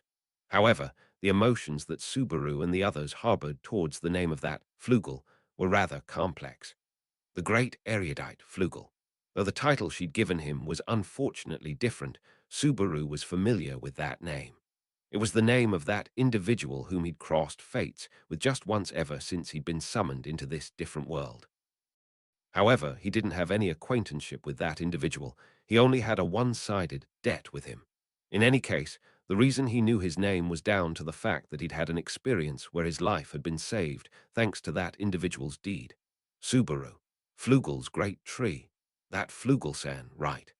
Everyone except Shawla gave a curt nod at the keyword that slipped out from Subaru's mouth. Although Maylie had inclined her head in doubt as if she didn't know, saying, "WH tilderat's that. Maylie, I've never heard that term before. Great tree, does it just mean tree? TL note, right, Japanese letter, Japanese letter, Japanese letter, Japanese letter, Japanese letter, Japanese letter, Japanese letter, Chinese letter, Chinese letter is of course Flugel's tree, or more accurately, Flugel's great tree, when translated in English in the anime other translations. But because of Maylie's confusion, this passage may not make complete sense, so I will just explain it here. Maylie doesn't understand the term Chinese letter, and because of the anime other TLS always using tree, I can't really just change it to Subaru saying it in Latin or something. So when you read that passage, keep in mind that it's like as if Subaru was using a very fancy word Japanese that your average lowly wouldn't understand. Also, a very interesting point about that word, which is read as Japanese letter, Japanese letter, Japanese letter, Japanese letter. It shares a homophone with the word Chinese letter, which means great scholar erudite. I am too lazy to look into the etymology of how these words originated, but I think this double meaning is important. Subaru. Yeah, right. There's a damn huge tree that grew on the Lifhouse Plains in the kingdom of Lugnica, and it was called Flugel's Great Tree. It's so huge that it said that it may have almost reached past the clouds. It was something that could really tickle at your male instincts. Maylie, I see tilde e. When you say it like that, I'd very much lie tilde key to see it. Subaru, sorry. About that, I cut it down. Maylie, only I sound so mean. He'd ended up swiftly shattering Maylie's wish, and as a result, treated as something less than human. Strictly speaking, cutting down the tree hadn't been Subaru's responsibility. However, it had been Subaru who proposed cutting it down and using it, so when it came to talking about who was the most responsible, Subaru was the one. Flugel's great tree had ended up being his trump card a year ago during the battle to subjugate the white whale. The great tree's existence had been cardinally important in subjugating that witch beast of fog, the white whale, considering that the tree was larger in size than that colossal beast. In the end, he could say that they'd cut down the great tree, pinned the white whale underneath it so it couldn't move, and finally delivered to it its finishing blow. Subaru. I do feel bad for Flugel-san, who they say planted it, but in no shape or form did I ever think I'd hear his name in a place like this. Emilia. It's the spot where you can see the stump where the negotiations that followed the subjugation of the white whale took place, right? I've heard that they used the chopped tree for various stuff, though. Julius. At the present, only the stump is left there known as the vestiges of Flugel's great tree. It's in a status quo where it's protected as an important historical landmark, but after several 100s of years, it ought to go back to how it was before, one should think. Emilia and Julius replied about what had happened after following Subaru's wonderment. Straight after the subjugation of the white whale, they'd subjugated Sloth as well, and the attack of the Sin archbishops that had dragged Crush and Rem into it had overlapped with that. And to make matters worse, straight after he'd joined back up with the Emilia camp, there had been that commotion that he'd ended up right in the middle of in the sanctuary. However, after all these unfortunate series of events, the spoils of war negotiations had taken place. There, a discussion regarding the great deeds against the white whale and sloth had been the piece de resistance, but naturally, they'd also ended up discussing compensation for the damage they'd incurred.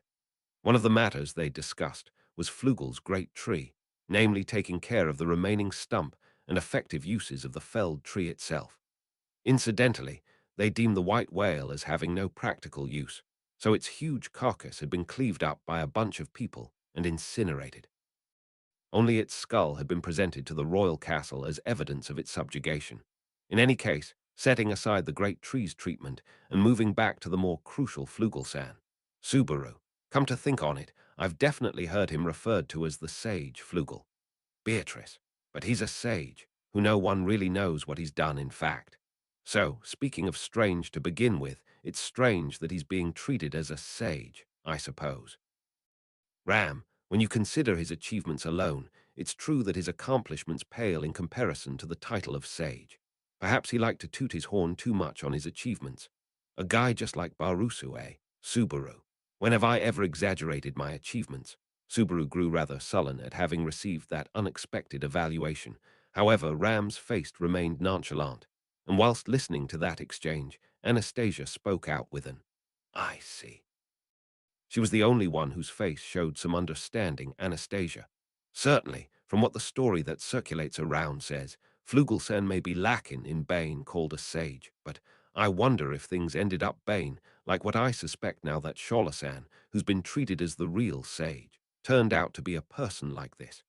Emilia, what do you mean by things ended up being like what you suspect?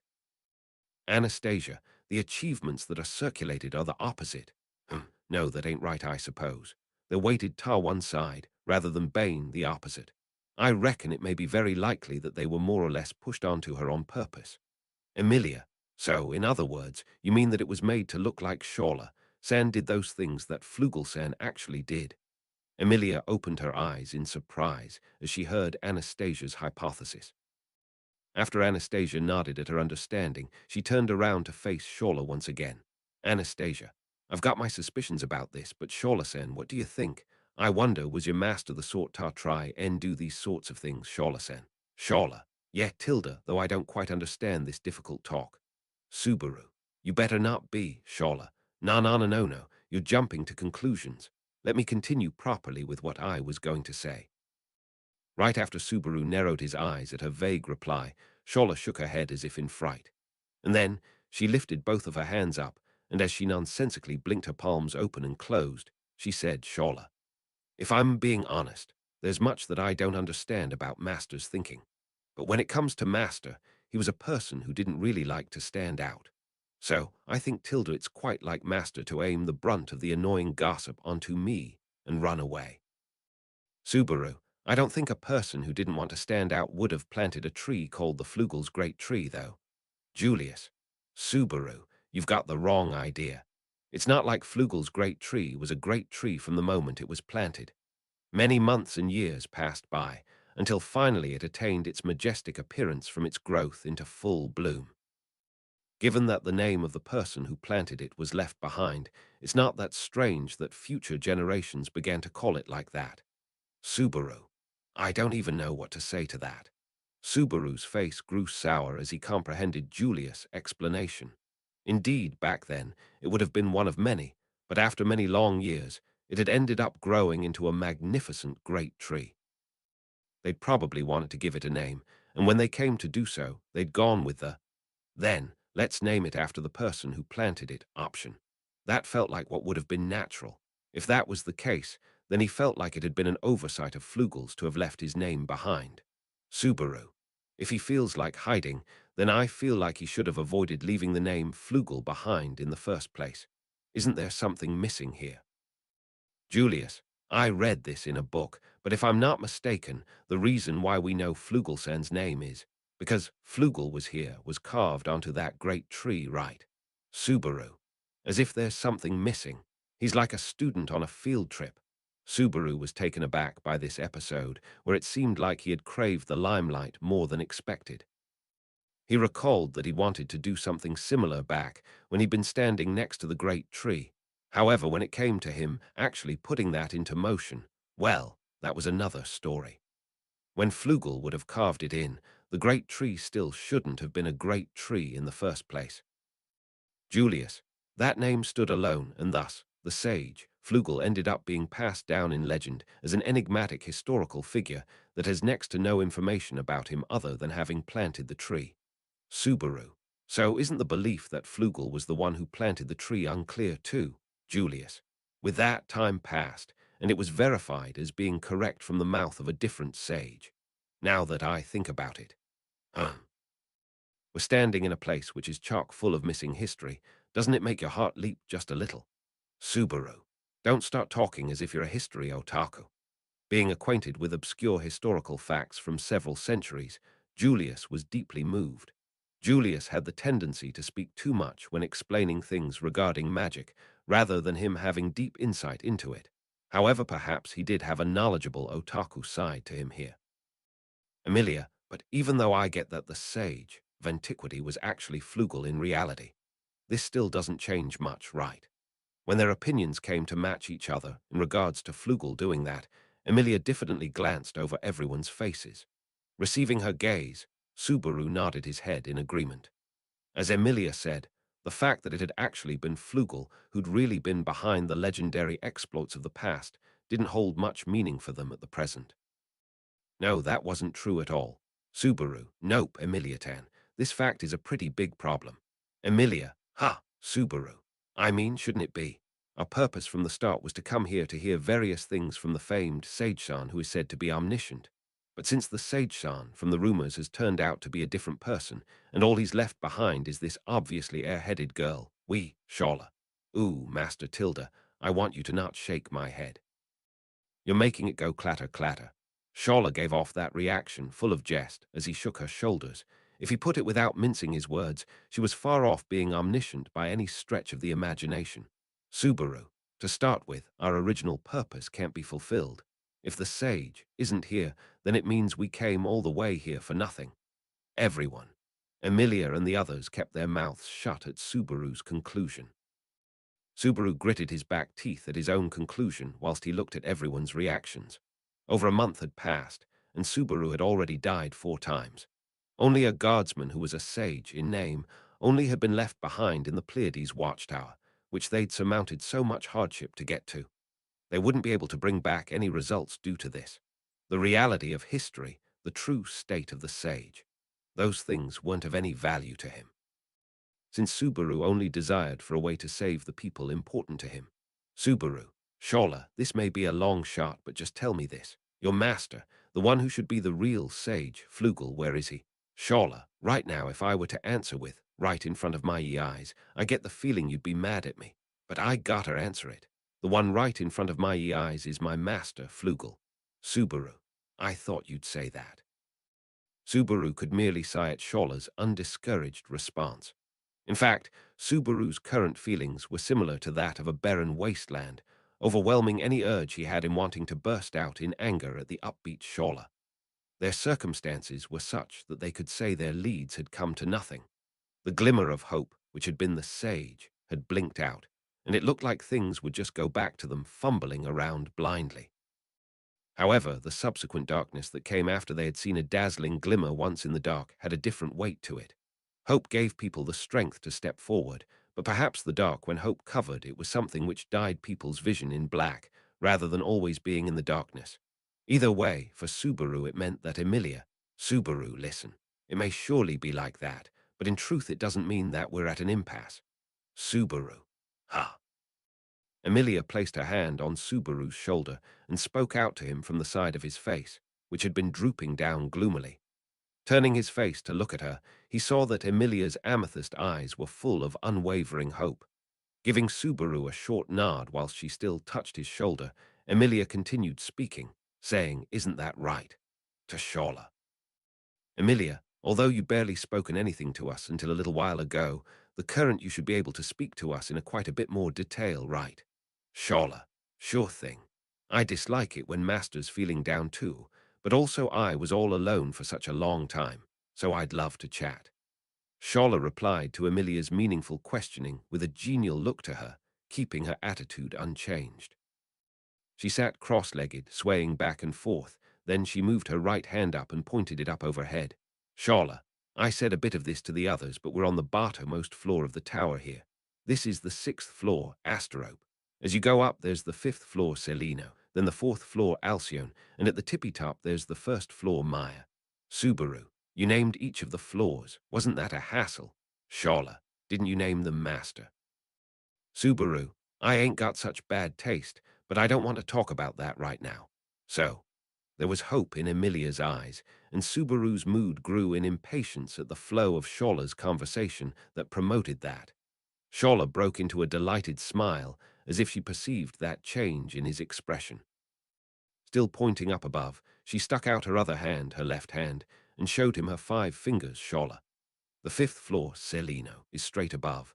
On that floor you'll find the doorway that leads outside. The 6th floor, Asterope, is underneath it, so in fact it connects straight to the underground area.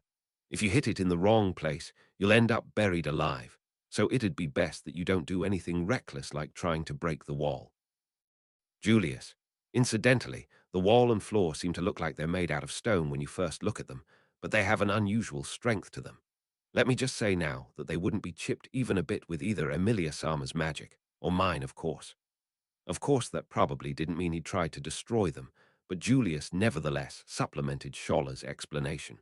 He didn't have any intentions of destroying the tower at all, but he nodded with an "I see," just to be safe. Subaru, so I get that the 5th floor has the doorway, but what about above that? Shala, the 4th floor, Alcyone, is like my dwelling area, a simple place for my ins and outs. I like to leave it messy, so I'm gonna get embarrassed if you look at it too hard. Subaru, Shala.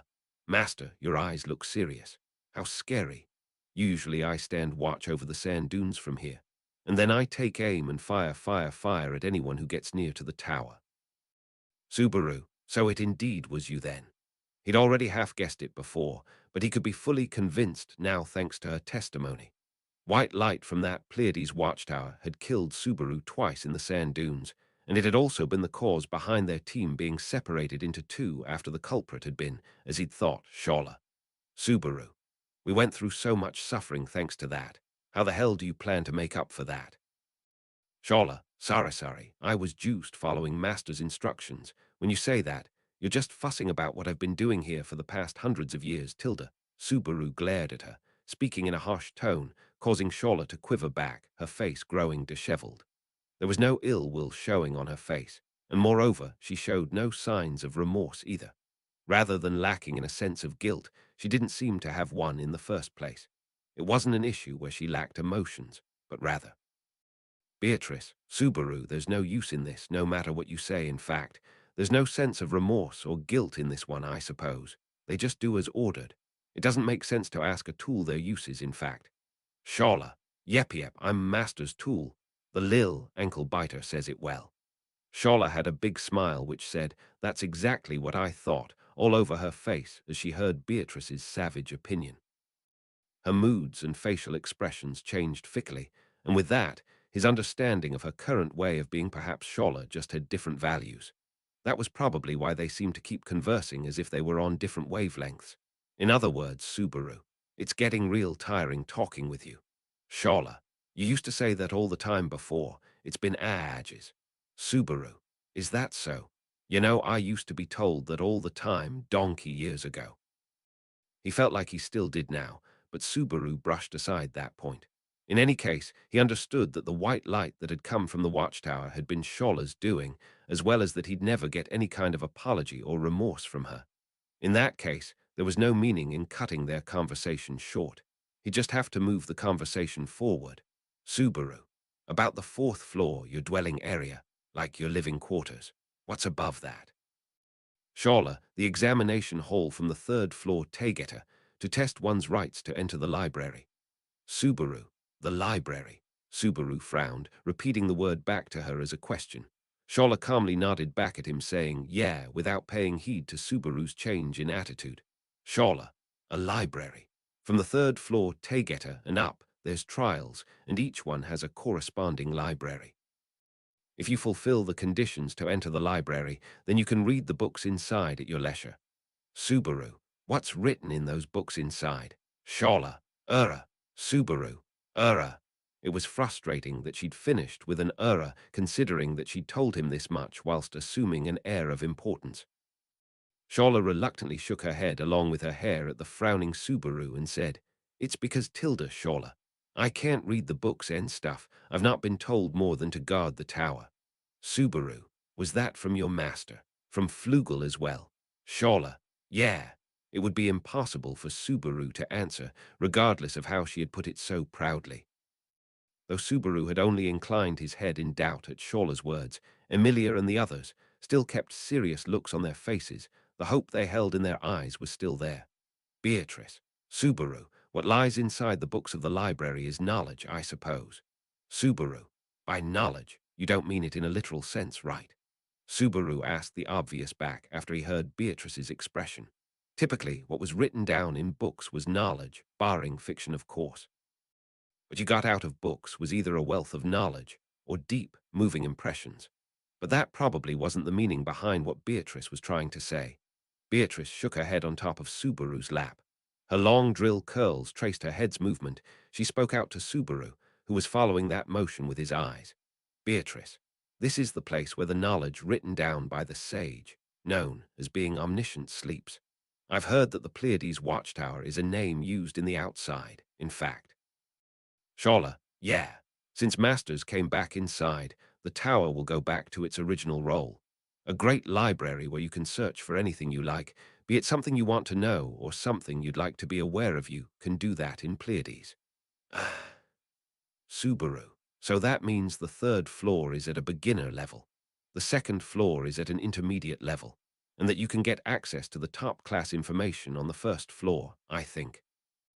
So it must mean that the trials are qualifications trials to obtain the clearances, right? Shola. Oh, as expected of Master. Even I keep getting more and more confused with what you're talking about. But perhaps it's mucho mejor that you keep it simple. The Great Library, Pleiades. The name of the watchtower had gone from something quite affable to something quite suspicious. Subaru and the others, lying astern, had left the sixth floor and had started climbing the stairs up towards the upper floors. The spiral staircase carried Subaru and the others up towards the upper floors, coiling around circularly within the tower. However, since there was no manner of railing, the higher he got, the more his blood ran cold. Subaru, this is scary. Emilia, Subaru, if you're scared, then hold my hand. Since you still haven't fully recovered and you're unsteady on your feet, you might actually fall off. The ground of the sixth floor was getting far in the distance, and Giant along with the dragon carriage looked pretty small down there. Emilia called that out to Subaru, who had looked down below, holding his breath. To tell the truth, he wanted to take her hand and enjoy the feeling of her pale fingers, but Subaru. Thanks, Emilia-tan, but I'm all right now. For the time being, it doesn't seem like I'll fall off since the stairs are fairly wide, and I'm also still full of vim and vigor, don't you think? Emilia, really? But if you think it's getting tough, you'll tell me straight away, right? I can carry you on my back if it comes down to it. Subaru, is that so? Then I won't make it come down to that. The impression of being carried up the stairs on Emilia's back was as expected too horrifying. He would rather make that loan out to Julius, were he to make such an unmanly move. Julius, what is it? Subaru. That just be the worst way too, though. Oh, it's nothing in particular. Keep moving, keep moving. Noticing Julius' eyes on him, who just turned his head around, Subaru shook his hand at him. He shrugged his shoulders and continued to lead them up the stairs, still holding Anastasia's hand. Right now, they had their eyes set on the upper floors of the tower, progressing on foot. They weren't in a rush, so they went about it at a leisurely pace, which contrasted their feelings of apprehension.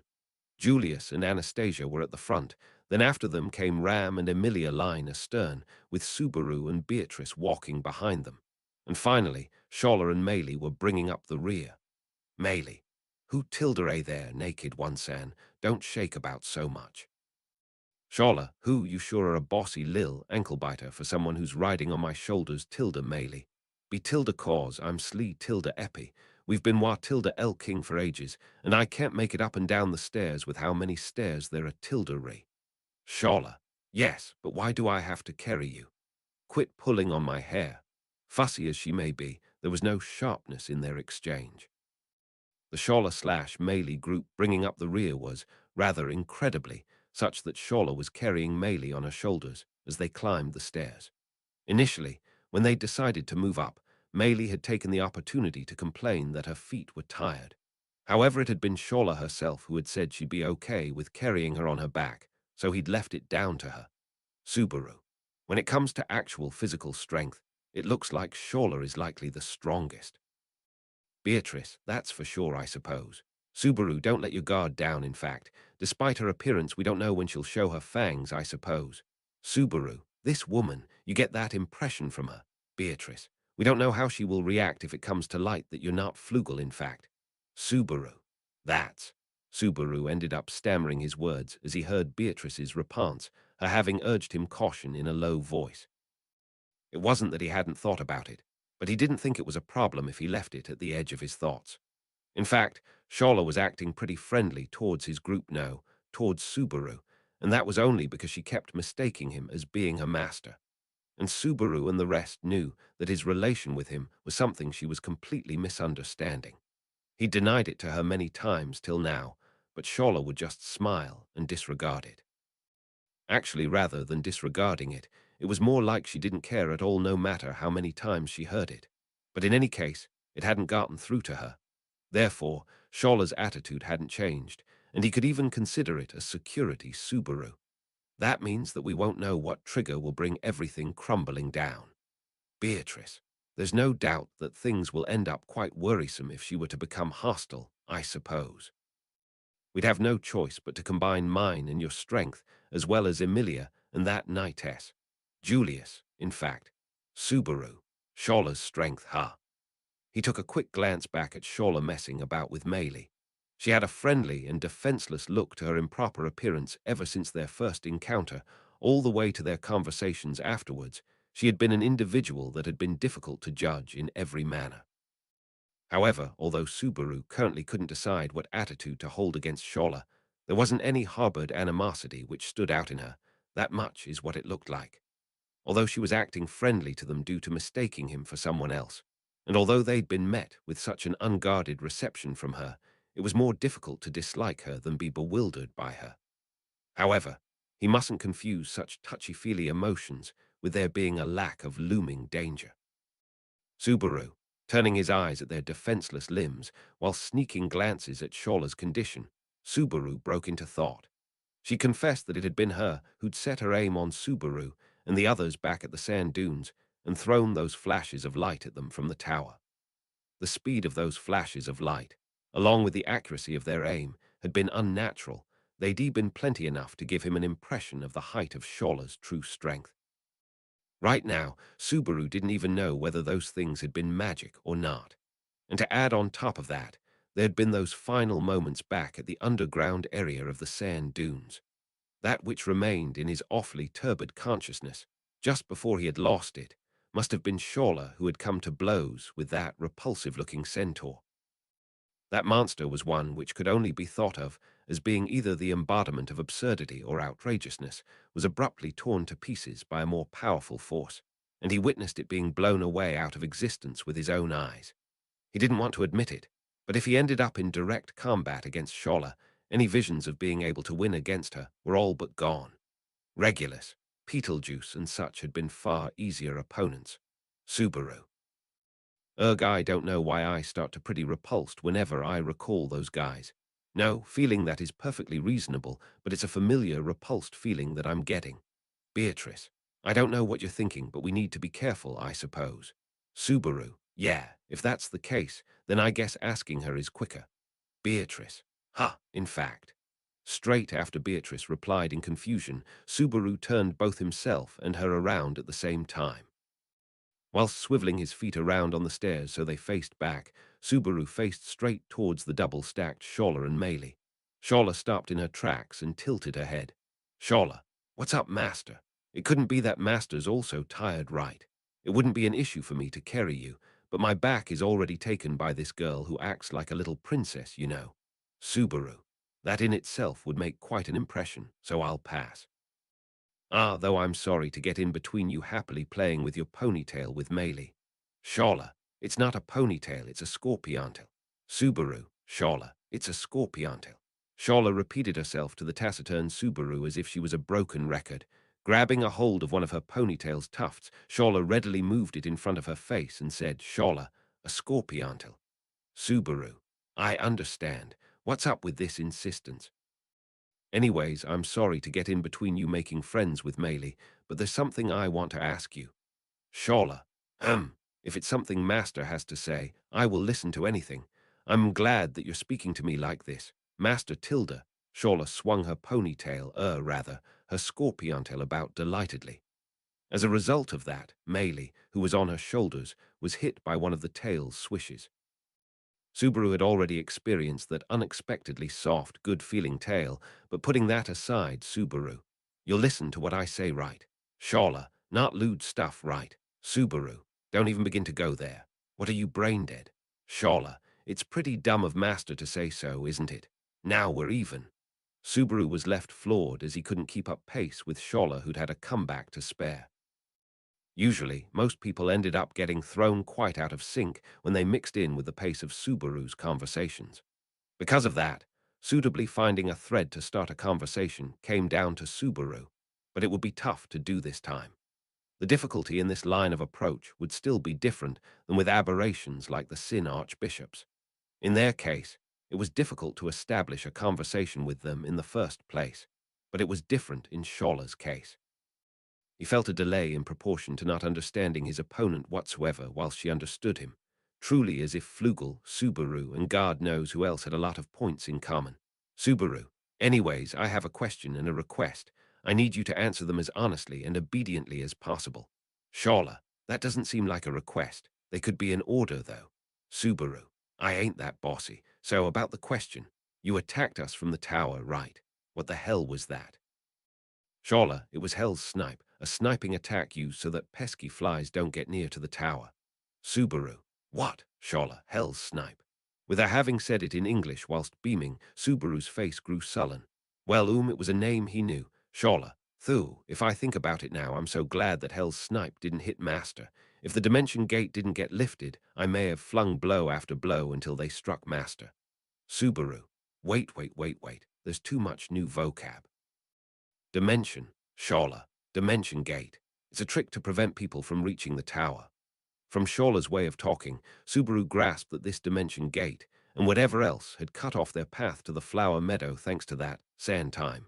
But even so, the space distortion had been lifted by the efforts of E-Japanese symbol M Japanese symbol T in the end. Shola. But thanks to that, I knew that Master was actually Master, so everything turned right in the end. If Master'd been struck, Master would definitely have been mad at me, wouldn't he? Subaru. Aha, yeah, probably. I hope you get away with just me being mad at you. In actual fact, he had been struck and died twice, so he was uneasy about whether he could even get up to those anger levels. It was rare for his anger to not spike up rapidly when meeting the culprits who killed him. Part of the reason why it hadn't now was because he understood that it had been some kind of accident, and that it was pointless even to pursue Shola's responsibility. Meili, Boo tilde T, if you'd managed to strike him, Oni-Ison would have ended up dead, wouldn't H tilde E. If that happened, then I don't think we'd be talking about getting mad or not he tilde Re. Perched on Shola's back, Meili interjected into the conversation in place of Subaru, who was half embroiled in his forgiveness. Upon hearing her words, Shola let out a fit of rather unladylike, uncontrollable laughter. Shola, what are you saying, Lil, ankle biter? There's no way my master would die from something like that. 'Cause, from the start, Master's always been someone who you can never tell whether he's dead or not dead. Meili, but Butilda T, Sandwumchen got hit so much, and he ended up dying S tilde O. Shola, I don't really give a damn about stuff like worms or bears, you know. My master wouldn't die, that is what's important. If he died, then it'd just mean he's not my master. Smiling absent-mindedly, Shola gazed at Subaru with delighted-looking eyes. Subaru's spine shivered when she turned her innocent, smiling face towards him. Innocence like that of a child's, and faith tantamount to defenselessness. That which she put into Flugel was an ideal that she'd rigidly built up at her core more than he dared to imagine. In accordance with Beatrice's worries, if there ever came a time where she'd come into disagreement with the current Subaru, then Shola. I apologize that I was late in picking you up from the Sand Palace afterwards. Whilst I let in the other group into the tower, Master and the rest with him ended up advancing into its depths, so I was all in a fluster. Subaru. Ah, no, it's fine. Though wait, you said Sand Palace. TL note. Chinese letter could mean either Sand Palace or Sand Shrine in English. It does not use the same kanji as the shrine where the witch is sealed, which is Chinese letter, but there may be an etymological relation between them if anyone feels like researching. Shola. Indeed. It's really dangerous over there, so it's better if you don't go into it. It's reckless to approach without having all the keys, even if it's you master. There are hungry horse kings prowling about there too. Subaru, hungry horse kings. You mean those horse-like monsters? Sand Palace, keys, hungry horse kings. There were a lot of words which were weighing on his mind, but his mind wandered to the last one of them, the hungry horse kings. Perhaps it referred to that centaur. Shola nodded at his question. Shola, those things weren't here around the time Master was here, so I thought you'd be surprised. In essence, they just prowl about inside of the Sand Palace, so you won't come across them unless you go to there. But once in a while one of those guys will venture outside, so I go and destroy them without any mercy. Subaru. Is there a lot of them? Shola. There's tons and tons. Subaru felt truly revulsed from the bottom of his heart, hearing Shola confirm that without any hesitation. The centaur equals hungry horse kings fighting strength, and of course its appearance and ecology were all things which brought feelings of indescribable unpleasantness. He'd hoped that there'd been just one specimen of them if possible, but that didn't look like it was the case. She told him that from using the expression tons and tons, Meili, hungry horse king. I'm also not familiar with that Nartilda me. I'd like to see one, Martilda Ib. Subaru, stop it. That's not something a kid needs to see. Meili. Oh, Oni-san. Subaru gave Meili a very stern warning who'd spoken out those rash words. Maybe those words had tugged on Meili's heartstring, who was something like a witch-beast collector, but he wouldn't recommend her trying to get in contact with them to fill them in for a picture book. Shola nodded in agreement at Subaru's words. Shola, I think it's best not to. The hungry horse kings are a witch-beast with the concept that their horns can regenerate over and over again, so you can't make arrangements with them like with other witch-beasts. Kill all enemies on sight. This is their justice. Meili, Bleg, I understand Tilda Nd. Pouting with a gesture appropriate of her age, Meili retracted her curiosity. Whilst feeling relived by that situation, Shola once again spoke out to Subaru, saying, So, Shola, Master, was that all you wanted to talk about? Subaru, ah, for now that's a. No, wait, that's not all. Shola.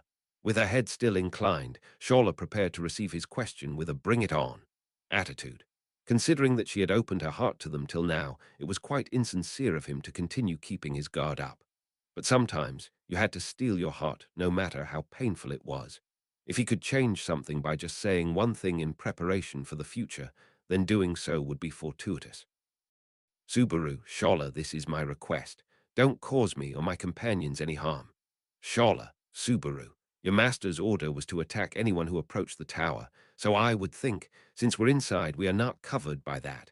So there's no need for you to attack us anymore. Don't cause us any harm. Absolutely none. Shola. Shola narrowed her eyes at Subaru, who'd repeated his words once more to make absolutely sure. As he looked on at her narrowed eyes, he saw that their color was of a deep green hue. Shola, whose expression had been pretty much all smile since they'd met her, had stopped smiling as if she was in deep thought for the first time. For a while there was silence. Subaru, who'd been holding his breath due to this strange tension, couldn't stand it any longer and let out his breath. Then Shola. Okay, I've memorized it word for word as a new command from Master Tilda Subaru. Shola. Master. Immediately after she decided to accept it, Shola's features changed, turning back to her frivolousness. Shola brought her face super close to Subaru's, whose eyes had widened without following her sudden change in attitude. Their eyes stared at each other's at point-blank range, but he couldn't find any deception or dishonesty in her green eyes, at least as far as Subaru could see. Subaru, is it okay with you? Shola, I have no choice. It's what Masters said. It's not particularly hard. Non-violence, non-obedience. Subaru, since you're going to follow the order, don't you mean that you'll obey? Shola, Even if you could do as you pleased with my body, I wouldn't let you snatch away my heart. Subaru, what a pain in the ass you are. He prodded Shola in the forehead, whose face had tensed up so to make her take a step back. Shola fell back, letting out an awu, causing Meili to panic on her back, even though she was safe. In any case, Subaru's request somehow looked like it had been readily accepted. It wasn't clear how effective it was going to be, but at least, Subaru, like, as long as I don't let her down, the promise should be kept. Beatrice, if that's the only requirement, then things will be fine, in fact.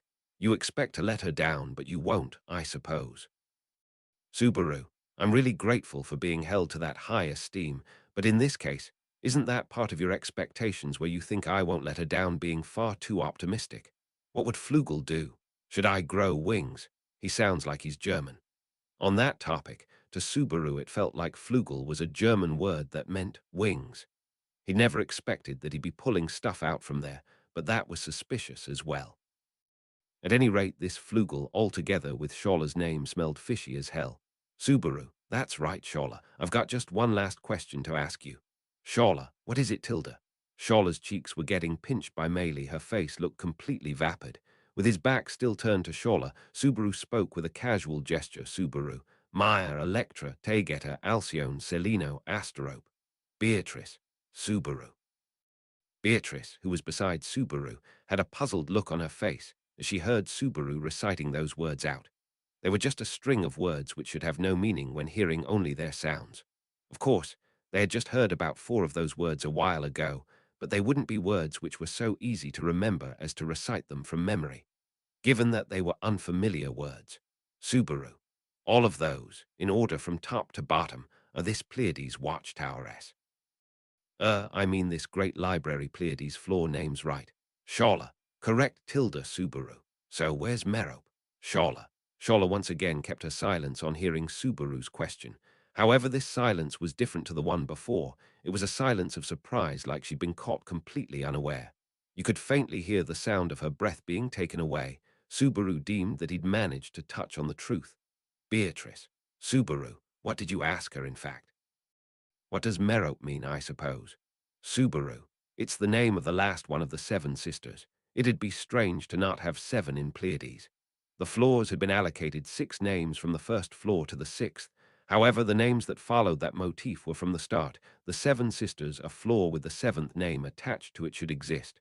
Subaru. If it's not the 7th floor, then I guess it would be a floor 0. Shola. There's a floor 0. Master named them, so it's natural. However, the place was made after Master left, so you shouldn't know where it is. Shola replied to Subaru's guesswork with a hoarse voice. Subaru felt Beatrice beside him startle in surprise, but he licked his parched lips and narrowed his eyes. He felt no sense of achievement at having found something hidden. After all, it was because it wasn't something that was hidden for Subaru. Subaru, if the first floor is the highest floor, then floor 0 must be the super highest floor. In regards to entering it, Shola. No. Shola quickly interrupted Subaru's words, who was about to ask her how to enter it. Feeling the strength in the tone of her voice, Subaru took a quick glimpse back at her. When he did, he saw that Shola's facial expression hadn't changed. She was still smiling with a look of honesty about her. However, there was a faint look of loneliness plastered around her eyes. Shola, you haven't fulfilled the conditions yet. Master came back to see me in the middle of his journey, and I'm satisfied with that. That's why floor 0 is a no. Subaru. Though her tone of voice still hadn't changed, it instead felt like a firm wall to the point that it felt queer. The promise they'd exchanged a few minutes ago, and the pervading danger that was quite capable of shaking him even at his core, strongly appealed to him of the sense of danger that was drifting off her. Thus, Subaru gave up on inquiring her further about this place. Subaru. Gotcha. I won't speak such nonsense anymore. We'll just keep to our earlier promise. Shola. Roger, tilde I shall keep it, tilde I shall super keep it, tilde. Shola broke into a broad smile, in high spirits as if she'd forgotten their current exchange. Subaru let out a deep sigh as he listened to her upbeat voice from behind him. Beatrice. Subaru, if it gets too much, you'll say so, right? Subaru. It's all right. Just so much stuff is on my mind. He gave a weak smile as he heard Beatrice's words of worry before then affectionately patting her head. When he did so, Beatrice couldn't say anything, but this was also a right for Subaru to settle himself down. Flugel's abnormalness had become apparent in his conversation with Scholler. It was no big deal. He too was the same as Subaru. Subaru, Al, Harshin, and Flugel. A person who'd craved the limelight, who brought knowledge that shouldn't be in this world, and ostentatiously left it behind. He had no more doubt. Flugel was a person from the same place as him. Subaru. Centuries ago, huh? After reflecting back on that for a long, long time, Subaru violently scratched his head. What had he felt in this different world? What had he thought? What had he aimed for? What had he sought for? What had this man, who seemed to have renounced the name Sage and planted the tree, desired? Whilst he thought about those kinds of things, he wondered whether he still lived on in this world. Then, coming from Subaru's back, was Scholler. Master Subaru. Scholler called out to him casually. Without stopping in his tracks, Subaru just turned his face around to glance at her. Scholler looked up at Subaru, looking a little bashful. Her expression was adorned by a truly delightful-looking smile. Scholler. Welcome home again, master. This Scholler has been awaiting the great erudite Flugel's return with all her heart. Arc 6, Chapter 21, The Monolith Challenge. Translated by Archbishop, you Archbishop. All rights belong to TAPPEI Nagatsuki, the original author of Ray. Zero, starting a life in a different world from zero. This is a translation of the free Japanese web novel into English-Japanese web novel source. Arc 6, Hall of Memories, Chapter 21, The Monolith Challenge, regarding Scholler's welcoming words. While Subaru did understand that they'd been misdirected to a different person, he decided that he'd receive them without denying them in the end. There was also Beatrice's advice. There was no doubt that in practicality allowing Scholler to mistake Subaru as Flugel was rather convenient for them. With this in place now, it meant that an outcome where Scholler became hostile and commenced battle wouldn't necessarily end up in them being scattered about by her overwhelming strength. Since she was treating them favorably for now, Subaru could at least dullen his hand of attack. Though if he were to do that, considering that he lacked in actual strength even under the best of circumstances, it'd probably be enough to end up as a main factor in him making a colossal blunder. Emilia, you needn't worry, Subaru. Even if Scholler realizes that in truth you're not a master, I'm sure she wouldn't do anything awful. Those were Emilia's words, who seemed to have been eavesdropping on their conversation behind them. Emilia, who had her silver hair styled in long braids, confidently assured that to Subaru, whilst she fiddled with the end of one of her braids with her fingers. Subaru, I'm glad of Emiliatan's seal of approval, but what's the rationale behind it? Emilia, I don't really fully understand what you mean by the expression, what's the rationale behind it, but Scholler's a good girl, isn't she? She saved you, and us as well, so I can say that we will all get along. If we do, there shouldn't be any need to fight, right? Subaru, right. Her opinion was a little too optimistic, but he could say that being too pessimistic was also enough of a bad habit. Even if Scholler found out the truth, it didn't mean that she'd get aggressive straight away. Even if the facts came to light, Scholler should keep herself from coming to blows at her own judgment. So, Emilia's thoughts that they should all get along weren't so misguided. At least he could allow himself to think so. The reason behind that intent wasn't a calculating goal like appealing to one's emotions, but rather because he didn't want to fight against her. Ram, don't take Emilia's rough ideas word for word, Barusu. We're in the Sage's watchtower here, and we need to challenge it to even make our way back to the sand dunes. We lose nothing by keeping our guards up as much as possible. Emilia, geez, you sure were quick to put it like that, Ram. You should really loosen up a little. Ram, the result of having let down my guard was that I ended up being thrown down to the underground area with Barusu and Anastasia-sama. With how delicate I am, that feeling of despair was unbearable. Perhaps that's why Emilia-sama, you have no clue about that. Emilia, I guess so. But surely if it's an underground area around this place you're talking about, then shouldn't it be no big deal for you? I don't know why, but I've been in really good shape since coming to the Ogria sand dunes, you know. It seemed like Emilia had replied to the sharp Ram's words in a rather relaxed manner. Emilia and Ram's relationship as master and vassal had been pretty good since a year ago. The way Ram spoke, and behaved towards Emilia showed a little lack of respect. But Emilia looked like she couldn't help but be happy receiving that treatment. Emilia, who should have experienced the trauma of discrimination and contempt, may have contrarily felt that Ram's words didn't contain that sort of animosity. Subaru. At any rate, Emilia-tan, what do you mean by you being in good shape? Emilia.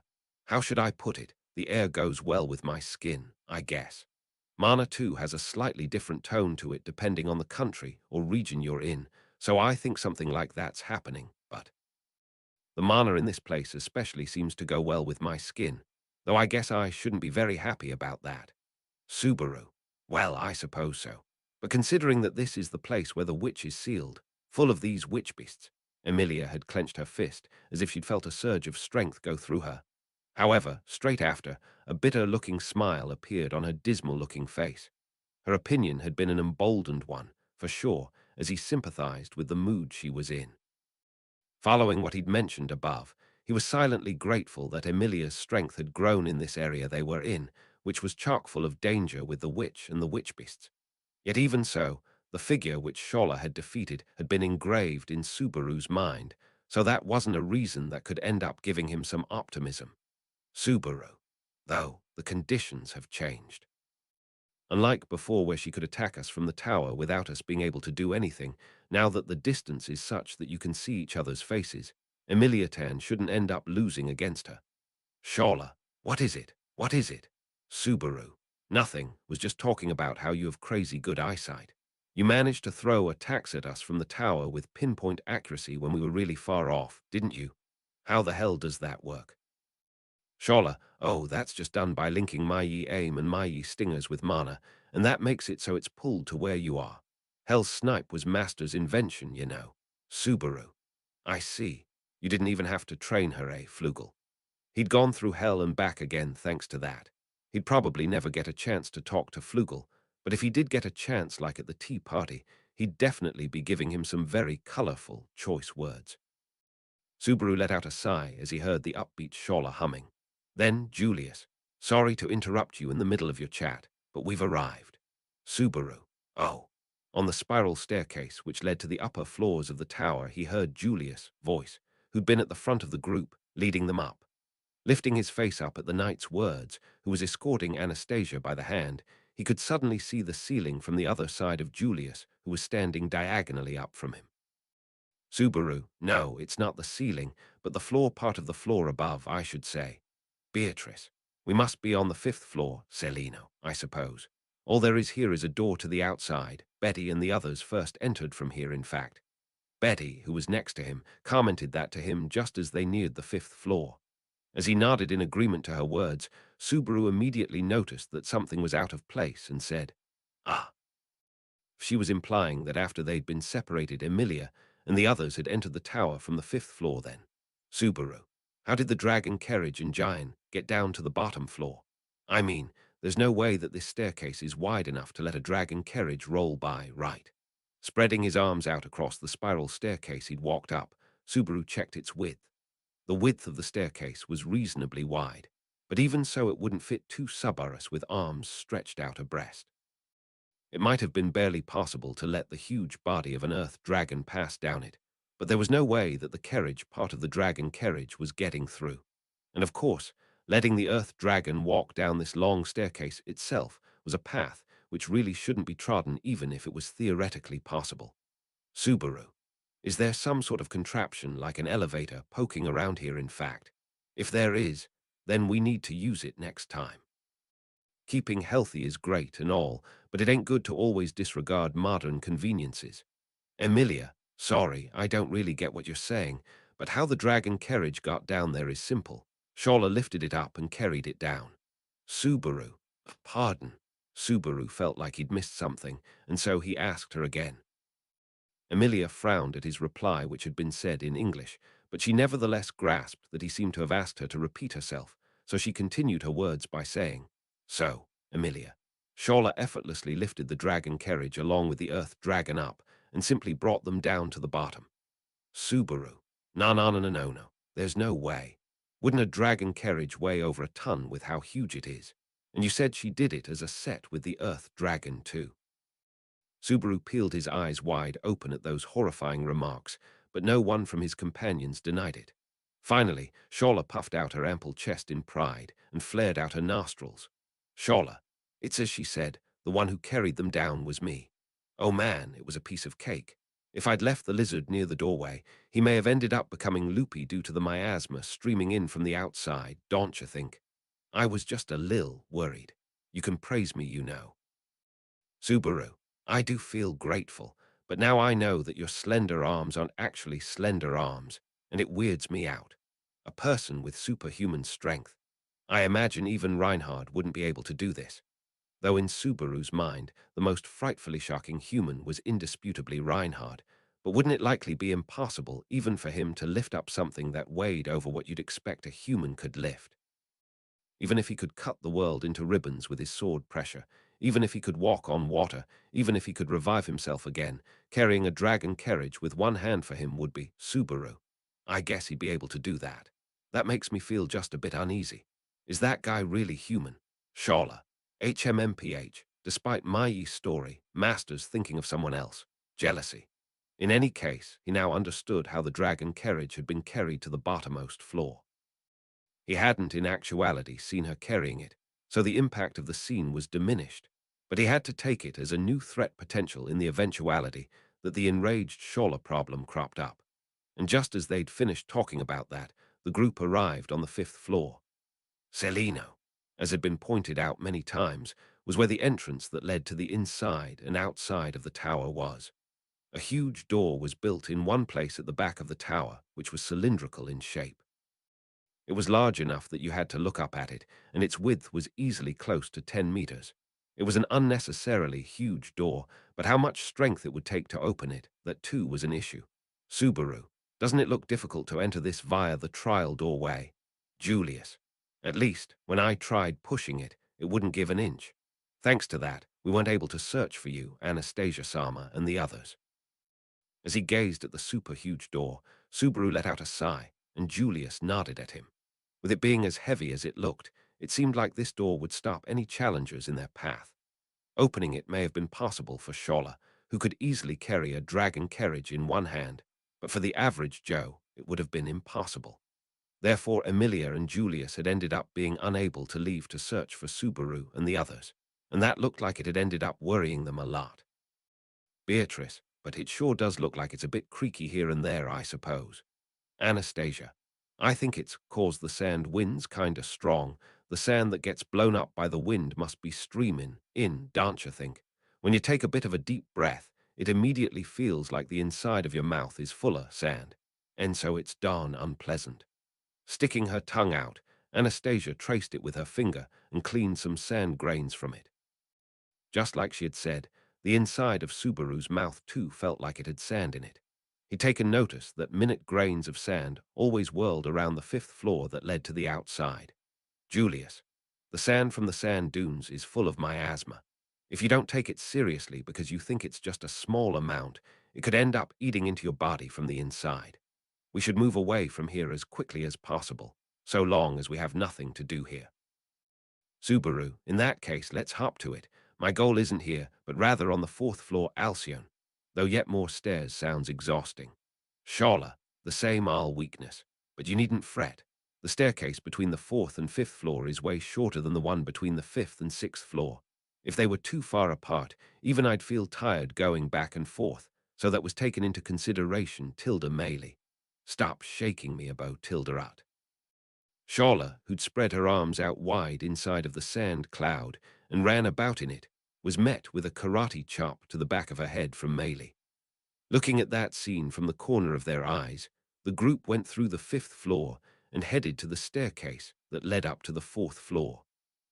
The breeze gently streamed in, and through his sight that was clouded over in a yellow haze by the gloomy above, where he looked up, there was a ceiling that didn't look so far away he could see the floor of the floor above, and it looked like her opinion had in fact been true, in that it wasn't too far away. And so, as they set their sights on the 4th floor, Alcyone, whilst chatting, the group continued to march on upwards, and before long, they reached their target floor. The constitution of the 4th floor itself wasn't too different from the 5th or 6th floor. The cylindrical constitution of the tower hadn't deviated from what it had been, and even its size hadn't changed dramatically. Nevertheless, there was still an obvious change of atmosphere. First of all, the size of the floor that went up the stairs was quite different to that of the lower floors. The circular floor had become much narrower compared to them. And that wasn't too surprising, because a circular wall had been built up as a partition like the main one of the building, and it used the space differently compared to the lower floors, which had just been one big floor with nothing else to them. The spiral staircase from the lower floors had connected straight to the heart of the fourth floor, and a great number of doors were dotted across the wall that encircled the surroundings, indicating that there were multiple rooms on this floor. L note, if the explanation is hard to digest, then just imagine it like two concentric circles, the inner one far smaller than the outer one, which is of course the tower's main walls. In the inner circle, there's a lot of doors that leads to a bunch of different rooms compared to floor 5 and 6, which were like one giant circular hall shola. This is the fourth floor, Alcyon, that I use as my dwelling area, and the green room, which I think is what Master came here for, is right here. Subaru, the green room. As Subaru stood in bewilderment looking on at the fourth floor's new look, Shola, who was standing on the floor after having come out after him, pointed out one of the doors in front with an overly dramatic gesture. The doors that were on the fourth floor were all of a normal size compared to the doorway on the fifth floor. It didn't look like they'd need any special powers to open them, but there was a strange feeling floating about the door she had pointed out. Just like the name, Green Room, implied, the door was covered in countless green ivy, and it had ended up in a state that looked similar to what an unexplored region of a jungle might look like that had been left untouched for centuries. Subaru, by saying this is what you think I came here for, do you mean that Rem and Patrash are here? Shola, I don't know their names, but the girl and the lizard are here. Ram, you needn't worry. You can rest assured that Rem and that earth dragon are inside. For the hesitant Subaru, Shola's testimony felt like it had lacked in reliability just a tad. Ram snorted her nose at them as if looking down at them like idiots, cut into the lead of the group, and headed towards the green room. She stretched out her hand over to the door that was covered in ivy and pushed it, which looked like it was made of stone, without any hesitation. Even with how thin her arms were, the door opened readily as if gliding open, and therefrom the green room came into view. Ram, aren't you coming in, Barusu? Subaru, I'm coming. Subaru let go of his apprehension when he heard Ram's question, which had felt like she was testing him, and moved forward. Then he confidently entered inside of the green room, following Ram, who'd entered ahead of him. However, straight after Ram and Subaru entered inside, the door slammed shut.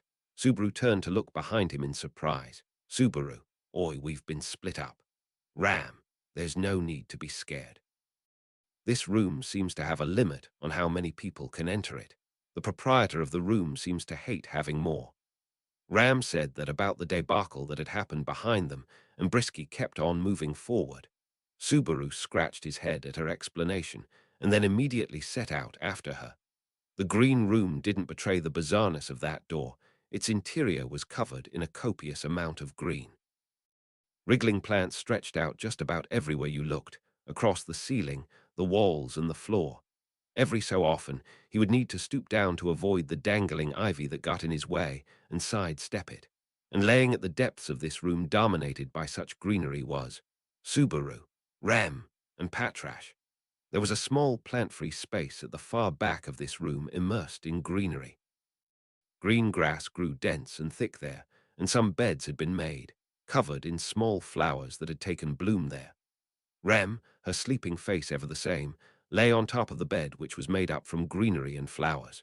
Her white cheeks hadn't changed in color, and neither had her sleeping face. Her chest was rising and falling with each faint breath, but when it came to proof that she was alive, those were her only vital signs, barring the warmth she gave off. Yet even so, he felt a great sense of relief to the point that his strength fizzled out of him. Subaru, she really was safe, huh? Ram, I did tell you so. Or did you think that I'd lie about Rem or something? What meaning would I have in doing that? Subaru, I ain't saying that, but I couldn't help worrying until I saw her with my own eyes, you know. And Patrash, I'm glad that you're safe too. Subaru gave a faint, bittersweet smile as he heard Ram's words. and then he walked further in towards where Rem was sleeping on her bed of grass, and Patrash sat crouched down. She too was lying sprawled on a bed of green, just like Rem. The situation wasn't all too different than when she'd lie down on top of her rushes in a barn. However, one thing was definitely different: Subaru. This grass is different to ordinary grass, isn't it? Patrash nuzzled her nose against Subaru's palm, who'd stepped over to her to make sure she was all right. Whilst affectionately receiving his beloved dragon's response, Subaru felt a faint surge of warmth coming from the sprawled bed of greenery which Patrash was on. He cocked his head in thought. Ram, it appears like the spirit's power can speed up the healing process. Subaru, there's a spirit here. Where? Ram, you're a spirit user and you don't know. This whole room is the spirit. Subaru. Subaru briskly looked around the room at Ram's words as he stroked Patrash. He couldn't see the spirit's existence reflected in his eyes amongst the moss that grew on the walls or in the overgrown ivy.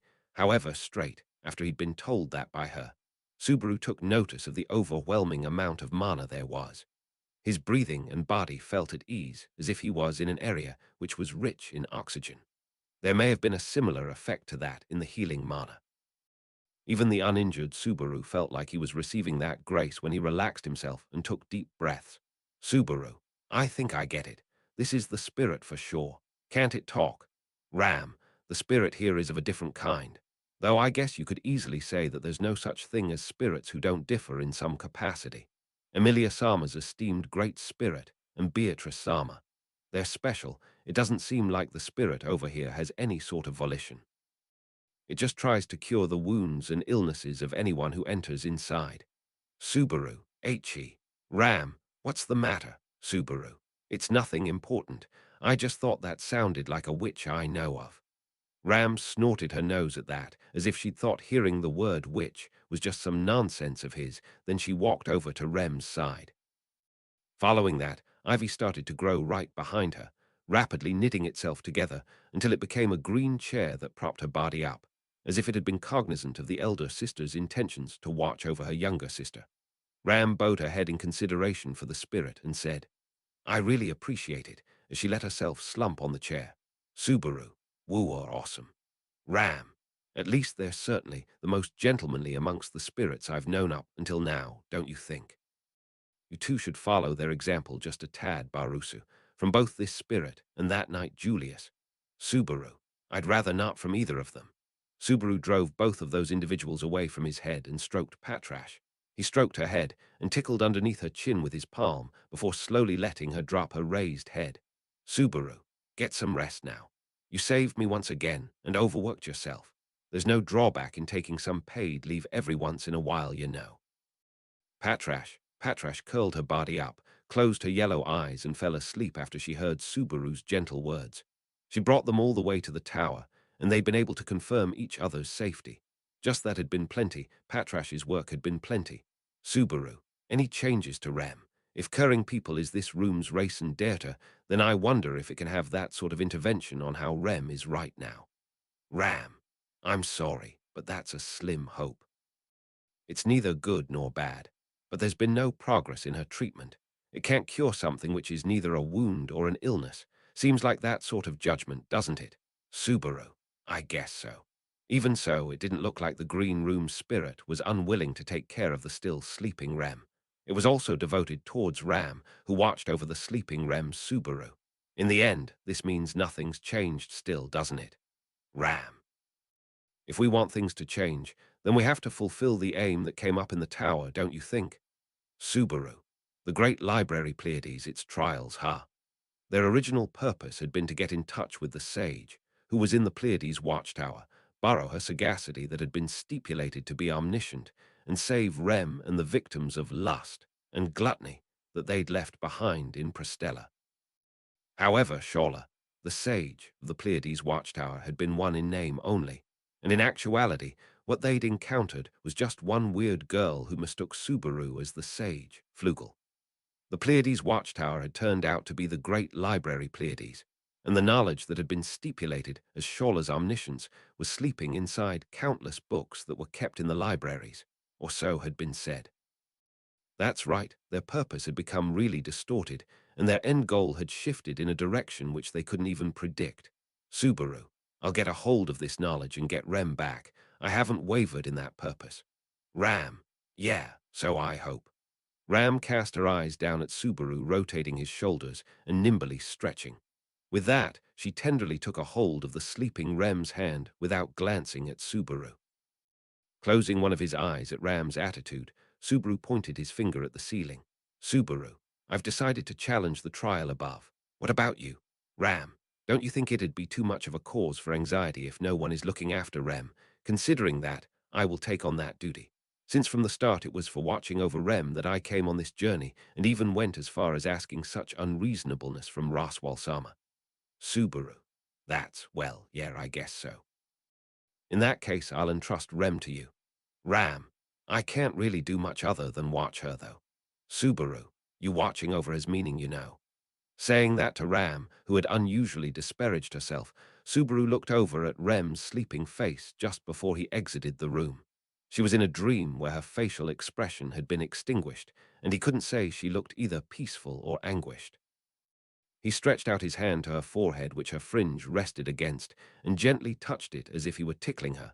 Subaru, well then, I'm off. I'll see you later. Rem, of course, she didn't reply. Ram understood that he'd been talking to himself as well, so she didn't callously interject. Satisfied with that, Subaru turned towards the room's exit. He couldn't help himself from stretching his hand out to the wall, and as he touched the ivy, he asked the spirit, "Please take care of Rem and Patrash, lest the spirit forget." Then, just before he exited the room, he suddenly stopped in his tracks. Subaru, by the way, you said something like you couldn't leave Rem alone, but just now you'd left the room empty. Why did you bother to come downstairs? Ram, Subaru, no way could it be that when you heard that I'd woken up you came to see me as quickly as you could. If there was something up, then please let me know. Ram, get a move on and leave. Subaru, no, but if there's something on your mind, then won't you tell me? Ram, hurry up and leave. Overwhelmed by the ghastly aura that was spouting up from her, Subaru couldn't say anything more to her, and thus was left with no choice but to flee from the green room crestfallen. Subaru, I never really get what Ram thinks about, but I especially don't understand her well as of late. Emilia, I don't think so. Ram is surprisingly open with that sort of stuff. I find it cute that she tries to hide that open part of hers. Subaru, it's quite rare for you to speak as if you're her elder, though I guess you really are her elder. Emilia, yeah, it's a little bit like I'm her big sis. I'm older than anyone else here. Oh, wait. Beatrice, MHHHM, Betty is definitely the big sis here, in fact. That's carved in stone, and no one can paint over it, I suppose. You should all adore me, in fact. As soon as he'd left the green room, he joined back with everyone waiting outside, which had led to this conversation. Emilia looked a tad frustrated at having had her seat of being the oldest in the team taken away from her, whilst Beatrice puffed out her flat chest in satisfaction. Though, to be honest, neither of them had big sister-like demeanors. Besides, a conversation of who the oldest was in light of their circumstances was in fact quite a delicate matter. Anastasia, Natsuki-kan, what is it? Do you have something you want to tell me? Subaru, not really. Just meant to say that there's many faces here that don't match their real age and appearance. Anastasia, oh, I get told you look younger than you actually are quite often. It's a lil hard for me to take M as a compliment, but I look down on Bane, look down on, so depending how they say it, I may accept it. Though Anastasia smiled with a strong look of business about her face, how she was really feeling was unclear. Anastasia was just over 20 years old, but she looked about 14 or 15. However, what Subaru had wanted to point out wasn't what lay on the outside, but what lay on the inside. Anastasia still had her body hijacked by Eridna currently. If Eridna's birth had been the same as Beatrice, then it wouldn't be difficult for her to enter into the race for the oldest. However, it'd be impossible for him to reveal what he'd concealed up until now over such a trifling matter, so Subaru didn't say anything else.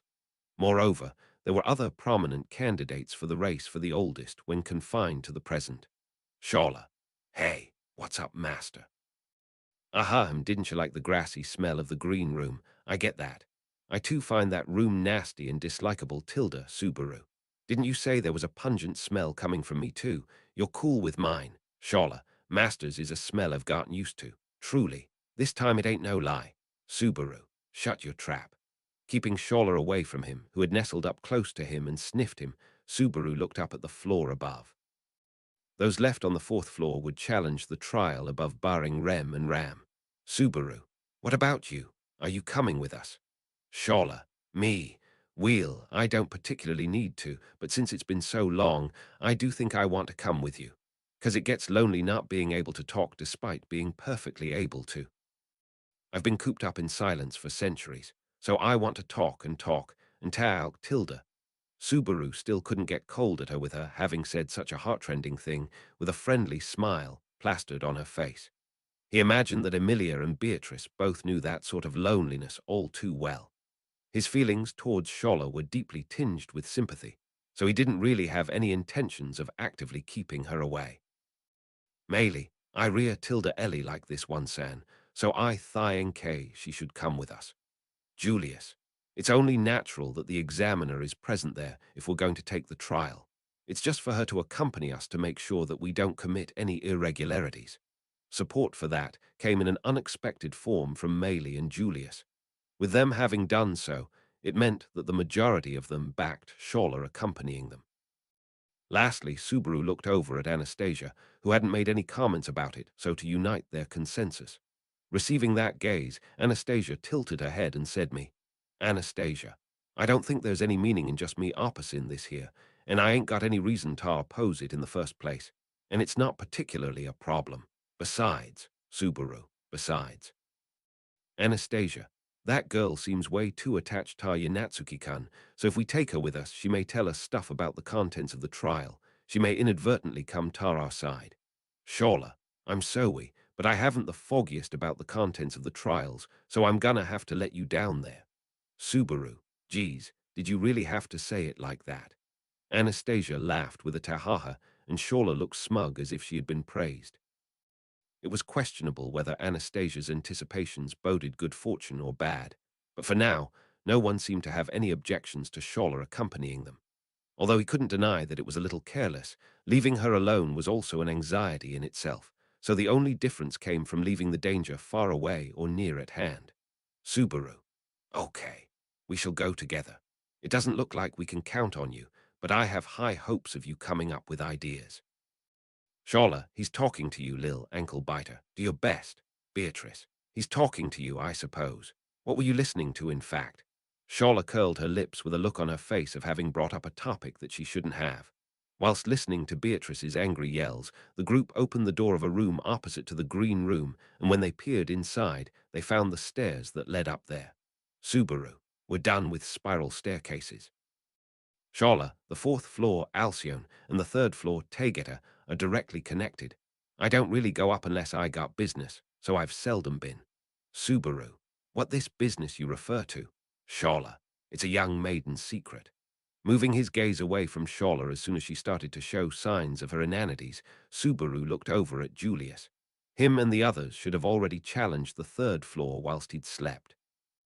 He expected that he'd be able to hear something useful out of him, but that night calmly shrugged his shoulders. Julius, I apologize for this when you have expectations, but we understood very little about it. Immediately after you climb up to the third floor, you'll come across the room that's referred to as a trial, but Subaru. But, Julius, what lies there is an unintelligible enigma.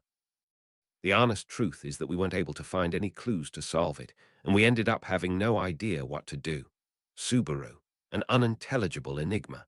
Subaru shifted his attention to the top of the stairs without getting the point in Julius' words. The floor above was dark, and he wasn't able to tell how it looked from below. However, that stillness made it look more sinister. Emilia, but it doesn't look like you can just enter and see what to do. Nothing really changed even when we went in and out. We were simply just given the cold shoulder. Beatrice, it makes me so irritated when I think on how we were ignored, I suppose.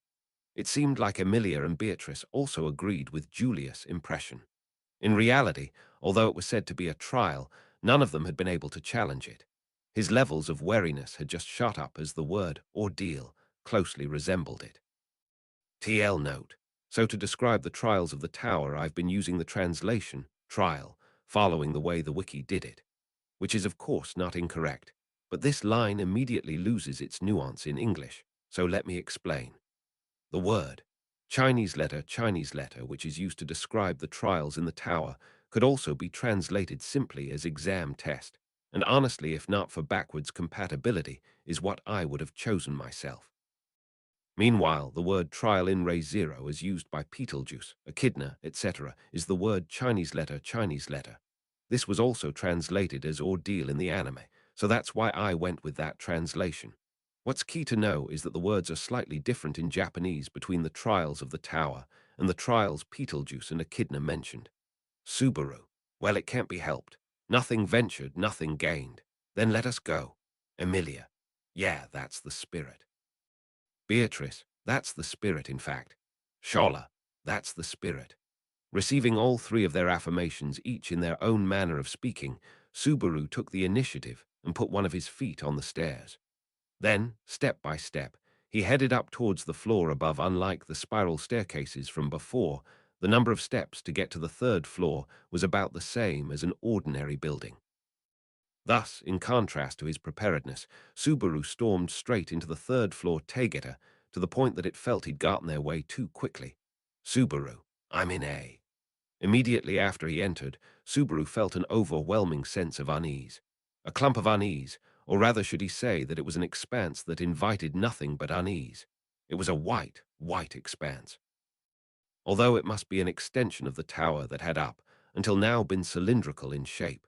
What greeted Subaru after he'd climbed the stairs was a strange expanse completely dyed in white in every direction. The expanse-like vastness shouldn't have been that different in size to the tower so far, but neither its walls nor the end could be seen in this incredibly white expanse. When he looked up above, he couldn't tell where the ceiling was. When he looked down at his feet, only the part where the stairs were was a slightly ajar black. Other than that, the floor was so white that it made him scared to walk on it. He couldn't tell that the floor was the floor, or he'd end up being hit by an illusion that felt like he was in continuous free fall just about everywhere. The ceiling and the walls were the same. Subaru felt like he'd probably end up going crazy if he lost sight of the stairs that led downstairs here, and at the front of this white expanse right in front of the stairs, there was a strange object floating up. Subaru. A stone slab. That was the impression that slipped out from Subaru's mouth when he looked at that object. In fact, the object was such that it could only be expressed like so. It was a single black slab that had been built in the shape of a quadrilateral and had an incredibly smooth feeling to it. He couldn't call it a stone slab if it wasn't built from stone, but he had no other way of calling it considering that it wasn't metallic as well. If he really had to call it something else that was more flashy, then he'd probably use the term monolith. The silent monolith had acquired a strange floating power and was floating up dozens of centimeters above the floor. Or at least it should be. His eyes were thrown completely out of whack in checking how far it was off the ground due to the whiteness of the floor, and it became more and more unclear to him. However, the monolith that was floating in midair was there cool as you like. It was roughly the same height as Subaru, and its width was about the size of two people lined up together if he had to put it as something that was similar in size to it. Then the impression he got was like, as if a tatami was floating up. Subaru, what the heck is this strange thing? Julius, if I were to try and put it into different words, I'd say this is the contrivance that stuck out this enigma before us. Julius glared at the monolith, standing beside Subaru, whose awareness had been gripped by this strange spectacle. Julius' face looked sterner than usual, as if he'd been already made to experience great hardship by the monolith many times over. The rest of them had made it up to the third floor now, and were huddled together in an effort to ward off the indistinct atmosphere present inside of the white expanse. Subaru, this ain't a room I want to stay long in. Julius, that I agree. If we stay here too long, it's quite likely that we'll lose our sense of balance. And if you end up running towards the stairs and your feet slip, I imagine your life could end up being cut short, wouldn't you think?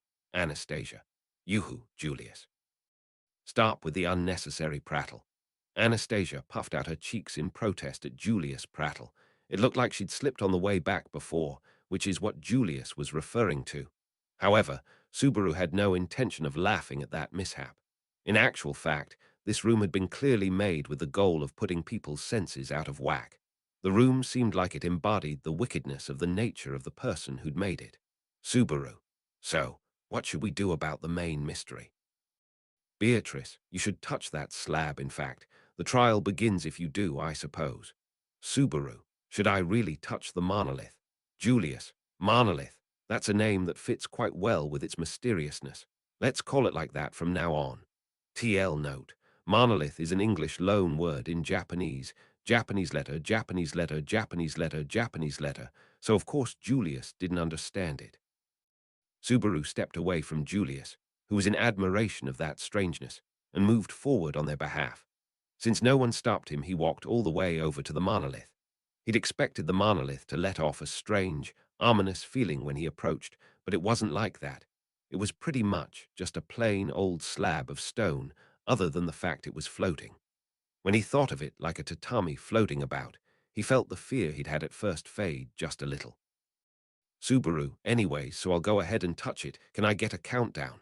Emilia, right, I'd like to do it. 3, 2, 1. Subaru, so damn quick. I got this, though. Emilia raised her hand up and volunteered to Subaru's appeal. Then her countdown began. As she counted down, Subaru panicked and turned around to face the monolith. And then, Emilia, 0. Subaru touched the monolith at the same time she counted 0, and the next moment, the surface of the black slab glowed from the inside.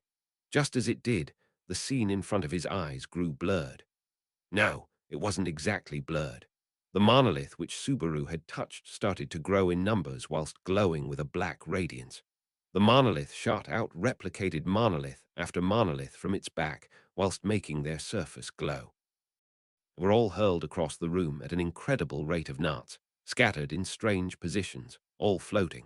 Countless monoliths had been strewn out across the white expanse, and Subaru had been taken by surprise by that change. Then, passing through the awestruck Subaru's eardrums straight to his brain, a voice echoed. Touch the brightest of the hero destroyed by Shola. Subaru. HK. Subaru jerked his hand away from the monolith in surprise when he heard that voice ring out so abruptly. And as he staggered back, someone propped his back up from behind. He turned around to look at them. There he found Julius' face.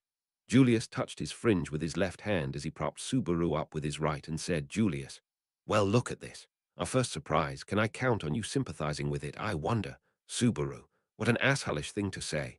Subaru's protests only made Julius' sardonic smile grow deeper. In any case, the trial had genuinely started now. The trial of the Great Library Pleiades, third floor, TAPPEI. Time limit, no restrictions. Number of attempts, no restrictions. Challengers, no restrictions. Trial start. Arc 6, Chapter 22. The Asterism of the White Starry Sky. Translated by Archbishop, Archbishop, Art Source, Ruisteria 993. All rights belong to TAPPEI Nagatsuki, the original author of Ray. 0 starting a life in a different world from 0. This is a translation of the free Japanese web novel into English-Japanese web novel source. Arc 6, Hall of Memories, Chapter 22, The Asterism of the White Starry Sky. After he untangled himself from Julius and stood unaided, he turned to face the trial. In front of Subaru's eyes, the figures of countless replica monoliths were spread out across the white expanse from the heart of the monolith he'd touched. To be honest, there were so many of them that he'd get sick and tired were he to count them. Subaru, this would be the trial you meant. Right, Shola. Shola, looks like it right. I want to see Master flaunt his forte. Subaru, don't start saying stuff like a band would at a drinking party. He wouldn't know since he'd never been to one, but that was probably how things went there. Subaru looked around the room behind Shola, who cheered him on with her easygoing manner. The floor was still enveloped in white, with everything from their ability to tell distance to their ability to tell height going haywire. The only change that stood out were the monoliths that were dotted about the place, but those two weren't particularly different from the first one. There seemed to be a bit of a difference in size between them, but other than that, they were the same in that they both floated in midair and were made of a strange material. Subaru, speaking of stuff that we were given as a clue other than those, there's still that thing from before. What he'd recalled was the voice that had echoed inside his brain when he'd touched the monolith. Touch the brightest of the hero destroyed by Shola. The sound hadn't come through his eardrums, but rather it had been whispered straight to his brain inside his skull. It'd been closer to that. The voice he'd heard hadn't been a sound, so the general concept of it being someone's voice couldn't be applied here. If he were to put it in other words, it was like the words had been jammed into his brain like a sentence that he'd thought of. There was no sound in his thoughts. Thus, you couldn't comprehend who the voice belonged to. If anything, it was from himself. Subaru. That voice which could be heard was the trial question, you reckon, if that's the case. Julius, Subaru, I'm sorry to interrupt whilst you're thinking, but there's a few important things I have to say. I don't think it'll hurt to go ahead after hearing those. Julius, who'd played a practical joke on him earlier, said that to Subaru whilst he racked his mind. Nearby the stairs which led down, Emilia and the rest of them were circled around the monolith, frozen around it. Every one of them looked puzzled. Subaru shrugged his shoulders in appreciation of Julius, who was beckoning them to his side, and said, "Oh, Subaru, is that so? All of you challenged it before whilst I was sleeping. Did you make any progress?" Julius, I guess I can't really call it progress. Anyways, Subaru, please try and touch the stone slab. I mean, the monolith that's right here. Subaru, does doing this please you that much? Well, sure, whatever. Subaru narrowed his eyes at Julius, who'd stuck to referring to it as a monolith, and walked over to the monolith that was on his right-hand side. The slab was one of the replicas of the original monolith. As he got closer, he could see that this one was just a little smaller than the original. Subaru, what if it's a trap, where the moment I touch it my arm gets swallowed up? Beatrice, it's okay, in fact. If something like that happened, Betty would become your right arm for the rest of your life, I suppose. Emilia, then I'd become Subaru's left hand. You can rest assured. Subaru, both of my arms would be gone if we suppose that, though. Thanks to Beatrice and Emilia's reassuring pledges, Subaru summoned up his courage and stretched out his hand to the monolith. He wasn't really worried about the act of touching it in itself. So long as his companions had recommended him to do this, and didn't try to stop him, he had no reason to doubt his safety. The issue was simply the chance that they were concealing the truth, as with the monoliths replicating themselves. Subaru. Oh.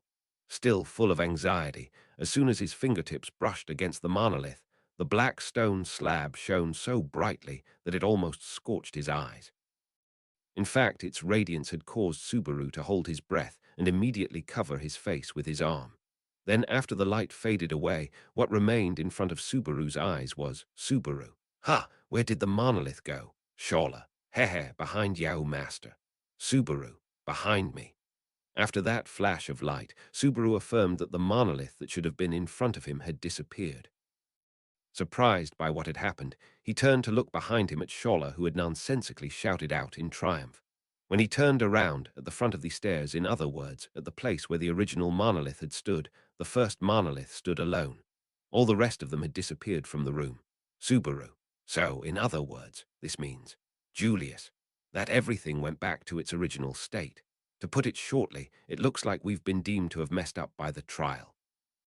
Of course, stepping away from the dejected Subaru's side, Julius carelessly approached the original monolith, and then, immediately after he stretched out his hand and touched its surface, that voice echoed out through his mind.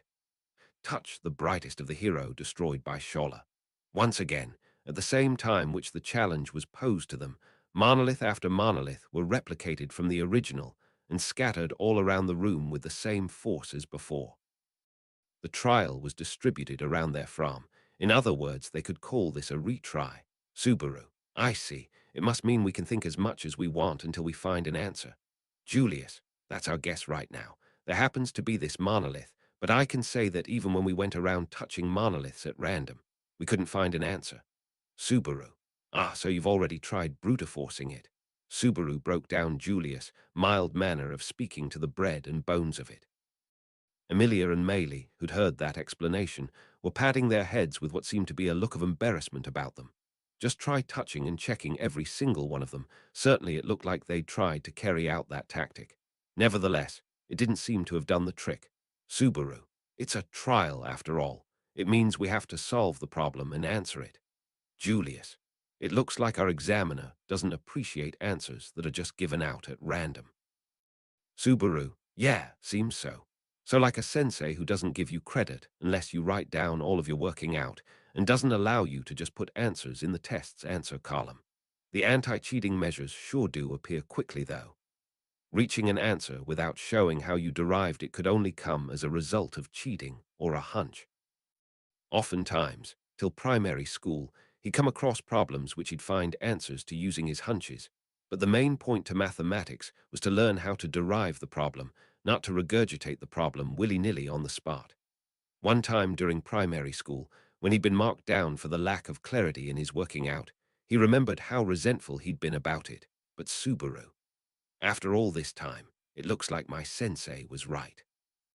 Anastasia, I'm sorry to butt in when you're still absorbed in your thoughts, Natsuki-kun, but rather your turn ain't from here. Come on, snap back to reality, snap back. Subaru, oh my bad. But what do you mean by my turn? Anastasia called Subaru, whose eyes had glazed over, back to reality, and then clapped her hand on his back. As Subaru tilted his head at her appeal, everyone looked around at each other and broke into mutters. What they were saying was the same thing, so combining it and paraphrasing it into other words, it's down to Subaru to find out who the hero destroyed by Scholar is. Emilia. We challenged the trial many times over until Subaru woke up. However, that girl wouldn't even tell us whether or not she was Scholar when we did. Beatrice. As far as we were concerned, Scholar was the sage, in fact. We thought they were the person on the drawing engraved on the silver coin, so we didn't connect this woman with Scholar, I suppose. Those were Emilia and Beatrice's replies, both of whom hadn't been able to hear Scholar's story till then. Ever since Subaru had woken up, he'd seen Scholar communicate with him with an air of over-familiarity that was way off the marks of typical friendliness, and because of that it was hard to believe for him that she'd refused to say anything to them. However, her not telling them anything more couldn't be helped since she kept her mouth shut towards those in the tower. Having said that, though, Subaru was still worried. Even if Shola had had her tongue unsealed and became able to talk about that, Subaru, I guess it doesn't hurt to ask. Hey, Shola, if you know anything, please tell me everything about the hero you destroyed. Shola, leave this to me. Remembering stuff like each of the names of the guys I've killed is second-class work. For a first-class individual like me, I don't remember past the 100 mark. Subaru, of course you'd say that. Shola gave him a thumbs and then winked. Receiving that vigorous response, Subaru slapped his knee. Just as he'd expected and feared, her reply was an air-headed Shola-like one. He had suspected that was likely going to happen with how she'd acted and talked till now. There was the chance that she, who would seemingly know the answer to the hero that Shola destroyed, didn't remember it anywhere in her head. Julius. However, we won't make any progress if we end it with that. Miss Shola, do you really not remember anything? It doesn't matter even if it's a tiny little detail. Shola. That's easier said than done. I juiced hell snipe everyone who comes near to the tower, and their corpses end up being cleaned up by the witch beasts outside. Anastasia. Okay, but isn't that strange?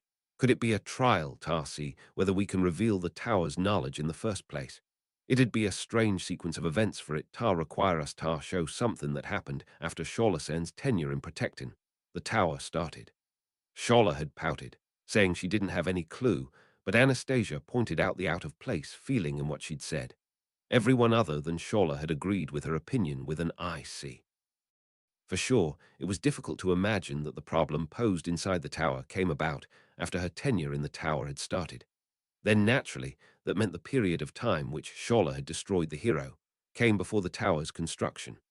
Beatrice. In other words, that means it's from before you started firing at people at random, in fact.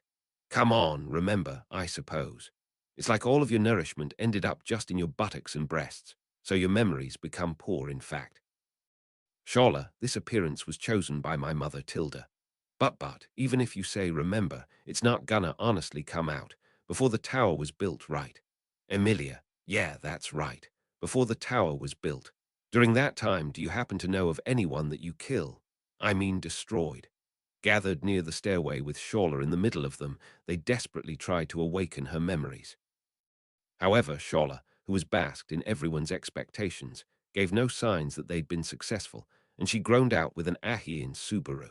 Is it true or not that you've been around since 400 years ago?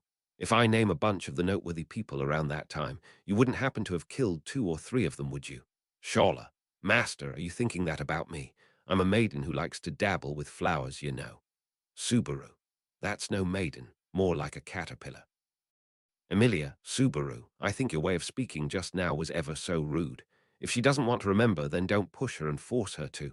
Subaru, Emilia Tan, your kindness is your super virtue, your best feature, but this woman is the more you pamper her, the more useless she becomes type, don't you think? I can tell. 'Cause I'm the same. Emilia had firmly puffed out her chest and declared that.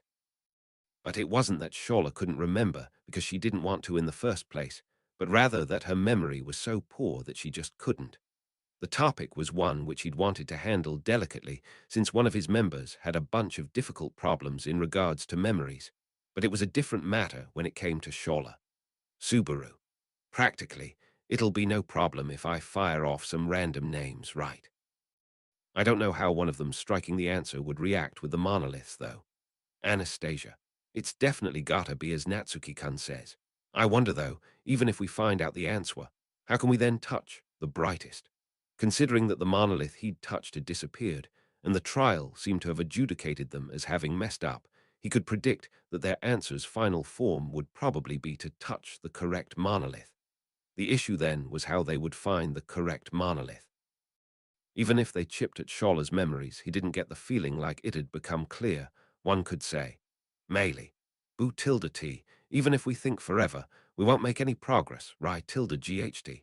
Since Naked One-san is pretty cooperative, I think we might as well ask her. Still holding on to Shola's bare shoulders, Meili butted in between the adults who were stumbling over what to do. She looked at the group of monoliths with a look of boredom on her face as she fiddled about with Shola's scorpiontail. Meili, there's N tilde o Eichel witch beasties around, there's N tilde o progress, and it's really not fun he tilde re. Speed things up, I wanna go back to the Mancio tilde N. Everyone was at a loss for words at the words which Meili had uttered. Following straight after that, Meili said, What is I tilde t? As Subaru patted her head. Meili, what is it I wo tilde ender? Subaru.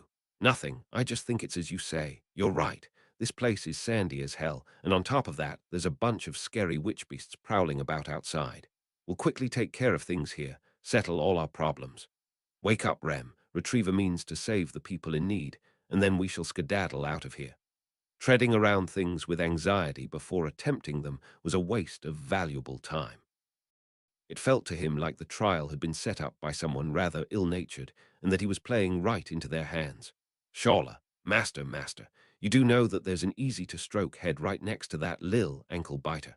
Subaru, I said this already. You're the same as me in that you're the type which, when pampered, falls unendingly into corruption. That's why from here on out we're doing this the Spartan way. Hurry the hell up and remember. Shola, do I have to? Puffing her cheeks out in dissatisfaction, Shola seemed to be in full pout. However, she'd be easy to handle since after a few dozen seconds she'd start humming with a face like she'd forgotten. Julius, well then, our young lady requests it too. Shall we try and get on with testing out the possibilities we have in front of us without dithering about? Anastasia, that's probably a good idea. It's relieving that it's okay even if we fail a bunch of times. In most cases in human life, things are decided in just a single bout, so this is quite a generous problem, don't you think? Although Meili had set things off in motion, Julius and Anastasia had also came into agreement with her. Thus it was time to make her remember the hero destroyed and forgotten by Shola once again. Subaru. For now let's go with a name that you remember. Yeah. How about Reed? That dude was the first ever sword saint. You killed him, didn't you? Shola, Meili, Jaira, Subaru, third base cleanup. TL note, a baseball reference. Seems to be a reference to this manga which was translated as third base fourth. https://n. Wikipedia. org/wiki/yabanes% c4% 81 do. Many thanks to Wave Master for pointing this out. Straight after he'd nonchalantly pulled out that name, Shola let out a high-pitched shriek and leapt backwards. Subaru performed a diving catch on Meili, who'd been dropped having been unable to withstand that injection of momentum. After he safely brought Meili back to the ground, Shola, who jumped up and fled far away into the room, had gotten smaller in view. Subaru. Hey, I'm sorry. I don't really know why you're acting like that, but get back here. Shola. P, please don't say such scary stuff. Master's a real mean guy. The absolute worst. A maiden's distress. A liability issue. Even though she spoke frivolously, Shola's voice as she skulked back was shaking feebly. She sure did act tough, but she wasn't all that. Unmistakably, fear and dread had caused her to react like that. Naturally, the reason behind her fear could only be but one. Subaru. Her is the first sword saint, such a scary person. Julius. How foolish. Reinhard, Wilhelm Sama, and such are esteemed individuals worthy of the forefather of the Istria family. He definitely wasn't just skilled with the sword, but a man of character as well. Certainly, there are some parts sprinkled into the anecdotes that were left behind as rumors that indicate that he was rather strong-willed, which don't overlap with Reinhard and the rest. But if it's not like that, then wouldn't that mean the history of the Astria family has been twisted till this current generation? Subaru, not really. But when you unravel history, and the viewpoint of prominent statesmen also changes, you'll find that Japanese history is sufficiently cruel too. If we compare it to that, then I mean we can't really start speaking about definites here. Julius, dear goodness, let's not delve into this sort of talk. It's all right. We can get a clarification to the story if we get her to talk, as she's a living witness here. Come now, let's listen to her. Julius started to ramble on with tremendous vigor at Subaru, who had hazarded a guess at Reed's temperament from Shawla's reaction. And to make matters worse, he'd handled things by dismissing Subaru, who tried to defend his point, with a laugh. After so long, Subaru could once again see a glimpse of the figure of that gaudy knight, which he'd first seen at the royal selection. He now knew that his attitude back then had been down to him playing the villain. Though whenever he saw him like this, he sure did get the impression that he still was like when they'd first met. In any case, Julius, your impressions regarding the first sword saint, Rita Stria. Miss Shawla, I'd like you to tell us your candid impression of him. Shawla, he was human garbage. Julius, I'd like you to tell us your candid impression of him. Subaru, don't pretend like she didn't say anything. Subaru shoved Julius' shoulder, who tried to ignore that inconvenient tidbit, and made him face the facts. Pointing his finger at Shola, who had a troubled look on her face, Subaru continued. Subaru, hey, listen up. The truth about the history you wanted to know about is right here. She's a living witness to it. Go on, tell me as many anecdotes about Reed Astria as you like, of that magnanimous man of character skilled in the sword. Julius. Those who hold exceptional talent end up having confidence in themselves, more or less. That shouldn't be chastised, rather, it should be something you take pride in. If you end up becoming the greatest swordsman recorded in history, even acting like such is, yeah, when you take into account how things were back then, it would be suitable, Subaru. It's the first time I've seen you so desperate. Julius, too, became flustered, as if he was considering just how unconvincing he sounded. Setting Julius aside, who'd been betrayed by the history which he ever so loved, Shawla's truth of Reed Astria was pouring out of her without an end in sight. Shawla. Well, anyways, he was a nasty guy. His personality was like that of an unruly brat's in adult form, and he loved to bully the weak. Or I guess if we look at it from that garbage's point of view, almost all of his opponents were weak, so he'd be bullying the weak no matter who he fought against. He did that a lot to me too. Emilia, but he was able to keep doing that to you even though you're so strong. Ah, since it happened over 400 years ago, you must be still been small then too. Shawla, I've been like this ever since I was born. So between now and back then, I've not changed, however. That thing was just out of the ordinary. A total piece of shit. Garbage piece of shit. The hero of yore had been harshly evaluated as such. The darkness wasn't vanishing from Shawla's attitude, as if many hateful memories had come flooding back to her. It was the same as when a person who'd been bullied recalled what the bully had done to them. Shawla, you should always keep that piece of shit in mind. Even if the bully forgets, the one bullied absolutely never will, and that's a fact. Subaru, I'm not really surprised since there's a precedent in Reinhard, but it'd take quite a monster to knock you down a few pegs, and Rita Stria's one too. Shawla, he really was the worst, but I was able to get him to use both hands once every 10 times we fought. Subaru, I see. He could only answer with that. Had she set her goals high or low in making him use both of his hands once every 10 times, and not to gain victory once every 10 times? Subaru felt like he wouldn't be able to make Reinhard use both his hands even once every 100 times, so he could admit that her putting up a fight like that had been plenty enough. Subaru: well, we can put off asking about Reed. It's pretty pointless for us to ask if you didn't destroy him. Julius: I agree. There's other things we ought to prioritize right now. Subaru: didn't you waste time doing that just now? Subaru couldn't tell whether he had a scholarly interest in it, or it was a curiosity spurred from a simple hobby. But he judged that for now, perhaps Julius wouldn't be of any use. Although he felt sorry for Julius, who'd had his illusions shattered, unfortunately for him, Subaru had no reason to care about Reinhard's ancestor right now. To begin with, Reinhard himself was already more than plenty enough amazing no matter how amazing his bloodline was. At least considering his father's nature, he was sure that Reinhard had been abounding in it. Subaru: then let's leave all speculation about who the hero is to the guy who knows best. Julius: gotcha, I shall humbly accept. Subaru: I still wasn't talking about you, but sure, go for it. Biko, help him out with it. Beatrice: gotcha, in fact. He left the task to Julius since he was willing to do it. And getting Beatrice to assist him as a helper who boasted 400 years of knowledge was ideal. Emilia: then what shall we do? Subaru: we'll take a closer look at the surroundings. He'd leave the hero-related stuff to Julius and Beatrice, who'd remain by Shola, and meanwhile he wanted to take a look at the arrangement issue. Namely, how the replicated monoliths were arranged. If there was some significance to their uneven arrangement, then taking the time to search for the pattern behind it probably wouldn't be a waste. Subaru: first of all, the first one is in front of the stairs. Emilia: it's the monolith that hands out the question, right? The monoliths weren't lined up in a narrow enough space to the extent that they had to be careful not to bump into them. Nevertheless, Subaru took Anastasia and Emilia and looked around the monoliths inside the room. There was a surprising difference in size between the scattered monoliths when he double-checked. However, there wasn't a single one of them that was as large as the series of original monoliths. The figures of countless monoliths, which were 1 or 2 times smaller, were scattered about after them. Subaru: when you take a look at it, I guess there's about 7 or 8 monoliths that are about the same size as the first monolith. Emilia: I guess so. Yeah, I think so too. I think the ones that are really far away are all quite small. We'll end up restarting things if we touch those too, though. Subaru: from the way you're talking about it, it looks like you've done that before.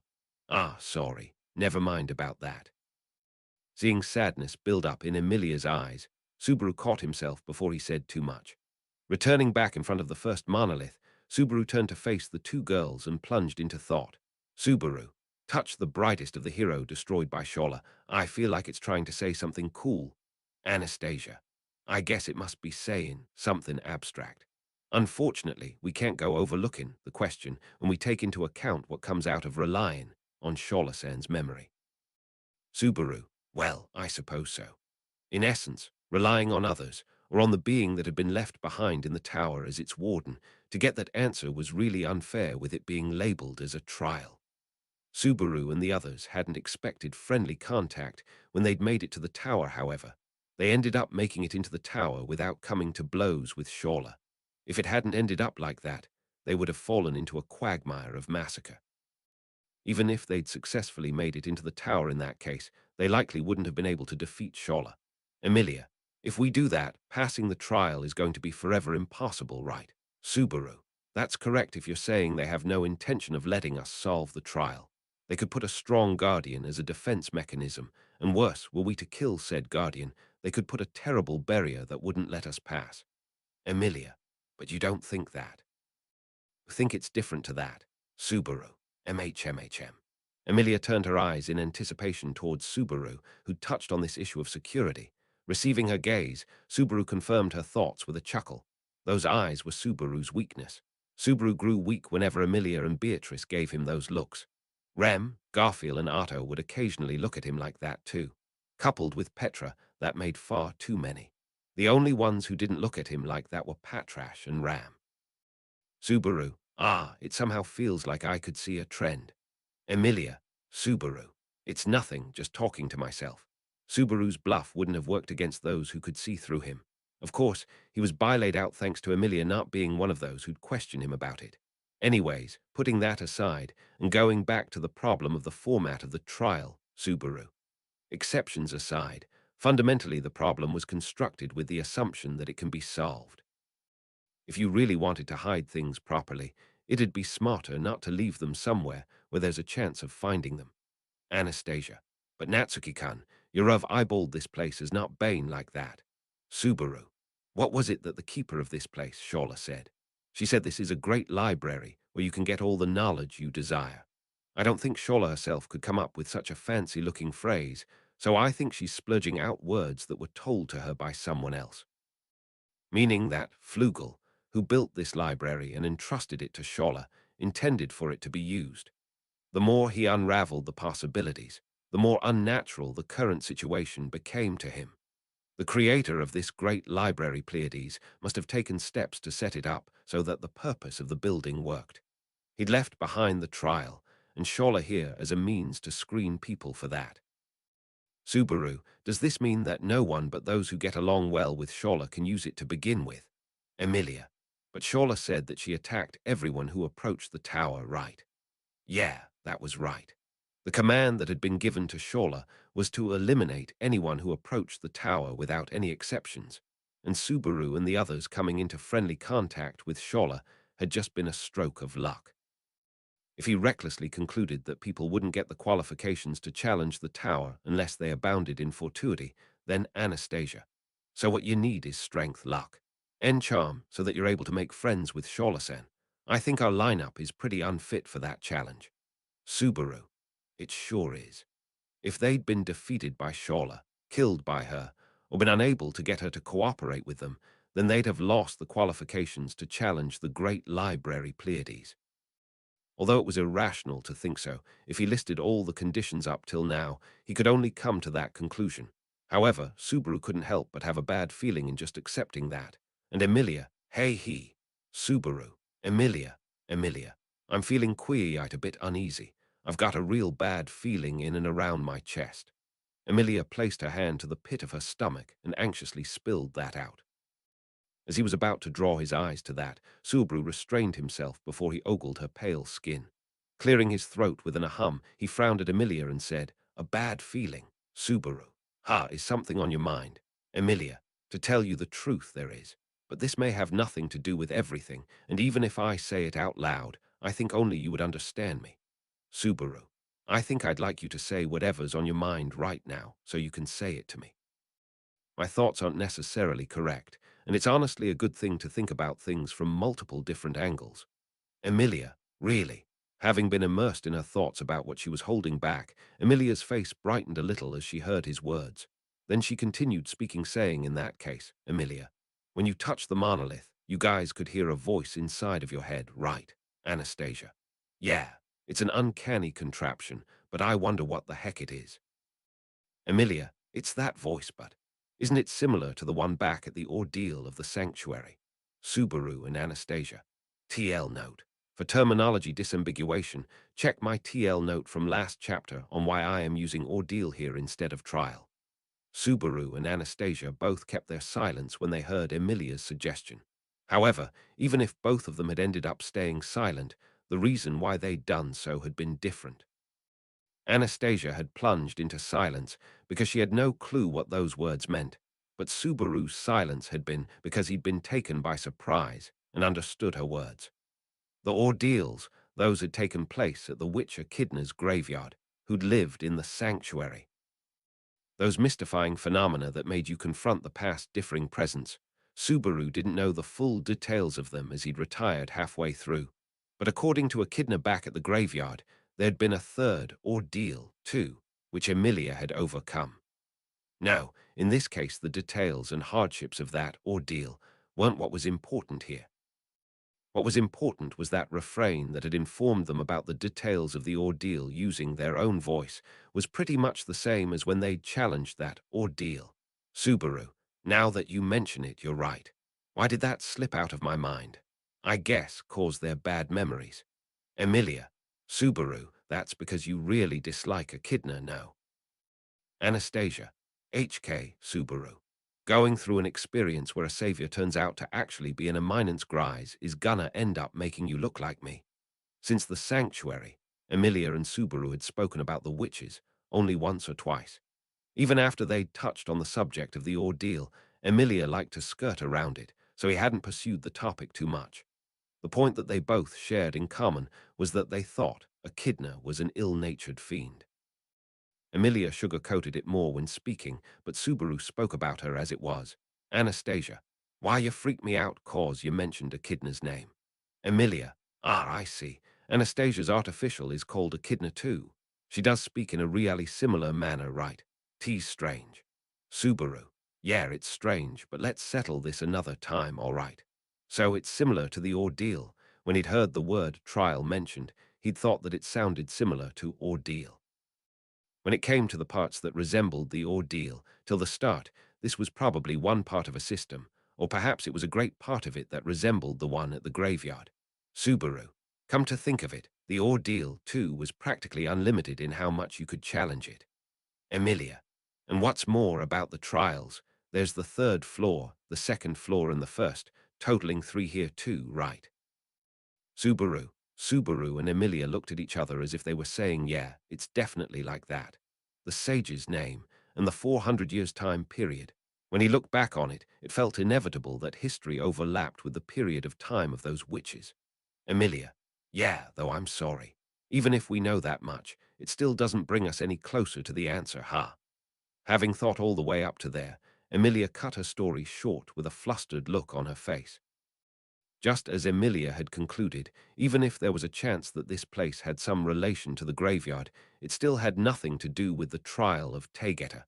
The name of the hero who was destroyed by Shola was still something that they had to rely on Shola for. Subaru. Actually, isn't it not like that? Emilia. Subaru. Subaru. If we presume this place is something that's supposed to be solvable, then isn't saying that it can't be captured unless Shola manages to mistake in the first place. This was the Tower of the Sage, and that had been the graveyard of the witch. Both of these examiners shared in the same wicked disposition. But if that wasn't only what they had in common, they had a conceivable chance to overcome them. The witch had tested people out in her ordeals, but she didn't give them any hardships that couldn't produce results. Then if the sage tested people in his trials, then he shouldn't give them any hardships that couldn't produce results. Subaru, a chance for us to be able to capture the tower without needing Shola. Anastasia, Natsuki-kun, what did you think of? Emilia, SHHH, plunging into his thoughts, Subaru placed his hand on his chin, closed one of his eyes, and sunk into speculation. As he did so, Emilia waved her hand and silenced Anastasia, who'd seen a ray of hope glimmering in what was occurring and spoken up. Emilia put her finger to her lips and made a shushing gesture at her, telling her to stay quiet. And after that, she turned her head back to look at Subaru. Her amethyst eyes sparkled with anticipation. Not taking any notice of Emilia's anticipation, Subaru's head spun in thought. In this trial, Shala's presence wasn't important. Perhaps there was even a chance that those challenging the tower could destroy Shala were she to attack them, if he presumed that they still didn't even know Shala's name, Subaru. Even if we didn't know that Shala is Shala, if we assume a Shala was involved, Emilia and Anastasia. Subaru. We mistakenly believed that Flugel's achievement had been Shala's. The sage's achievement was that he sealed the witch with the help of the first sword saint and the divine dragon.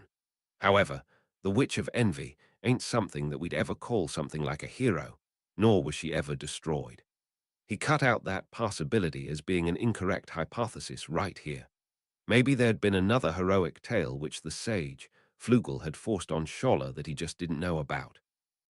However, it didn't make any sense that Beatrice and Julius hadn't recalled something like that. An inevitable possibility floated up in his mind. Subaru. Even if we didn't know that Scholler is Scholler, if we assume a Scholler was involved, that's it. He once again repeated what he'd said. That didn't mean his thoughts were going around in circles. It was the opposite. He'd cut out one of the possibilities, and another one had surfaced. And what that meant was Subaru. Biko, come here for a sec. Following the possibility that had struck him, Subaru lifted his face up and called Beatrice over. Julius was trying everything he could to try and pry open the lid on Shawla's memories. Next to him, Beatrice sprung up when she heard Subaru's voice that indicated he'd managed to find something. She rushed over to him and said, "Beatrice, that face is Betty's favorite Subaru face, I suppose." "Subaru, shouldn't all of them be your favorite, Beatrice? This one especially, in fact." Beatrice said that without any traces of embarrassment to her, and Subaru stretched out his hand over to her as she stood in front of him. Beatrice took his hand and looked at him with her round blue eyes. Her eyes were asking, "What do you want me to do?" Thus, Subaru nodded and said, "Subaru, it's quite simple. Like to jump a bit higher with Murak." "Beatrice, tell me you're going to say, 'I've given up, so let's break the ceiling and go up that way, I suppose.'" "Subaru, don't be so shocked. Of course not. I just want to look down on the monoliths from above." "Emilia, look down on the monoliths." Behind him, Emilia turned around to look at the monoliths and muttered that out. Even if she didn't know what he expected to get from it, Beatrice didn't show any intent of wanting to ask any more about it. She let out a small sigh and gripped his hand more tightly. "Beatrice. Murak, in fact." Pale, light purple waves faintly wrapped themselves around Subaru's body, following her incantation. Murak was magic, which kept the effects of gravity at bay and made you far more agile. Just by jumping lightly, he'd be able to float up by about 1 meter, and if he kicked off from the floor with all his strength, then Subaru. Up we go. Still holding Beatrice's hand, Subaru leapt up towards the top of the tall room.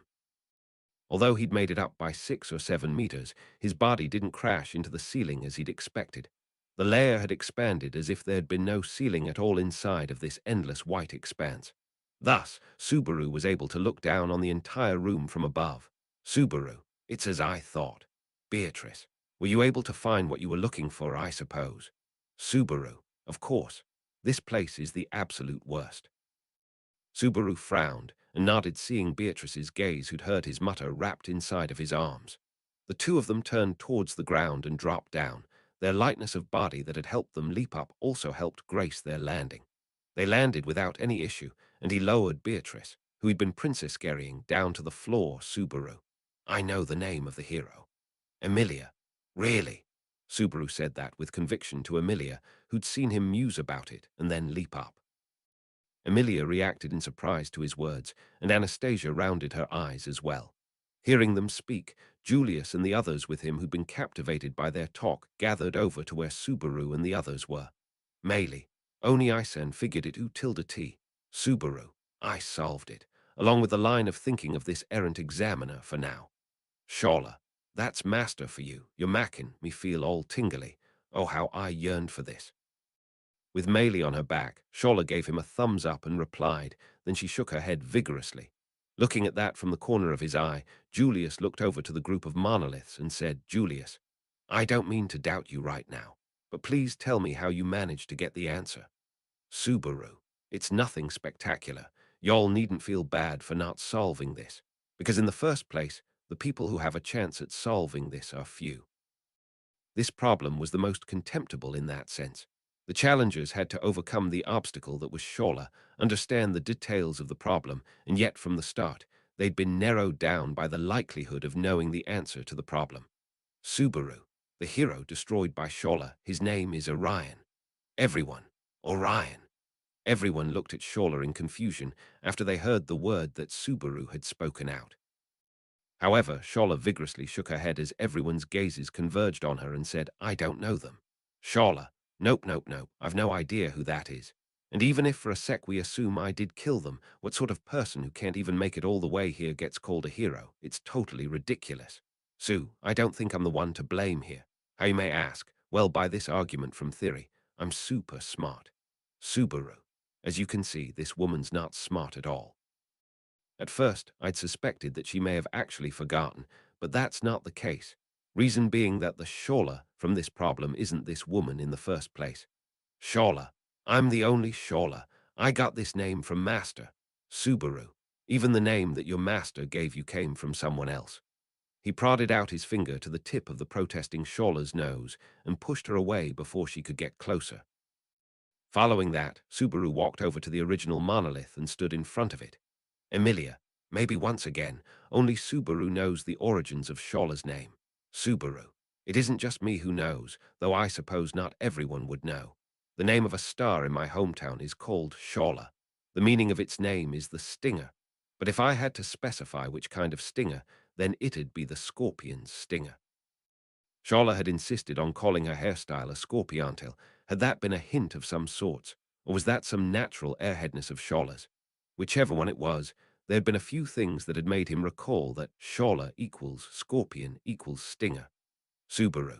According to legend, the hero Orion was stung by a scorpion which had been sent out to besiege him due to his boastfulness, and he ended up dying. After his death, he became a star. So the scorpion that killed Orion also became a star due to its deed, and it's said that even now in the sky Orion lives in fear of the scorpion, Beatrice. Now that you've explained things, this legend has a pretty depressing vibe to it too, in fact. Subaru. Anyways, think of it as having constellations where stars are illustrated by the figures of animals and people and such. You can even think of them as an asterism. So that's how it looks when you look down on the monoliths from above. Becoming practically weightless as a result of Beatrice's magic, he jumped up and looked down at the group of monoliths. The scattered black monoliths in this world of white, although their colors were inverted, a series of black stars floated about in this white world, forming a pattern which he was familiar with. There were 8 monoliths in total, which had the same size as the original one. The number of major stars, as well as how they were laid out, both matched with how the constellation of Orion was shaped. And when he linked it to the last part, touch the brightest, Subaru. The original monolith is right in the middle. Well, I just gotta keep my eye on Alnilam, and if I keep following the shape of the constellation. If I keep following Orion then, Emilia. Then, Subaru. The phrasing the brightest is a bit of a roguish expression. In actual fact, stars shine in various different ways. Sometimes they're always bright, other times they shine brighter only every so often. Considering that, there are 2 stars that fit the bill for the brightest in Orion. When viewed from above, the 2 stars that fit the bill were the right shoulder of Orion located in the upper left part, Betelgeuse, and Orion's left knee located in the lower right part, Rigel. Rigel was always invariably bright, whereas Betelgeuse was a variable star that sometimes shone brighter than Rigel. Solving the problem by picking both of them wasn't a pretty one, but TL note. Have a helpful image if you need help visualizing this, though not all the stars are shown. https://I. Pinning. com/original/f659/bd/f659bd00724d185d6 cff29db2. APG, keep in mind that Rigel is shown as the foot here from some quick Wikipediaing. In the constellation of Orion, as the mythological Greek huntsman, Rigel represents his knee, or as its name suggests, foot, with the nearby star Beta Eridani marking Orion's footstool. TAPPEI went with knee in the Japanese, which is why you might find a discrepancy between this image and the translation. Subaru. I guess I'll go for Rigel. He had bad memories of a name that was similar to Beetle. Subaru. Setting his answer in stone, Subaru touched the monolith on Orion's left knee, Rigel. This wasn't necessarily the only answer, but most likely it should be the right one. And at the same time he realized that, he readied himself for the precipitousness and difficulty of the obstacles that awaited them on the second and first floor, when considering the maliciousness of the person who'd cooked up these trials. Subaru. The white room was filled with a dazzling light. Both sound and landscape were left behind. Everything was blown away before finally. Subaru. Whoa. When the light died down, Subaru and the others were left standing in a room made out of stone, in the middle of a room that was encompassed by countless bookshelves. Arc 6, Chapter 23. Evaluation of the third floor Taygeta Library. Translated by Nana Archbishop Art Source, Twitter source. All rights belong to TAPPEI NAGATSUKI, the original author of Ray. Zero starting a life in a different world from Zero. This is a translation of the free Japanese web novel into English Japanese web novel source. The surrounding world of white evaporated, leaving behind a room carved of stone and uncountably infinite shelves. Feeling the stone he had been touching disappear, Subaru took this to mean that his answer had been correct. Then in that case, Emilia, amazing, Subaru, good Subaru. The examiner's personality is just too wicked. Emilia, that's your first reaction. Ready to celebrate the solving of the third floor Taygeta, Emilia was stunned, speechless. Echoing through the tower was Subaru's vitriolic cry. Looking back to the surprised Emilia and everyone else watching him, Subaru gave a my bad as he continued to talk. Subaru, although it's as everyone suspected, and I've indeed solved the riddle, but that it was solved like this is a huge issue. Or rather, it's unfair to all of you. Emilia, is that so? Subaru used esoteric knowledge to solve the riddle, is how it seems to me. Subaru, rather than saying I solved the riddle with my own knowledge, it's more like only someone specifically like me can solve this, is the issue here. Tilting her head in confusion, Emilia faced Subaru as he scratched at his head.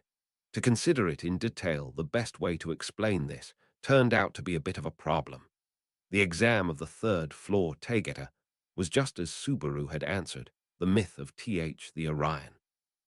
The notion he had set aside was the person who riddled this might have been an astronomist or a romantic, with the reason being that the myth of Orion did not exist in this world.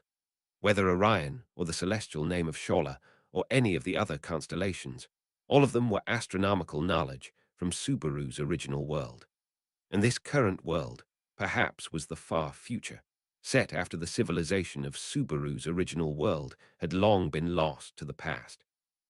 Subaru had long affirmed that this world's night sky contained different stars than the ones he had known. Subaru. So, the passage of time completely changed the layout of the stars. In that case, there's no option but to just wave your hands in surrender, since Orion or whatever doesn't exist anymore. After an extensive period of months and years, Orion had long since vanished from the night sky, and anything like his myths had disappeared too. If this were the case, one conjecture could be made. The poser of the riddle was someone who knew the same sky as Subaru. Furthermore, all those aside from those who knew the stars of the previous world were born naturally defeated by the exam's riddle.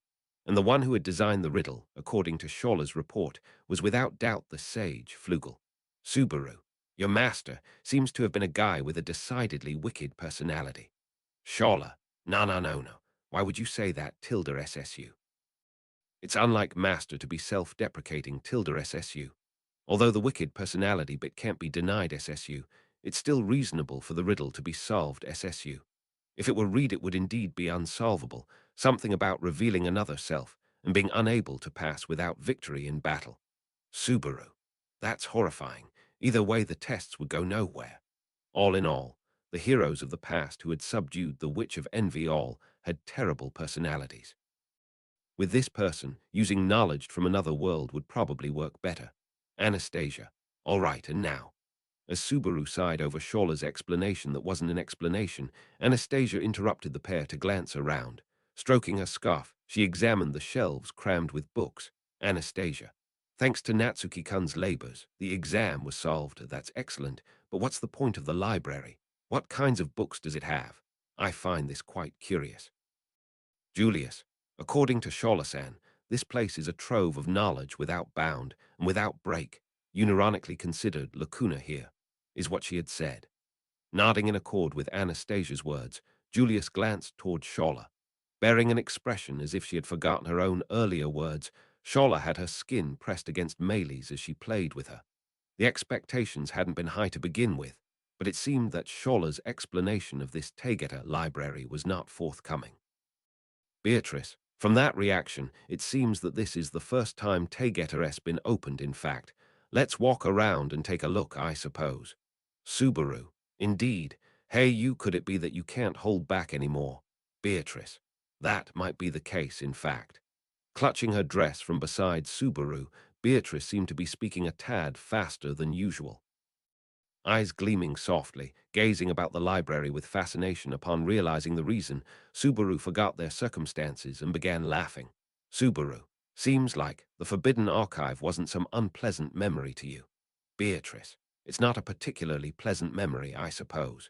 However, in any case, it's a place where Betty spent 400 years, in fact. In addition, Subaru. In addition, Beatrice. It's where Subaru told Betty to choose me, I suppose.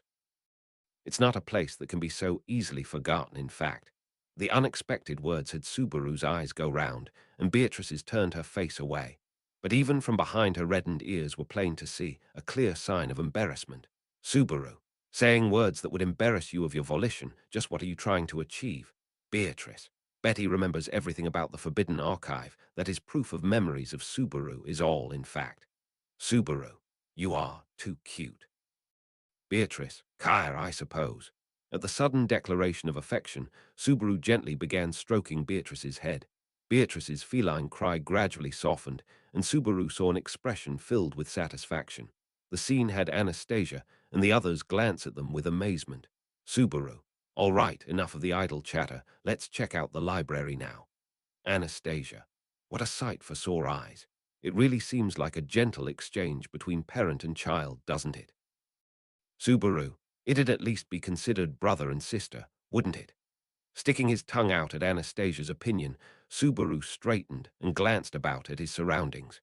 Where Subaru and the others were located was the center of a stone-carved circular room. The structure itself was an extension of the tower, and the expansive design created a feeling of being left without boundaries. Aside from the large spiral staircase, the fifth and sixth floors had no particularly striking features to fill the vast empty spaces, and the fourth floor was in fact divided into several rooms, what Scholler had described as a versatile nest. Yet the third floor filled the same empty space with rows upon rows of shelves, each tall shelf crammed with countless books. The circular room was designed to form small floors. Subaru's group was located on the lowest, surrounded by layers raising outward. The books were so numerous as to be uncountable. Beatrice's forbidden archive was also fairly crowded, but in terms of solely counting books, this place was by far victorious. Subaru, in order to find the book you want, it'd be nice if you could search with a computer. Beatrice, within in the forbidden archive, Betty knew exactly where every book was, in fact. Subaru, amazing, you, a genius. After praising Beatrice's little show of smugness, Subaru approached the bookshelf beside him. Looking over, Emilia and the others drew close as well, although it didn't seem as if anyone felt daring enough to pluck a book from the shelf. Emilia, wasn't Subaru was the one that solved the riddle. Maybe something would go awry if it wasn't Subaru that touched it. Subaru. Ah, indeed anything could happen, but if only the one who had answered the riddle were allowed to read anything, wouldn't it be off that Emilia Tan and the rest were even allowed into the library? Emilia. Ah, right. Then it seems like entering this place is akin to permission. Subaru. That's what I think, hey, Emilia Tan. At Subaru's theory, Emilia, who had kept her guard up, nodded in understanding. Then, letting down her guard, she immediately pulled a book from the shelf. Then she began flipping through the contents of the book, right before Subaru, who had been struck speechless. Emilia. It's just a normal book, Subaru. What is it? Subaru. No, nothing. It's just that Emilia's boldness was shocking but quickly became mesmerizing. I only said that that's what I think is all. Emilia. Subaru said so, so wouldn't it be fine? A is saying so that odd. Emilia's conscientious expression bore a confusion that left Subaru speechless. With complicated feelings, Subaru brought a hand up to cover his face with an "Ewa." Subaru. It constantly feels like that piercing gaze of trust is painful. Julius, you built it up bit by bit, is how it is. Furthermore, that you solved the riddle of Taygeta which no one else could is fact. Such an achievement is undeniable. Subaru, that was like a blind cat swatting a dead mouse. That I solved it was just coincidence. At Subaru's bewilderment, Julius shrugged his shoulders, the knight's words causing Subaru to avert his gaze. Emilia's faith, Beatrice's closeness, Julius's sincerity, each one of them, did not align to Subaru's expectations, and each of those words conveyed an inexplicable sense of wariness. Subaru often doubted that kind of value being placed upon himself. Anastasia, just as Emilia-san said, it's just an ordinary book. It's not some strange object that would immediate set your body on fire upon contact. What the book is made of is difficult to discern, as is its age.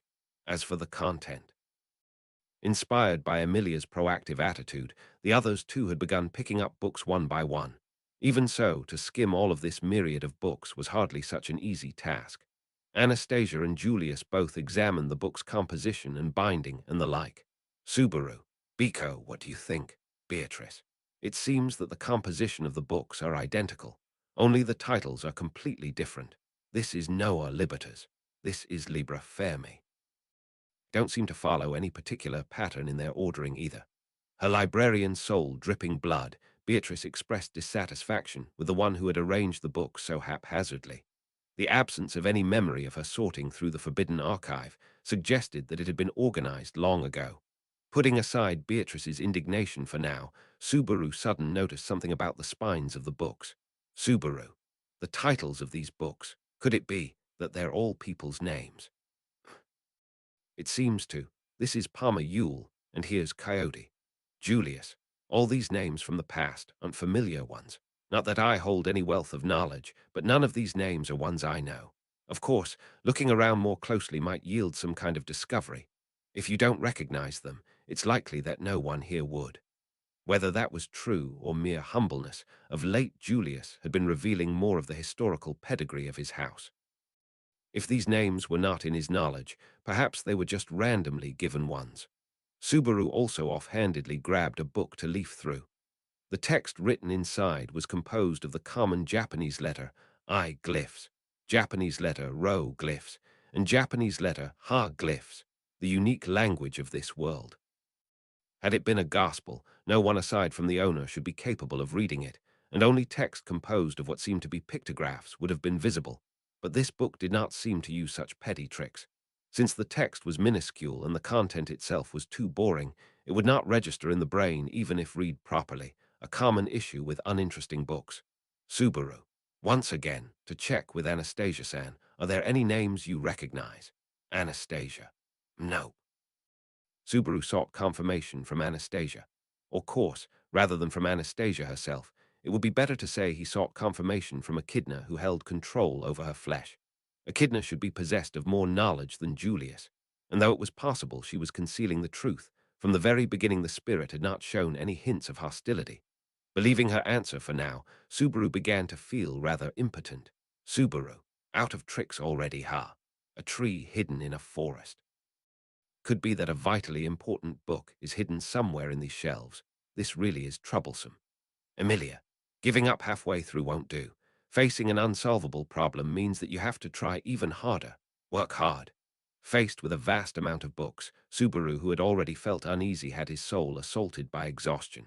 Emilia raised a tiny fist for Subaru to cheer him on. The encouraging pose that Emilia struck grew more and more accurate, and Subaru turned to face the shelf.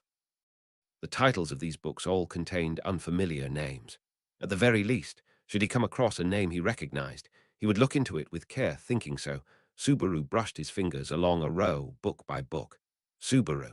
Suddenly, Subaru's fingers came to rest on one spine, grabbing the spine of the book, then easing it out from the stuffed bookshelf.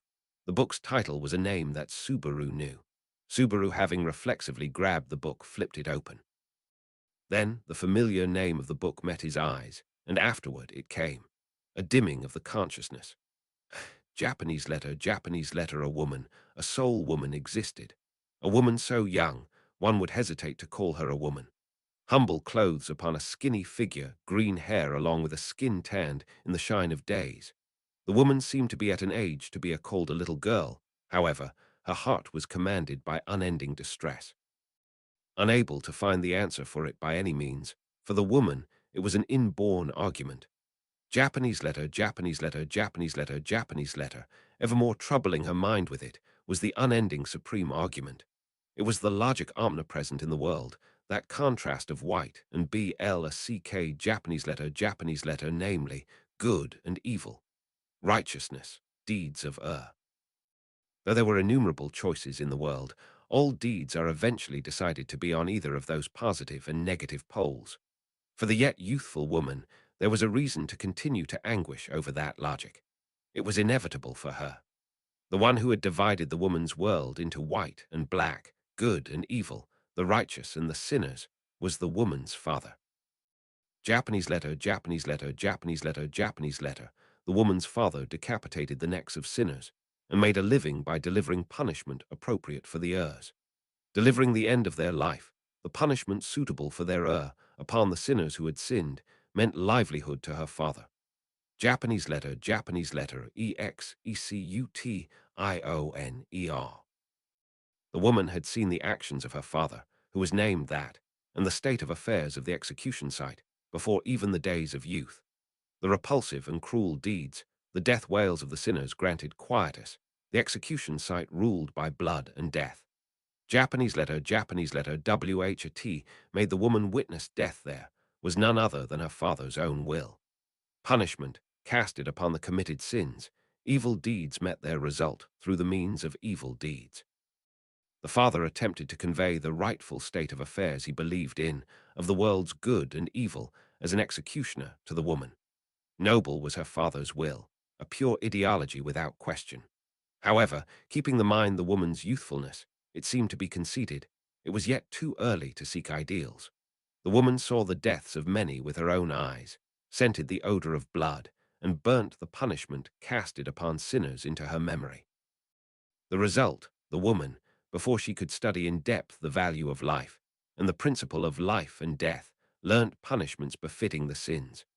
Benevolence gave birth to good cause, wrongdoings called upon roots of evil, the souls of sinners were corrupted, worthy of punishment. Comprehending the teachings of her father through that interpretation, the woman desired the rightful state of affairs for punishments befitting the sins. For that she seeked something which would become her guiding principle, the balance of virtue which would establish evil deeds as evil. Japanese letter, however, the balance which the woman seeked existed nowhere within her sphere of search. The good and evil of affairs had no simple answer, but the correction, sin, and punishment possessed many factors determining them. Japanese letter, however, the woman, yet youthful and unknowing of compromise or resignation, did not to come to a halt. She must obtain the answer. She must conceive the balance befitting good and evil in her heart. She must present the answer to the undissolving doubt present within the interior of her chest. Japanese letter, days of agony continued, however. She gained the answer suddenly, as if a blessing had been granted to her from the heavens above. Shattering her father's vine cup, the woman was greatly frightened by the sin she had committed herself. Preparing herself to face beheading, the woman confessed her own sin to her father. Japanese letter, SPEAKING, up your own sins, and apologizing for them is correct, said the woman's father while expressing a smile, forgiving the woman's error. At the smile of her father and the sensation of his palm patting her head, the youthful woman came to understand. Japanese letter, THE balance for measuring the weight of the committed sin was nothing else, but present within the heart of the sinner himself. Even if nobody lies witness to it, the heart of the sinner himself knows of his sin. Good and evil, she did not understand. They're complicated. Corrections have no certain guidelines. They can't be found. However, the consciousness of the sin is within one's self. There are no standards for punishments befitting the sins. However, the consciousness of sins deserving of punishments is within one's self. The woman understood, she was satiated, and finally obtained the balance. Remaining ignorant of the value of life and the principle of the life and death of people, the youthful woman disclosed punishments befitting the sins. Japanese letter. Under the light of days, the woman walked, learning through observation from her executioner father, for delivering punishments befitting the sins, for disclosing the hearts of those sinners who had been judged worthy of punishment. Japanese letter. For the woman, the division of good and evil, corrections, sincerity and falsehood into two halves was the natural order of things. At the question the youthful woman asked, some smiled, some were troubled, some were bewildered. However, the result of the answer to the woman's question was the same for all. Japanese letter. The sins worthy of punishment lied within themselves. She looked around. Nobody was there. There no longer was anyone present here, aside from the sinners who had received punishment. Trampling over the people who had been torn into tiny fragments, and finally over the fragments of her father, for the sake of fulfilling the long-standing desire bestowed upon her, the woman continued walking further, seeking sins worthy of punishment. Japanese letter. The which of pride questioned sins, delivered punishment, and cast judgment upon sinners. Upon seeing the beginnings of the witch, he recognized, Subaru's consciousness returned alongside a pain. Subaru. Ah. Subaru's consciousness was ejected from the book with a snapping sound, accompanied by a feeling of having blood drained dry on the one hand and a feeling of being externally torn into bits on the other. Pain resonating not from the head or body, but the soul entering into the book, then painfully torn away from it. Emilia, Subaru, Subaru, ah. At the same instant that a cry came from beside him, his wrist took a fierce strike. That was Emilia knocking his wrist with a karate chop. Subaru's hand shook under the impact, and the book he held fell to the ground. It landed spread face down on the ground, and Subaru stumbled into a bookshelf. Subaru. Emilia. Are you okay? Just now you looked super uncomfortable. Subaru. Somehow it's over, right? I don't get it either. Nodding at Emilia, who supported him with unease in his eyes, Subaru caught his breath. Although he hadn't done any sprinting, his heartbeat was in a frenzy. Pressing a hand against his chest to feel the jumping of his heartbeat, Subaru breathed deep. His gaze swiveled around, finally landing on Emilia. Emilia, is everything fine? Subaru. Gazing upon Emilia Tan's face puts me at ease. Could you give me a hand? Emilia. All right. What is it? Accepting Subaru's flattering words, Emilia supported his shoulder and asked. As she queried on, Beatrice reached a hand toward the book on the ground. Beatrice, just now your expression grew odd after touching this book. Subaru. Wait, Beatrice, don't touch it. Beatrice. Wanting to call Beatrice to a halt as she reached for the book, she had taken it into her lap before he could. Casting her gaze downward, Beatrice read the book's title aloud under Subaru's furious gaze. Beatrice. Typhon. Is this the name of someone Subaru knows, I suppose? Subaru. It is. Could it be that you? At Beatrice's question, Subaru wanted to ask. Could it be that you don't know? However, whether her answer would be in the affirmative or negative was already obvious, and Subaru frowned as he considered what should be said next. In that period, Beatrice had already opened the book to check its contents. Subaru. Idiot. Beatrice. Idiot is a rather rude thing to say, in fact. There's nothing special about this book. It's just the same as the others, I suppose. Beatrice would have the same shocking experience that Subaru had, although that was what had been expected. The girl had no reaction whatsoever to the book's contents. She disappointedly shoved the book back at Subaru. She was dissatisfied with the book and sent it back to her. Beatrice. However, Subaru hasn't read any of the other books, is how it seems, in fact. Subaru. Right, but why is it just me? Emilia. Could it be that just like the riddle of the room, only Subaru can see it? Or that it only works for Subaru, who solved the riddle, Subaru. If that's so, that personality just seems more and more wicked, huh? Considering Emilia's words, Subaru shook his head as an unpleasant hunch came over him. In any case, he had no courage to peruse the book that had been shoved at him once more. Swimming through his mind, all too vividly, was a first-hand experience of the womaness memories. The sense, taste of the air, tread on solid ground, as well as the weight of shattering a life. To awaken after such immersion in the memory of a person was truly a miracle. It felt as if drinking down another person's life. That terror and disgust beyond imagining had come into existence through experience. Emilia. Subaru, where is this Typhon? Subaru. It'd be hard to explain properly, or rather, it may not be so hard if it's Emilia Tan. Maybe you saw her in the tomb. Emilia, tomb. Upon hearing that word, Emilia and Beatrice froze simultaneously. Tomb was to Subaru, and Emilia and Beatrice in addition a place laden with significance. Thus, considering the tea party of witches that had been held in that ancient tomb, the other two knowing of Typhon would not be so odd. That said, perhaps Echidna wouldn't have been so candid with Emilia, and as for Beatrice, she had probably known a different Echidna than Subaru had.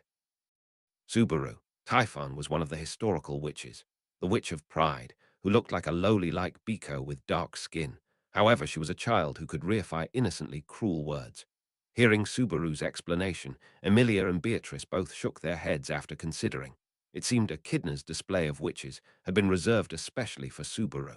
Although it had just been to make use of Subaru, there had indeed been much preparation but into it. Subaru. Innocently cruel, huh? As he spoke, Subaru recalled that he had only had a brief period of contact with Typhon himself. Although it hadn't happened in the physical world, the sensation of his arms and legs being shattered by her was unforgettable. Although it had been subsequently fixed, The impact of his limbs being taken had still hit at full force. However, after catching a glimpse of her abnormal origin through reading, the reasons for such behaviors could be explained. Of course, to instantly understand the complex and nuanced reasoning was no easy feat. Subaru. In any case, that book I read just now were that child named Typhon's memories, life, origin. In summary, it was the experience of her entire life. Hardly something easy to come to terms with. Emilia. It's clear from seeing Subaru's reaction, experiencing the memory of another. This is feeling more and more like some kind of trial. Subaru. In that case, it was just a struggle with your own memories. We tilde LL, hardly anything so difficult. Emilia. Right, an easy victory. As for sobbing cries, countless failures one upon another, body and mind collapsing under pressure, Subaru and Emilia both nodded and chose not to mention them. As she rolled her eyes at the pair's attitude, Beatrice wiped at the book's stains. Beatrice. A book showing experiences of another's memories. In other words, it's a way of accessing the past, I suppose. In that case, what we need to know is likely contained in the library. Subaru. Biko, have you thought of something? Hearing Beatrice's murmurs, Subaru rose and prepared to ask her for her thoughts. However, before Subaru had a chance to speak, someone else's voice rang out. Julius. The sound had come from the direction of Julius's group, who had been examining the other bookshelves. Following the direction of the cry was the sight of Julius kneeling on the ground, with a book in hand. From beside him, an alarmed Anastasia shook the knight's shoulder, snatching the book away. Anastasia. Julius, pull yourself together. Can you hear my voice? Julius. Anastasia-sama. Anastasia. It's me, good. Slowly, deep breaths. Are you all right? In precisely the same way Subaru had just been, Julius's awareness returned to the present. Gazing at Julius's form that was elegant even in weariness, relief shone on Anastasia's expression. Calling out, "Is everything okay?" Subaru dashed toward the pair. Subaru. Is your head spinning after reading a difficult book? I get it. Julius. Certainly, of late I have not read anything. A deplorable state for a knight who must be versed in civil affairs and warfare. https://n Wikipedia. Org wiki when and woo. I ought to learn from you, who manage to solve the riddles with such ease. Subaru. What words? Delivered like that. Japanese letter, Japanese letter, Japanese letter, Japanese letter, Japanese letter, Japanese letter, Japanese letter, Japanese letter, Japanese letter, Japanese letter. If he had felt what Subaru had, his spirit would have borne quite the burden. As such, that he could maintain such elegance afterwards was just uncool. At the extraneous thoughts contained in Subaru's heart, Emilia knocked at the back of his head with a karate chop. Subaru. Gah, Emilia. It won't do to say naughty things on reflex. Julius, is everything really fine? Julius. My sincerest apologies for having worried you. Such an exaggerated reaction truly cannot be excused. Even so, this is truly an unpleasant experience for the heart. Hiding his internal weariness, Julius's response to Emilia was elegant. However, a thin film of sweat coating his forehead was evidence of a shock that could not be concealed. Anastasia stood on her tiptoes, pressing a handkerchief to Julius's forehead, while Julius hurriedly lowered his head with an air of consternation. Anastasia. Although stubbornness is a boy's nature, speak up when you're feeling poorly, won't you? If you insist on doing something beyond you, you'll cause trouble for everyone else too. Julius. Right. My gratitude for your attentions. Emilia, it's just as Anastasia-san says. Right, Subaru. Though I don't know why you need me to agree, that's how it is. The exchange between master and vassal of two factions coming to a close, everyone's attention turned to the book in Anastasia's hands.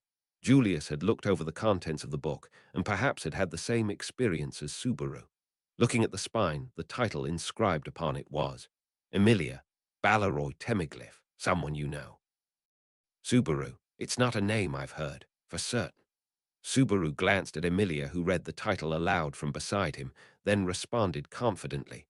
Indeed, Subaru was confident in his excellent memory.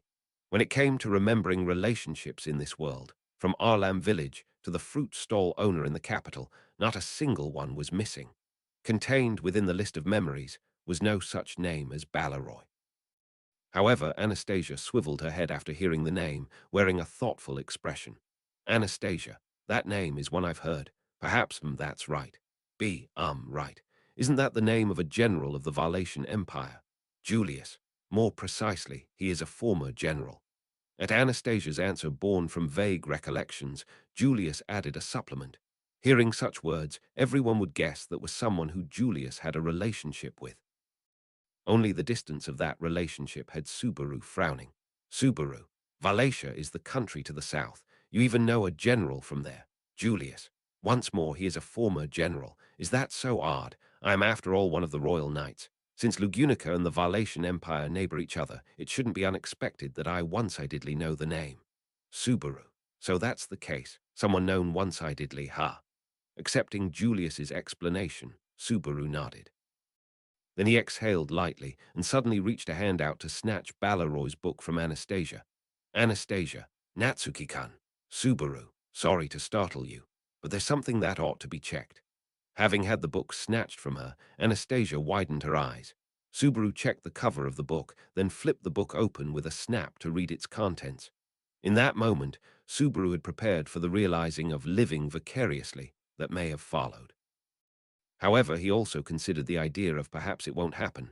The correct answer proved to be the latter. Subaru.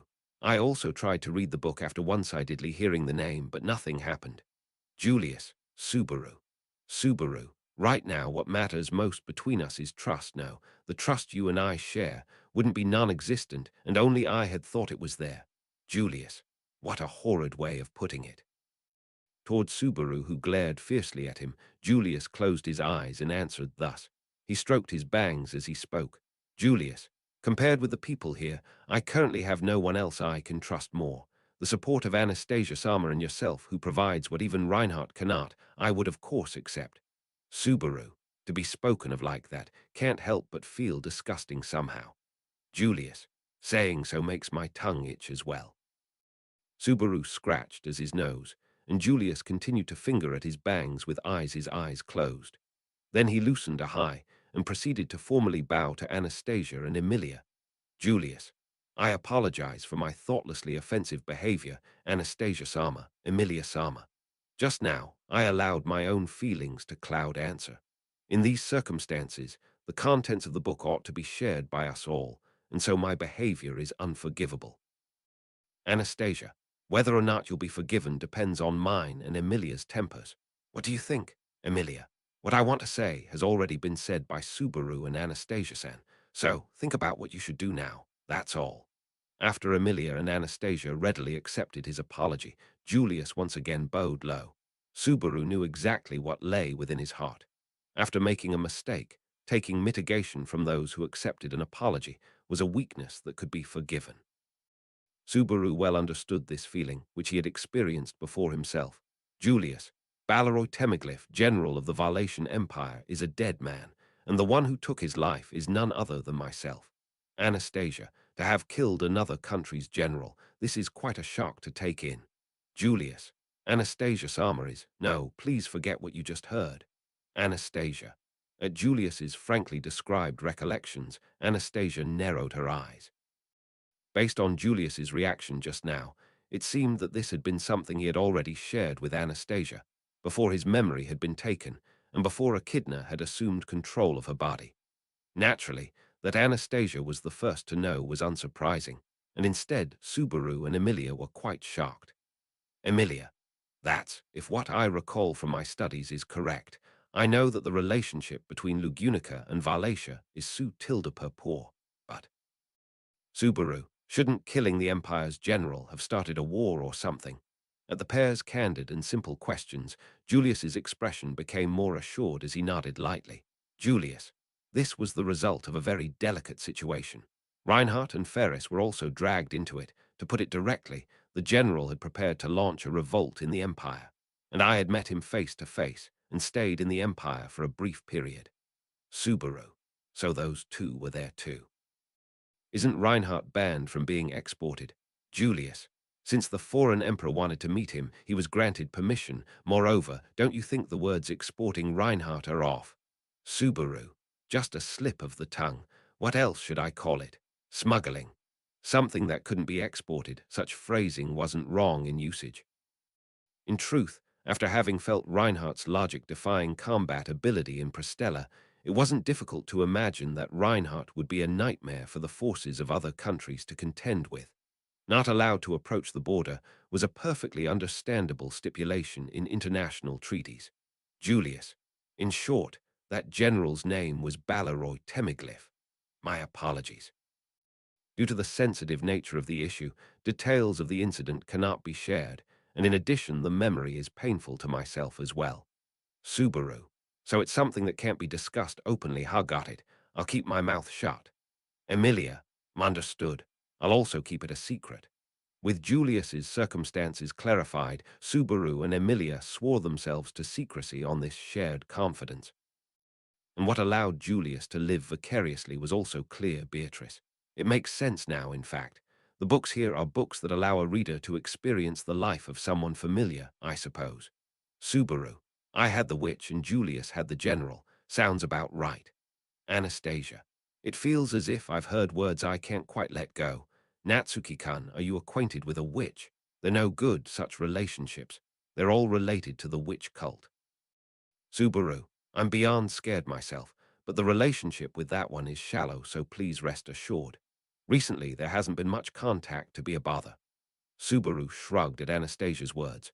However, Emilia and Beatrice, and finally even Julius's expressions looked as if they had just eaten something sour. The unexpected reaction left Subaru frowning, as Anastasia deeply sighed and continued, Anastasia. The meaning of the books in this library seem clear now. To share it, I'll have to say something scary. Is that okay? Subaru. Hearing it would be really off-putting, but what do you want to say? Anastasia. Every book in this library is inscribed with a name, yes. Saying this fact that everyone knew, Anastasia looked to Subaru for permission to continue. As Subaru nodded in assent, he thought that what would be coming next were those scary words. Then, Anastasia leveled a finger at Balaroy's book and Typhon's book, currently held by Beatrice.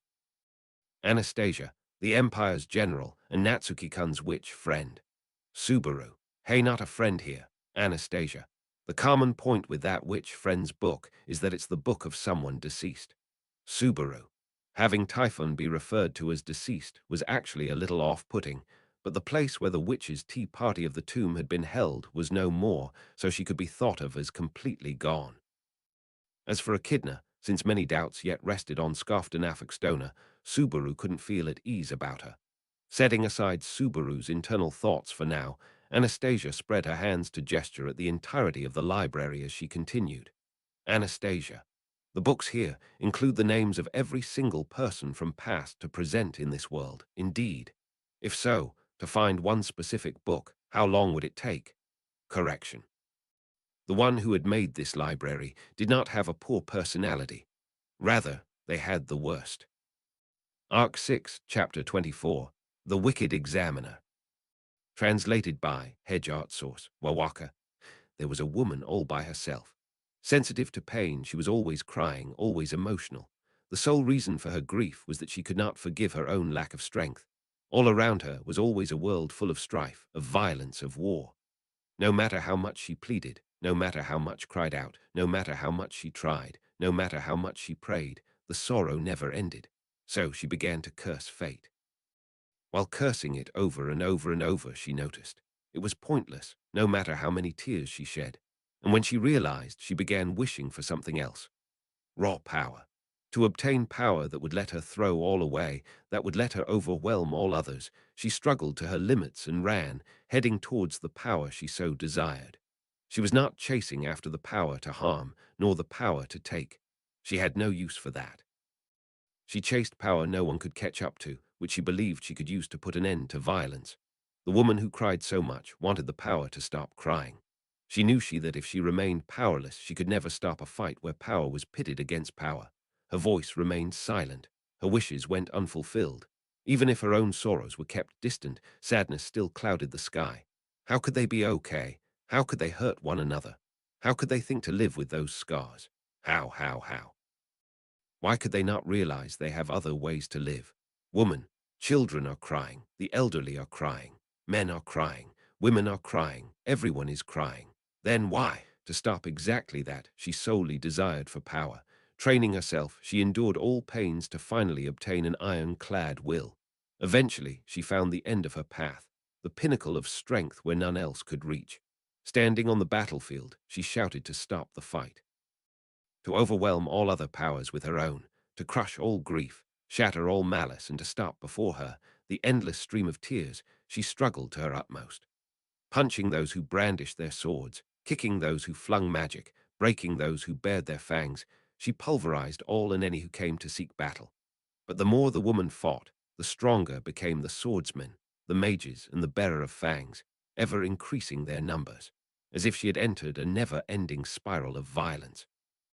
No one knew how to save themselves other than to answer violence with violence. That was why no one knew of a way to save themselves aside from victory in battle. Woman. Why? In the end, the woman herself, despite knowing this, also answered with violence. Lowering her fist that dripped crimson, she turned her blood-smeared face to the sky and wailed. The fighting would not stop. Her efforts, her hard work, all had been in vain. Neither others nor her own tears would stop flowing. Finally, in the chest of the woman who had been ceaselessly running, despair crept in. Dripping down her cheeks, tears overflowed. The tears that continuously streamed were not warm, but rather cold, the tears of someone powerless, drowning in despair. However, alongside them flowed out a different, deep emotion. Dyeing her heart pitch black, her vision red, and her mind white, a tempest awakened within. Face still wet with tears, the woman came to know of that emotion. As she came to know its name, its origins, she came to understand it. She had not been shedding tears of sadness. She had merely been drowning in the madness of rage.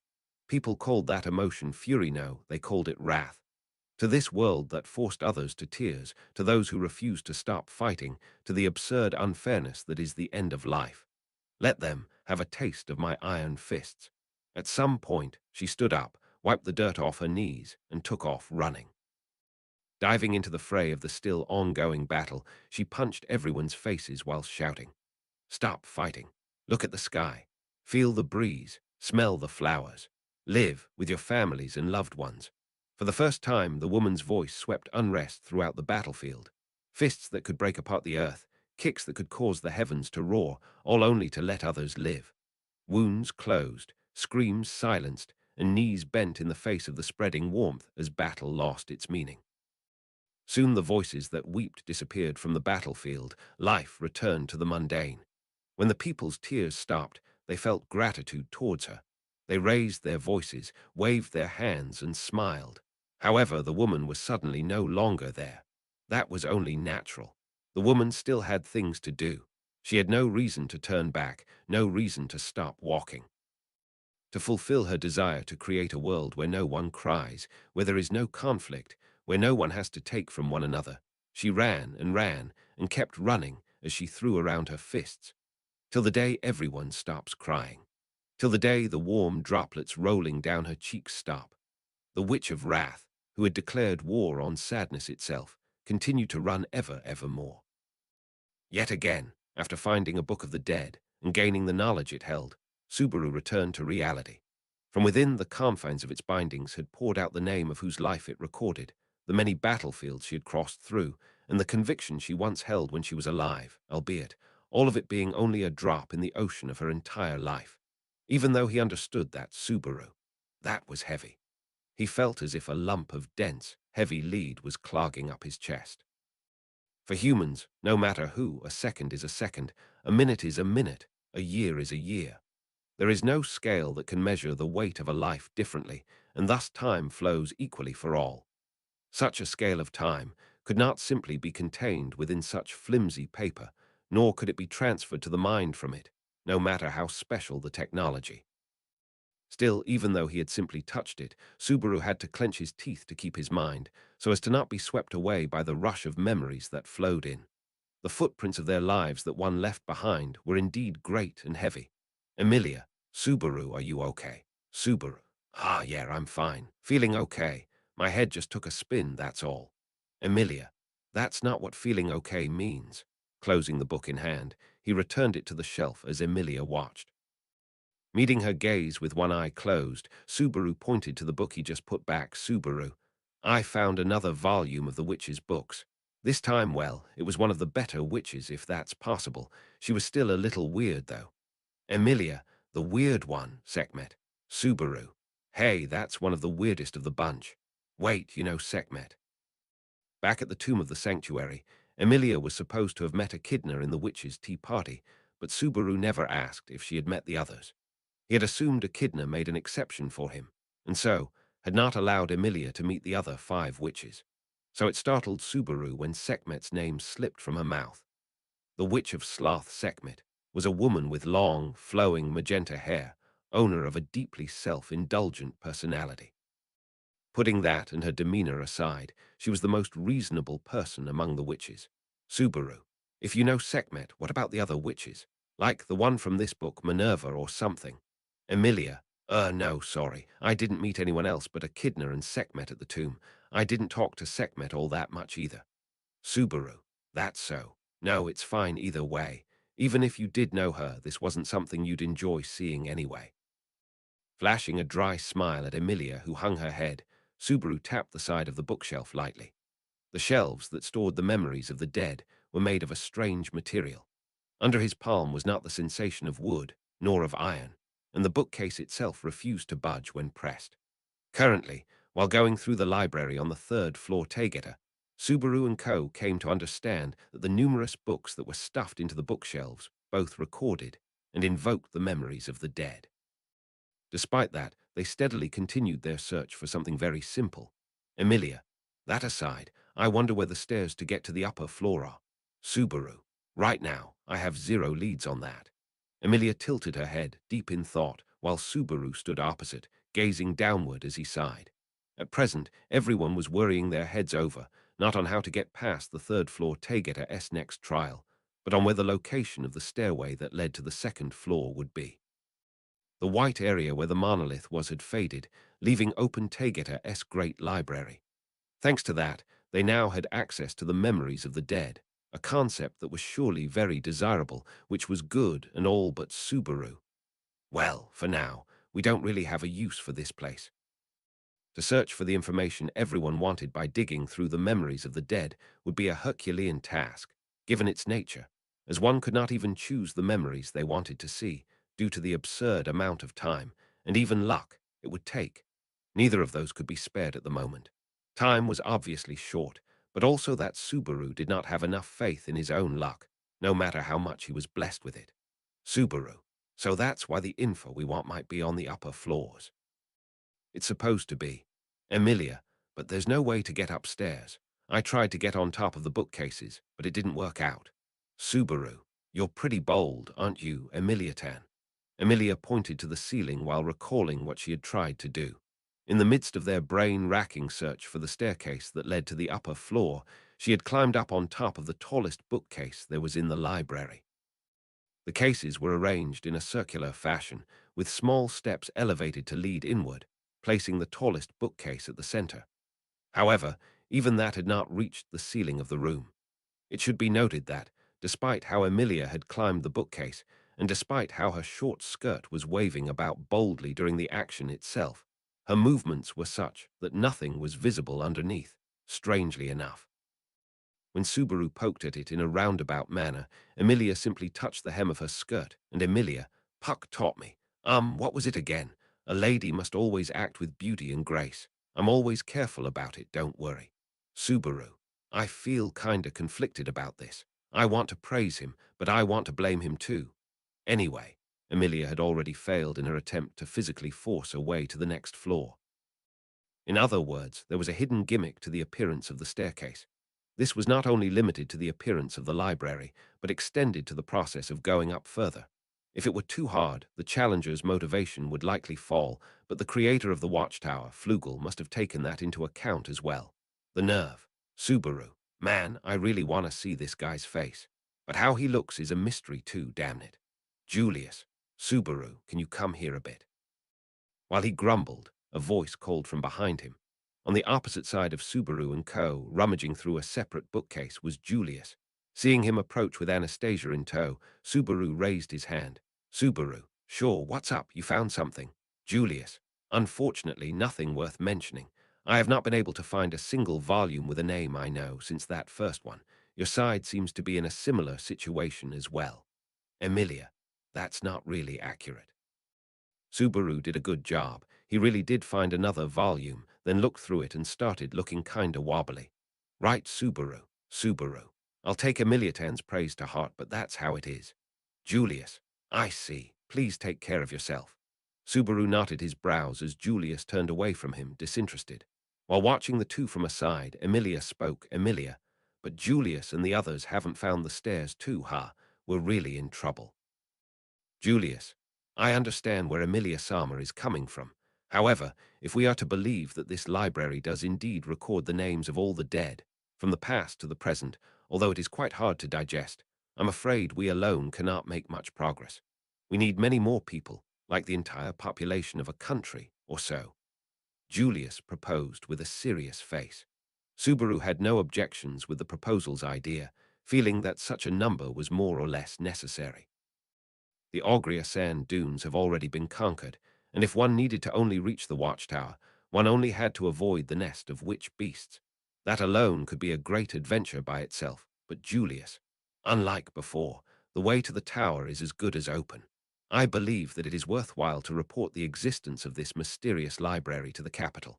We could make much more effective use of it that way. Subaru, the value of this information is definitely nothing to joke about.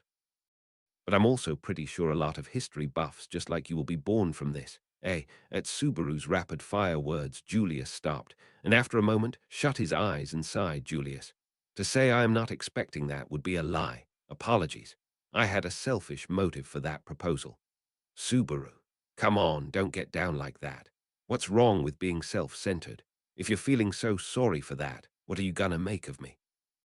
I'm working just for my own sake, 100% of the time.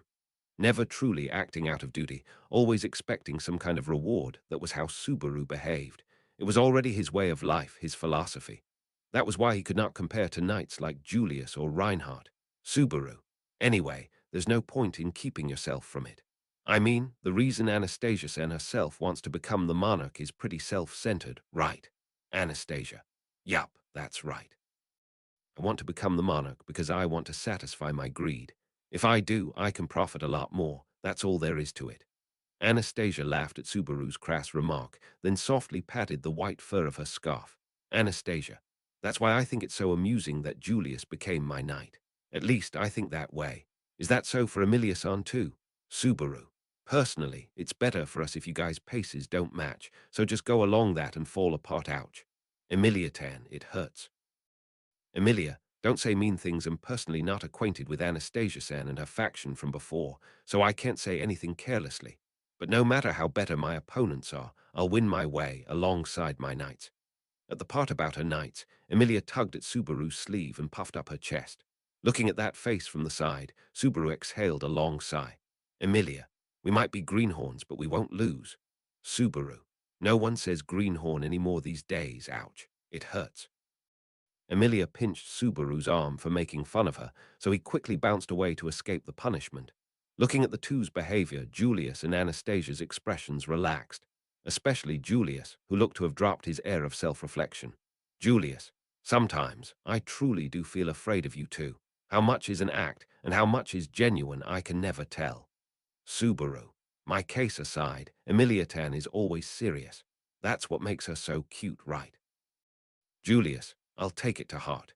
As Julius pulled in his chin, the derailed conversation came to a stop. Instead, Anastasia clapped to bring everyone back on topic. Anastasia. Anyway, bringing it back to where we were short on people, so there was talk of bringing in others from the outside, right? Julius. Yes, that is so. Right now, as there are few things to worry about for the dunes, I believe it would be possible to bring a large investigation team into the tower. It would not only help with solving the mystery of this library, but also further in as we go above, Anastasia. That's right, but I feel a tad bit anxious. Julius. Anxious, you say? Cutting off Julius' fervent speech, Anastasia nodded. Julius frowned as she raised her finger to point. Anastasia. I'd welcome an increase in helping hands. Been wondering about that myself. Going around this library's taking a toll on my neck. You know, I'm small and all, so it's a real pain. She spoke as she rubbed her nape, Anastasia. But in the first place, I'm wondering if it's possible to even fit a lot of people into the tower. Julius, Anastasia. Thinking about what's in it for the other party's one of the basics of business. Well, I might be calling it business basics, but it'll come in handy no matter where you are in life. So let's start thinking along those lines.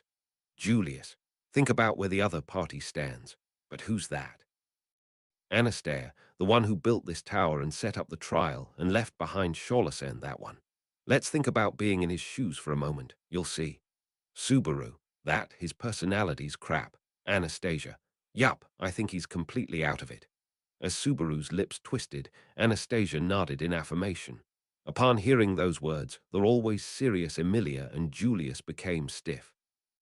But with how twisted Subaru and Anastasia's personalities were, they both seemed to be in perfect sync.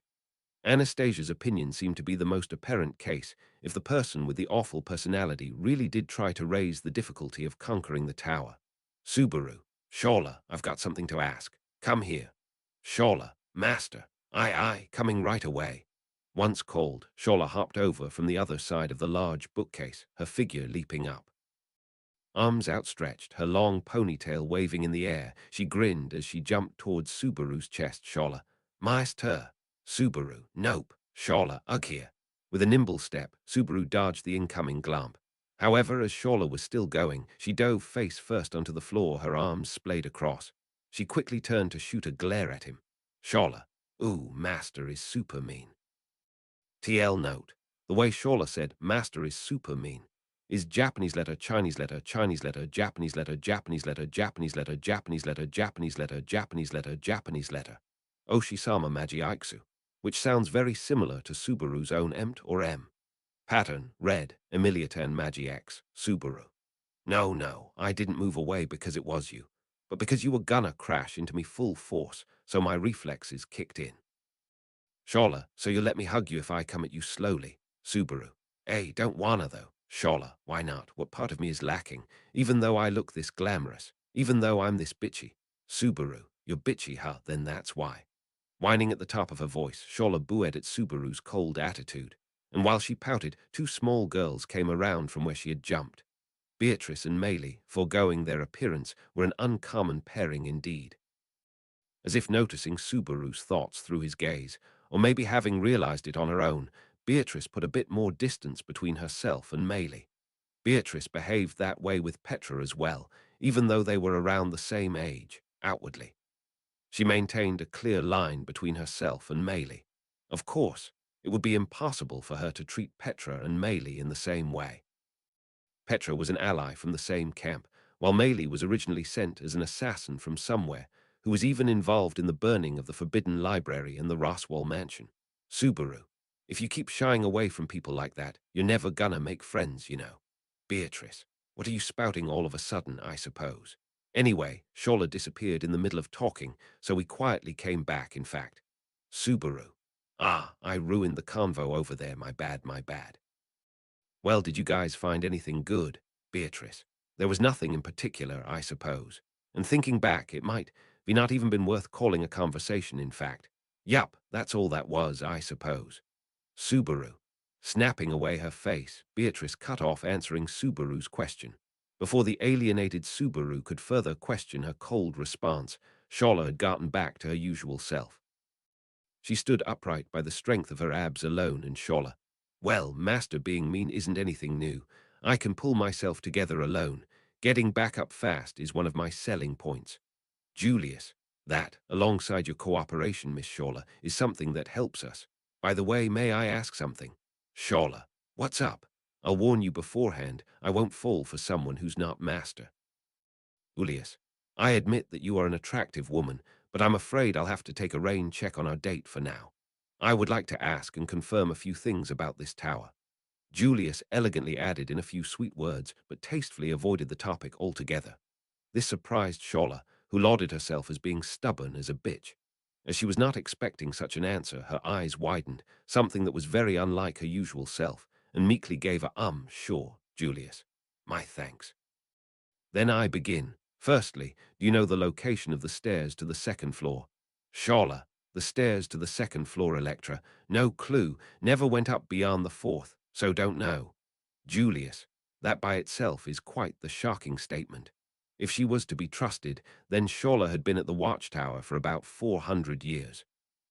If, within that time, she had not once gone off to explore the tower she lived in, but instead focused on keeping the sand dunes under her observation, then she was just too loyal to the one she followed. Frankly, Subaru felt very conflicted about being mistaken for that same master. Anastasia, Julius, if you'll let me interrupt for a moment. This time, replacing her knight was Anastasia. Standing in front of her, Anastasia's light blue eyes reflected Shola's figure. Anastasia, Sholasen's position is that right? To be accurate, you're the watchman of the watchtower, no, of the great library Pleiades, right? Shola, E tilde exactly. Anastasia, I see. Then, according to my calculation, it's 4, no 5. Anastasia lifted her right hand up to show 5 fingers. Shola, who could not grasp what she was getting at, simply stared down at her and blinked. However, Anastasia, the secrets Shola-san was told to keep to protect the tower, there's 5 of them, right? Shola, Anastasia beamed widely as Shola fell silent, coming at a loss for words. As the two stared at one another, eye to eye, all it took was but a slight jerk of her shoulders to tell Anastasia that she was completely correct. Shola, in the first place, I wasn't really hiding anything. I just didn't say anything because I wasn't asked. I want that on paper, please. Subaru, just spit everything out already. While Anastasia brought her secret keeping to light, it was Subaru who crushed what few excuses Shola was trying to make. In response to his forced demeanor, Shola pressed the tip of her fingers together and answered, Shola. Like, for example, if Master and everyone secretly tried to get out of the tower, I'd have to kill everyone, no mercy. Subaru. The hell, what's with you suddenly? Shola. I wouldn't do it because I wanted to. We're just talking about what-ifs. In the first place, I can't even go against that order. At the sudden revelation of hostile intentions, Subaru intently stared at Shola, who shrunk back as she shook her head. Her bountiful chest pressed against her knees, she cradled herself into a ball. Shola, I can't even kill you in the first place, Master. I get killed before that even happens, and it'll be over with that, so the whole order's messed up, Subaru. If you're really that against it, why not just not? Unless, wait, you're not gonna say it's a contract, right? Feeling something off, Subaru brought those words to his lips. In the first place, if one thought about Shola's identity, then it would be very clear. For 400 years, in place of the sage, she lived at the tower, looking over the witch's seal as the tower's watchman. Given such a role, and actually having acted upon it for the past several centuries, neither her lifestyle nor her lifespan were humane. Subaru, are you a spirit just like Biko? In lieu of a fake promise, Beatrice was locked up inside of the forbidden library for 400 years. If just like her, Shola had spent the past 400 years shooting down any who dared approach the watchtower, waiting for those who would fulfill the conditions, then possibly she and Beatrice were the same kind of existence. Shola, no way. Not gonna stand being compared to those fluff ball things called spirits. I absolutely refuse. Everyone's eyes are looking pretty scary suddenly. Subaru. That's because 80% of everyone present here is related to spirits. As it stood, counting the amateur as well, there were 3 spirit users. Furthermore, one particular young girl was a spirit herself, and another who was possessed by an artificial spirit herself. The only ones unrelated to spirits were the Oni sisters who waited downstairs, and the small girl who was looking at Shola with a mischievous expression for some reason, Meili. None of what Shola said had sat well most with those who were present. However, Subaru. Let's leave that at that anyway. What the hell are you? If you're not a spirit, then I don't see why you'd so desperately keep up your contract. Emilia, what are you saying, Subaru? Even if you are not a spirit or a spirit user, if you make a promise, you have to keep it. Promises are important. Now, repeat after me. Subaru, no, wait, that was my bad just now. It was just a figure of speech, and Emilia, promises are important, 3 times. Subaru, promises are important. Promises are important. Promises are important. Getting unexpectedly rebuked by Emilia, he repeated her words 3 times to get forgiveness. Either way, both Emilia's and Subaru's unwitting charade and Shola's strictly obstinate attitude were difficult to understand by outsiders. It was not simply a matter of messed-up sense of duty, too.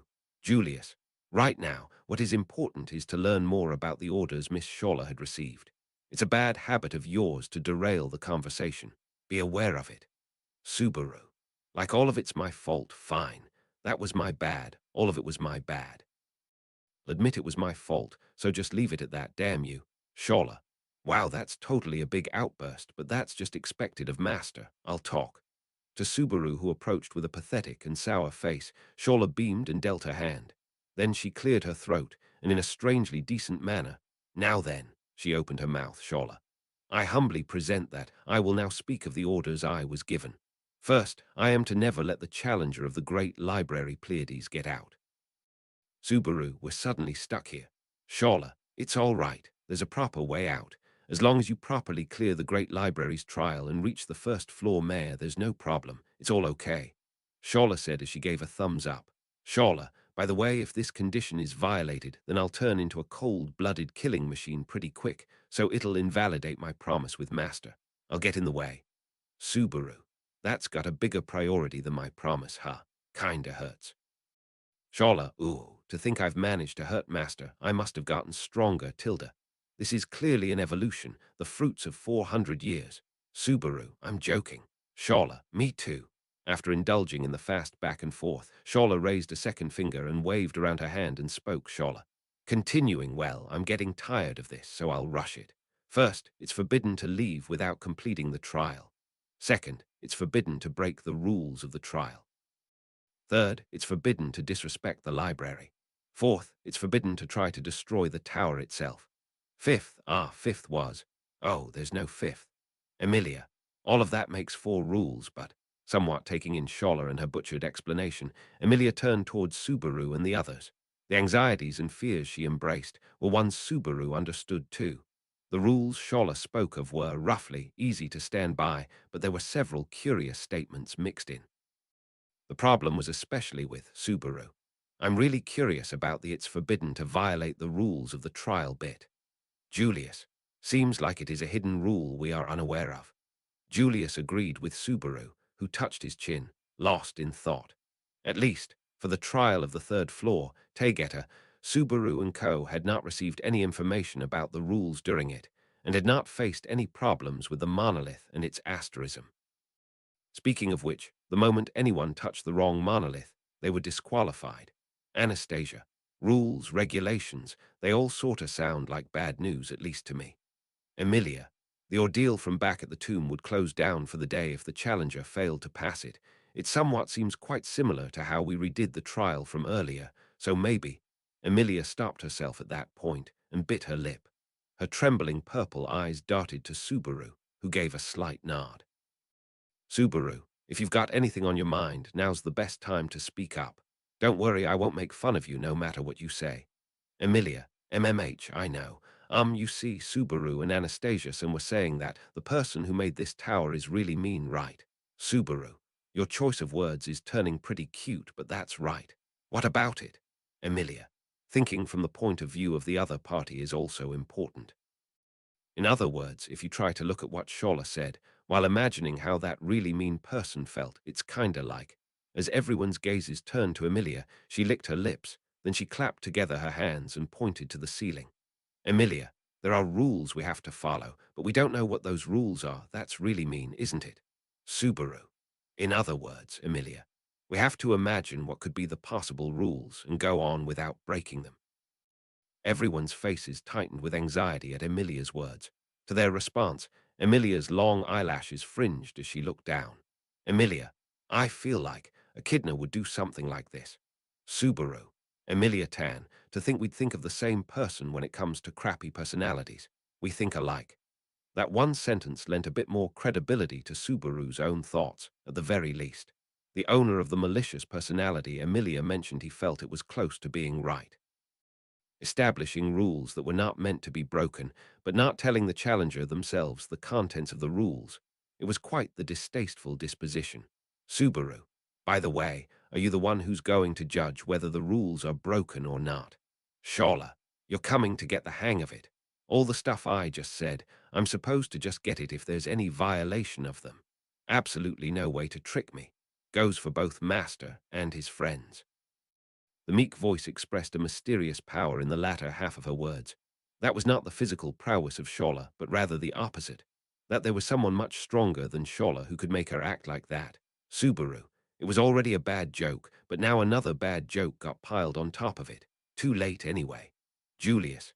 At times, I feel envious of the frivolous way you speak. Julius sighed as he spoke.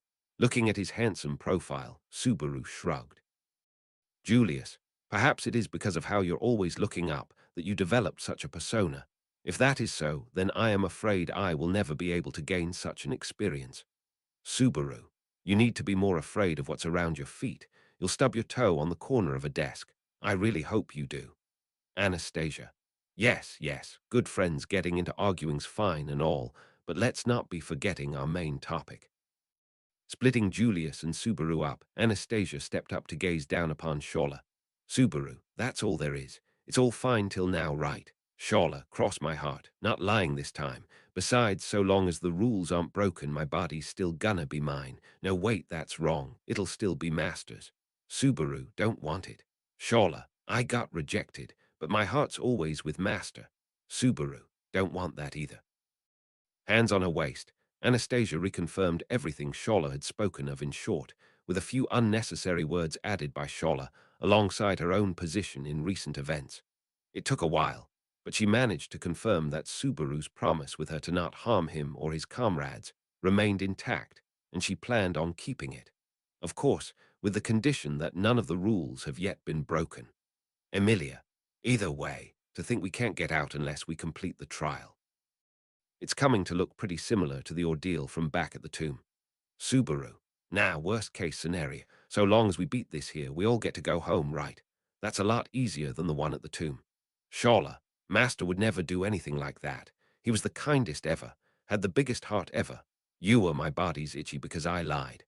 Shola fluttered around, reaping what she sowed, as Emilia and Subaru looked on with disappointed expressions. For the time being, that was all they got from Shola.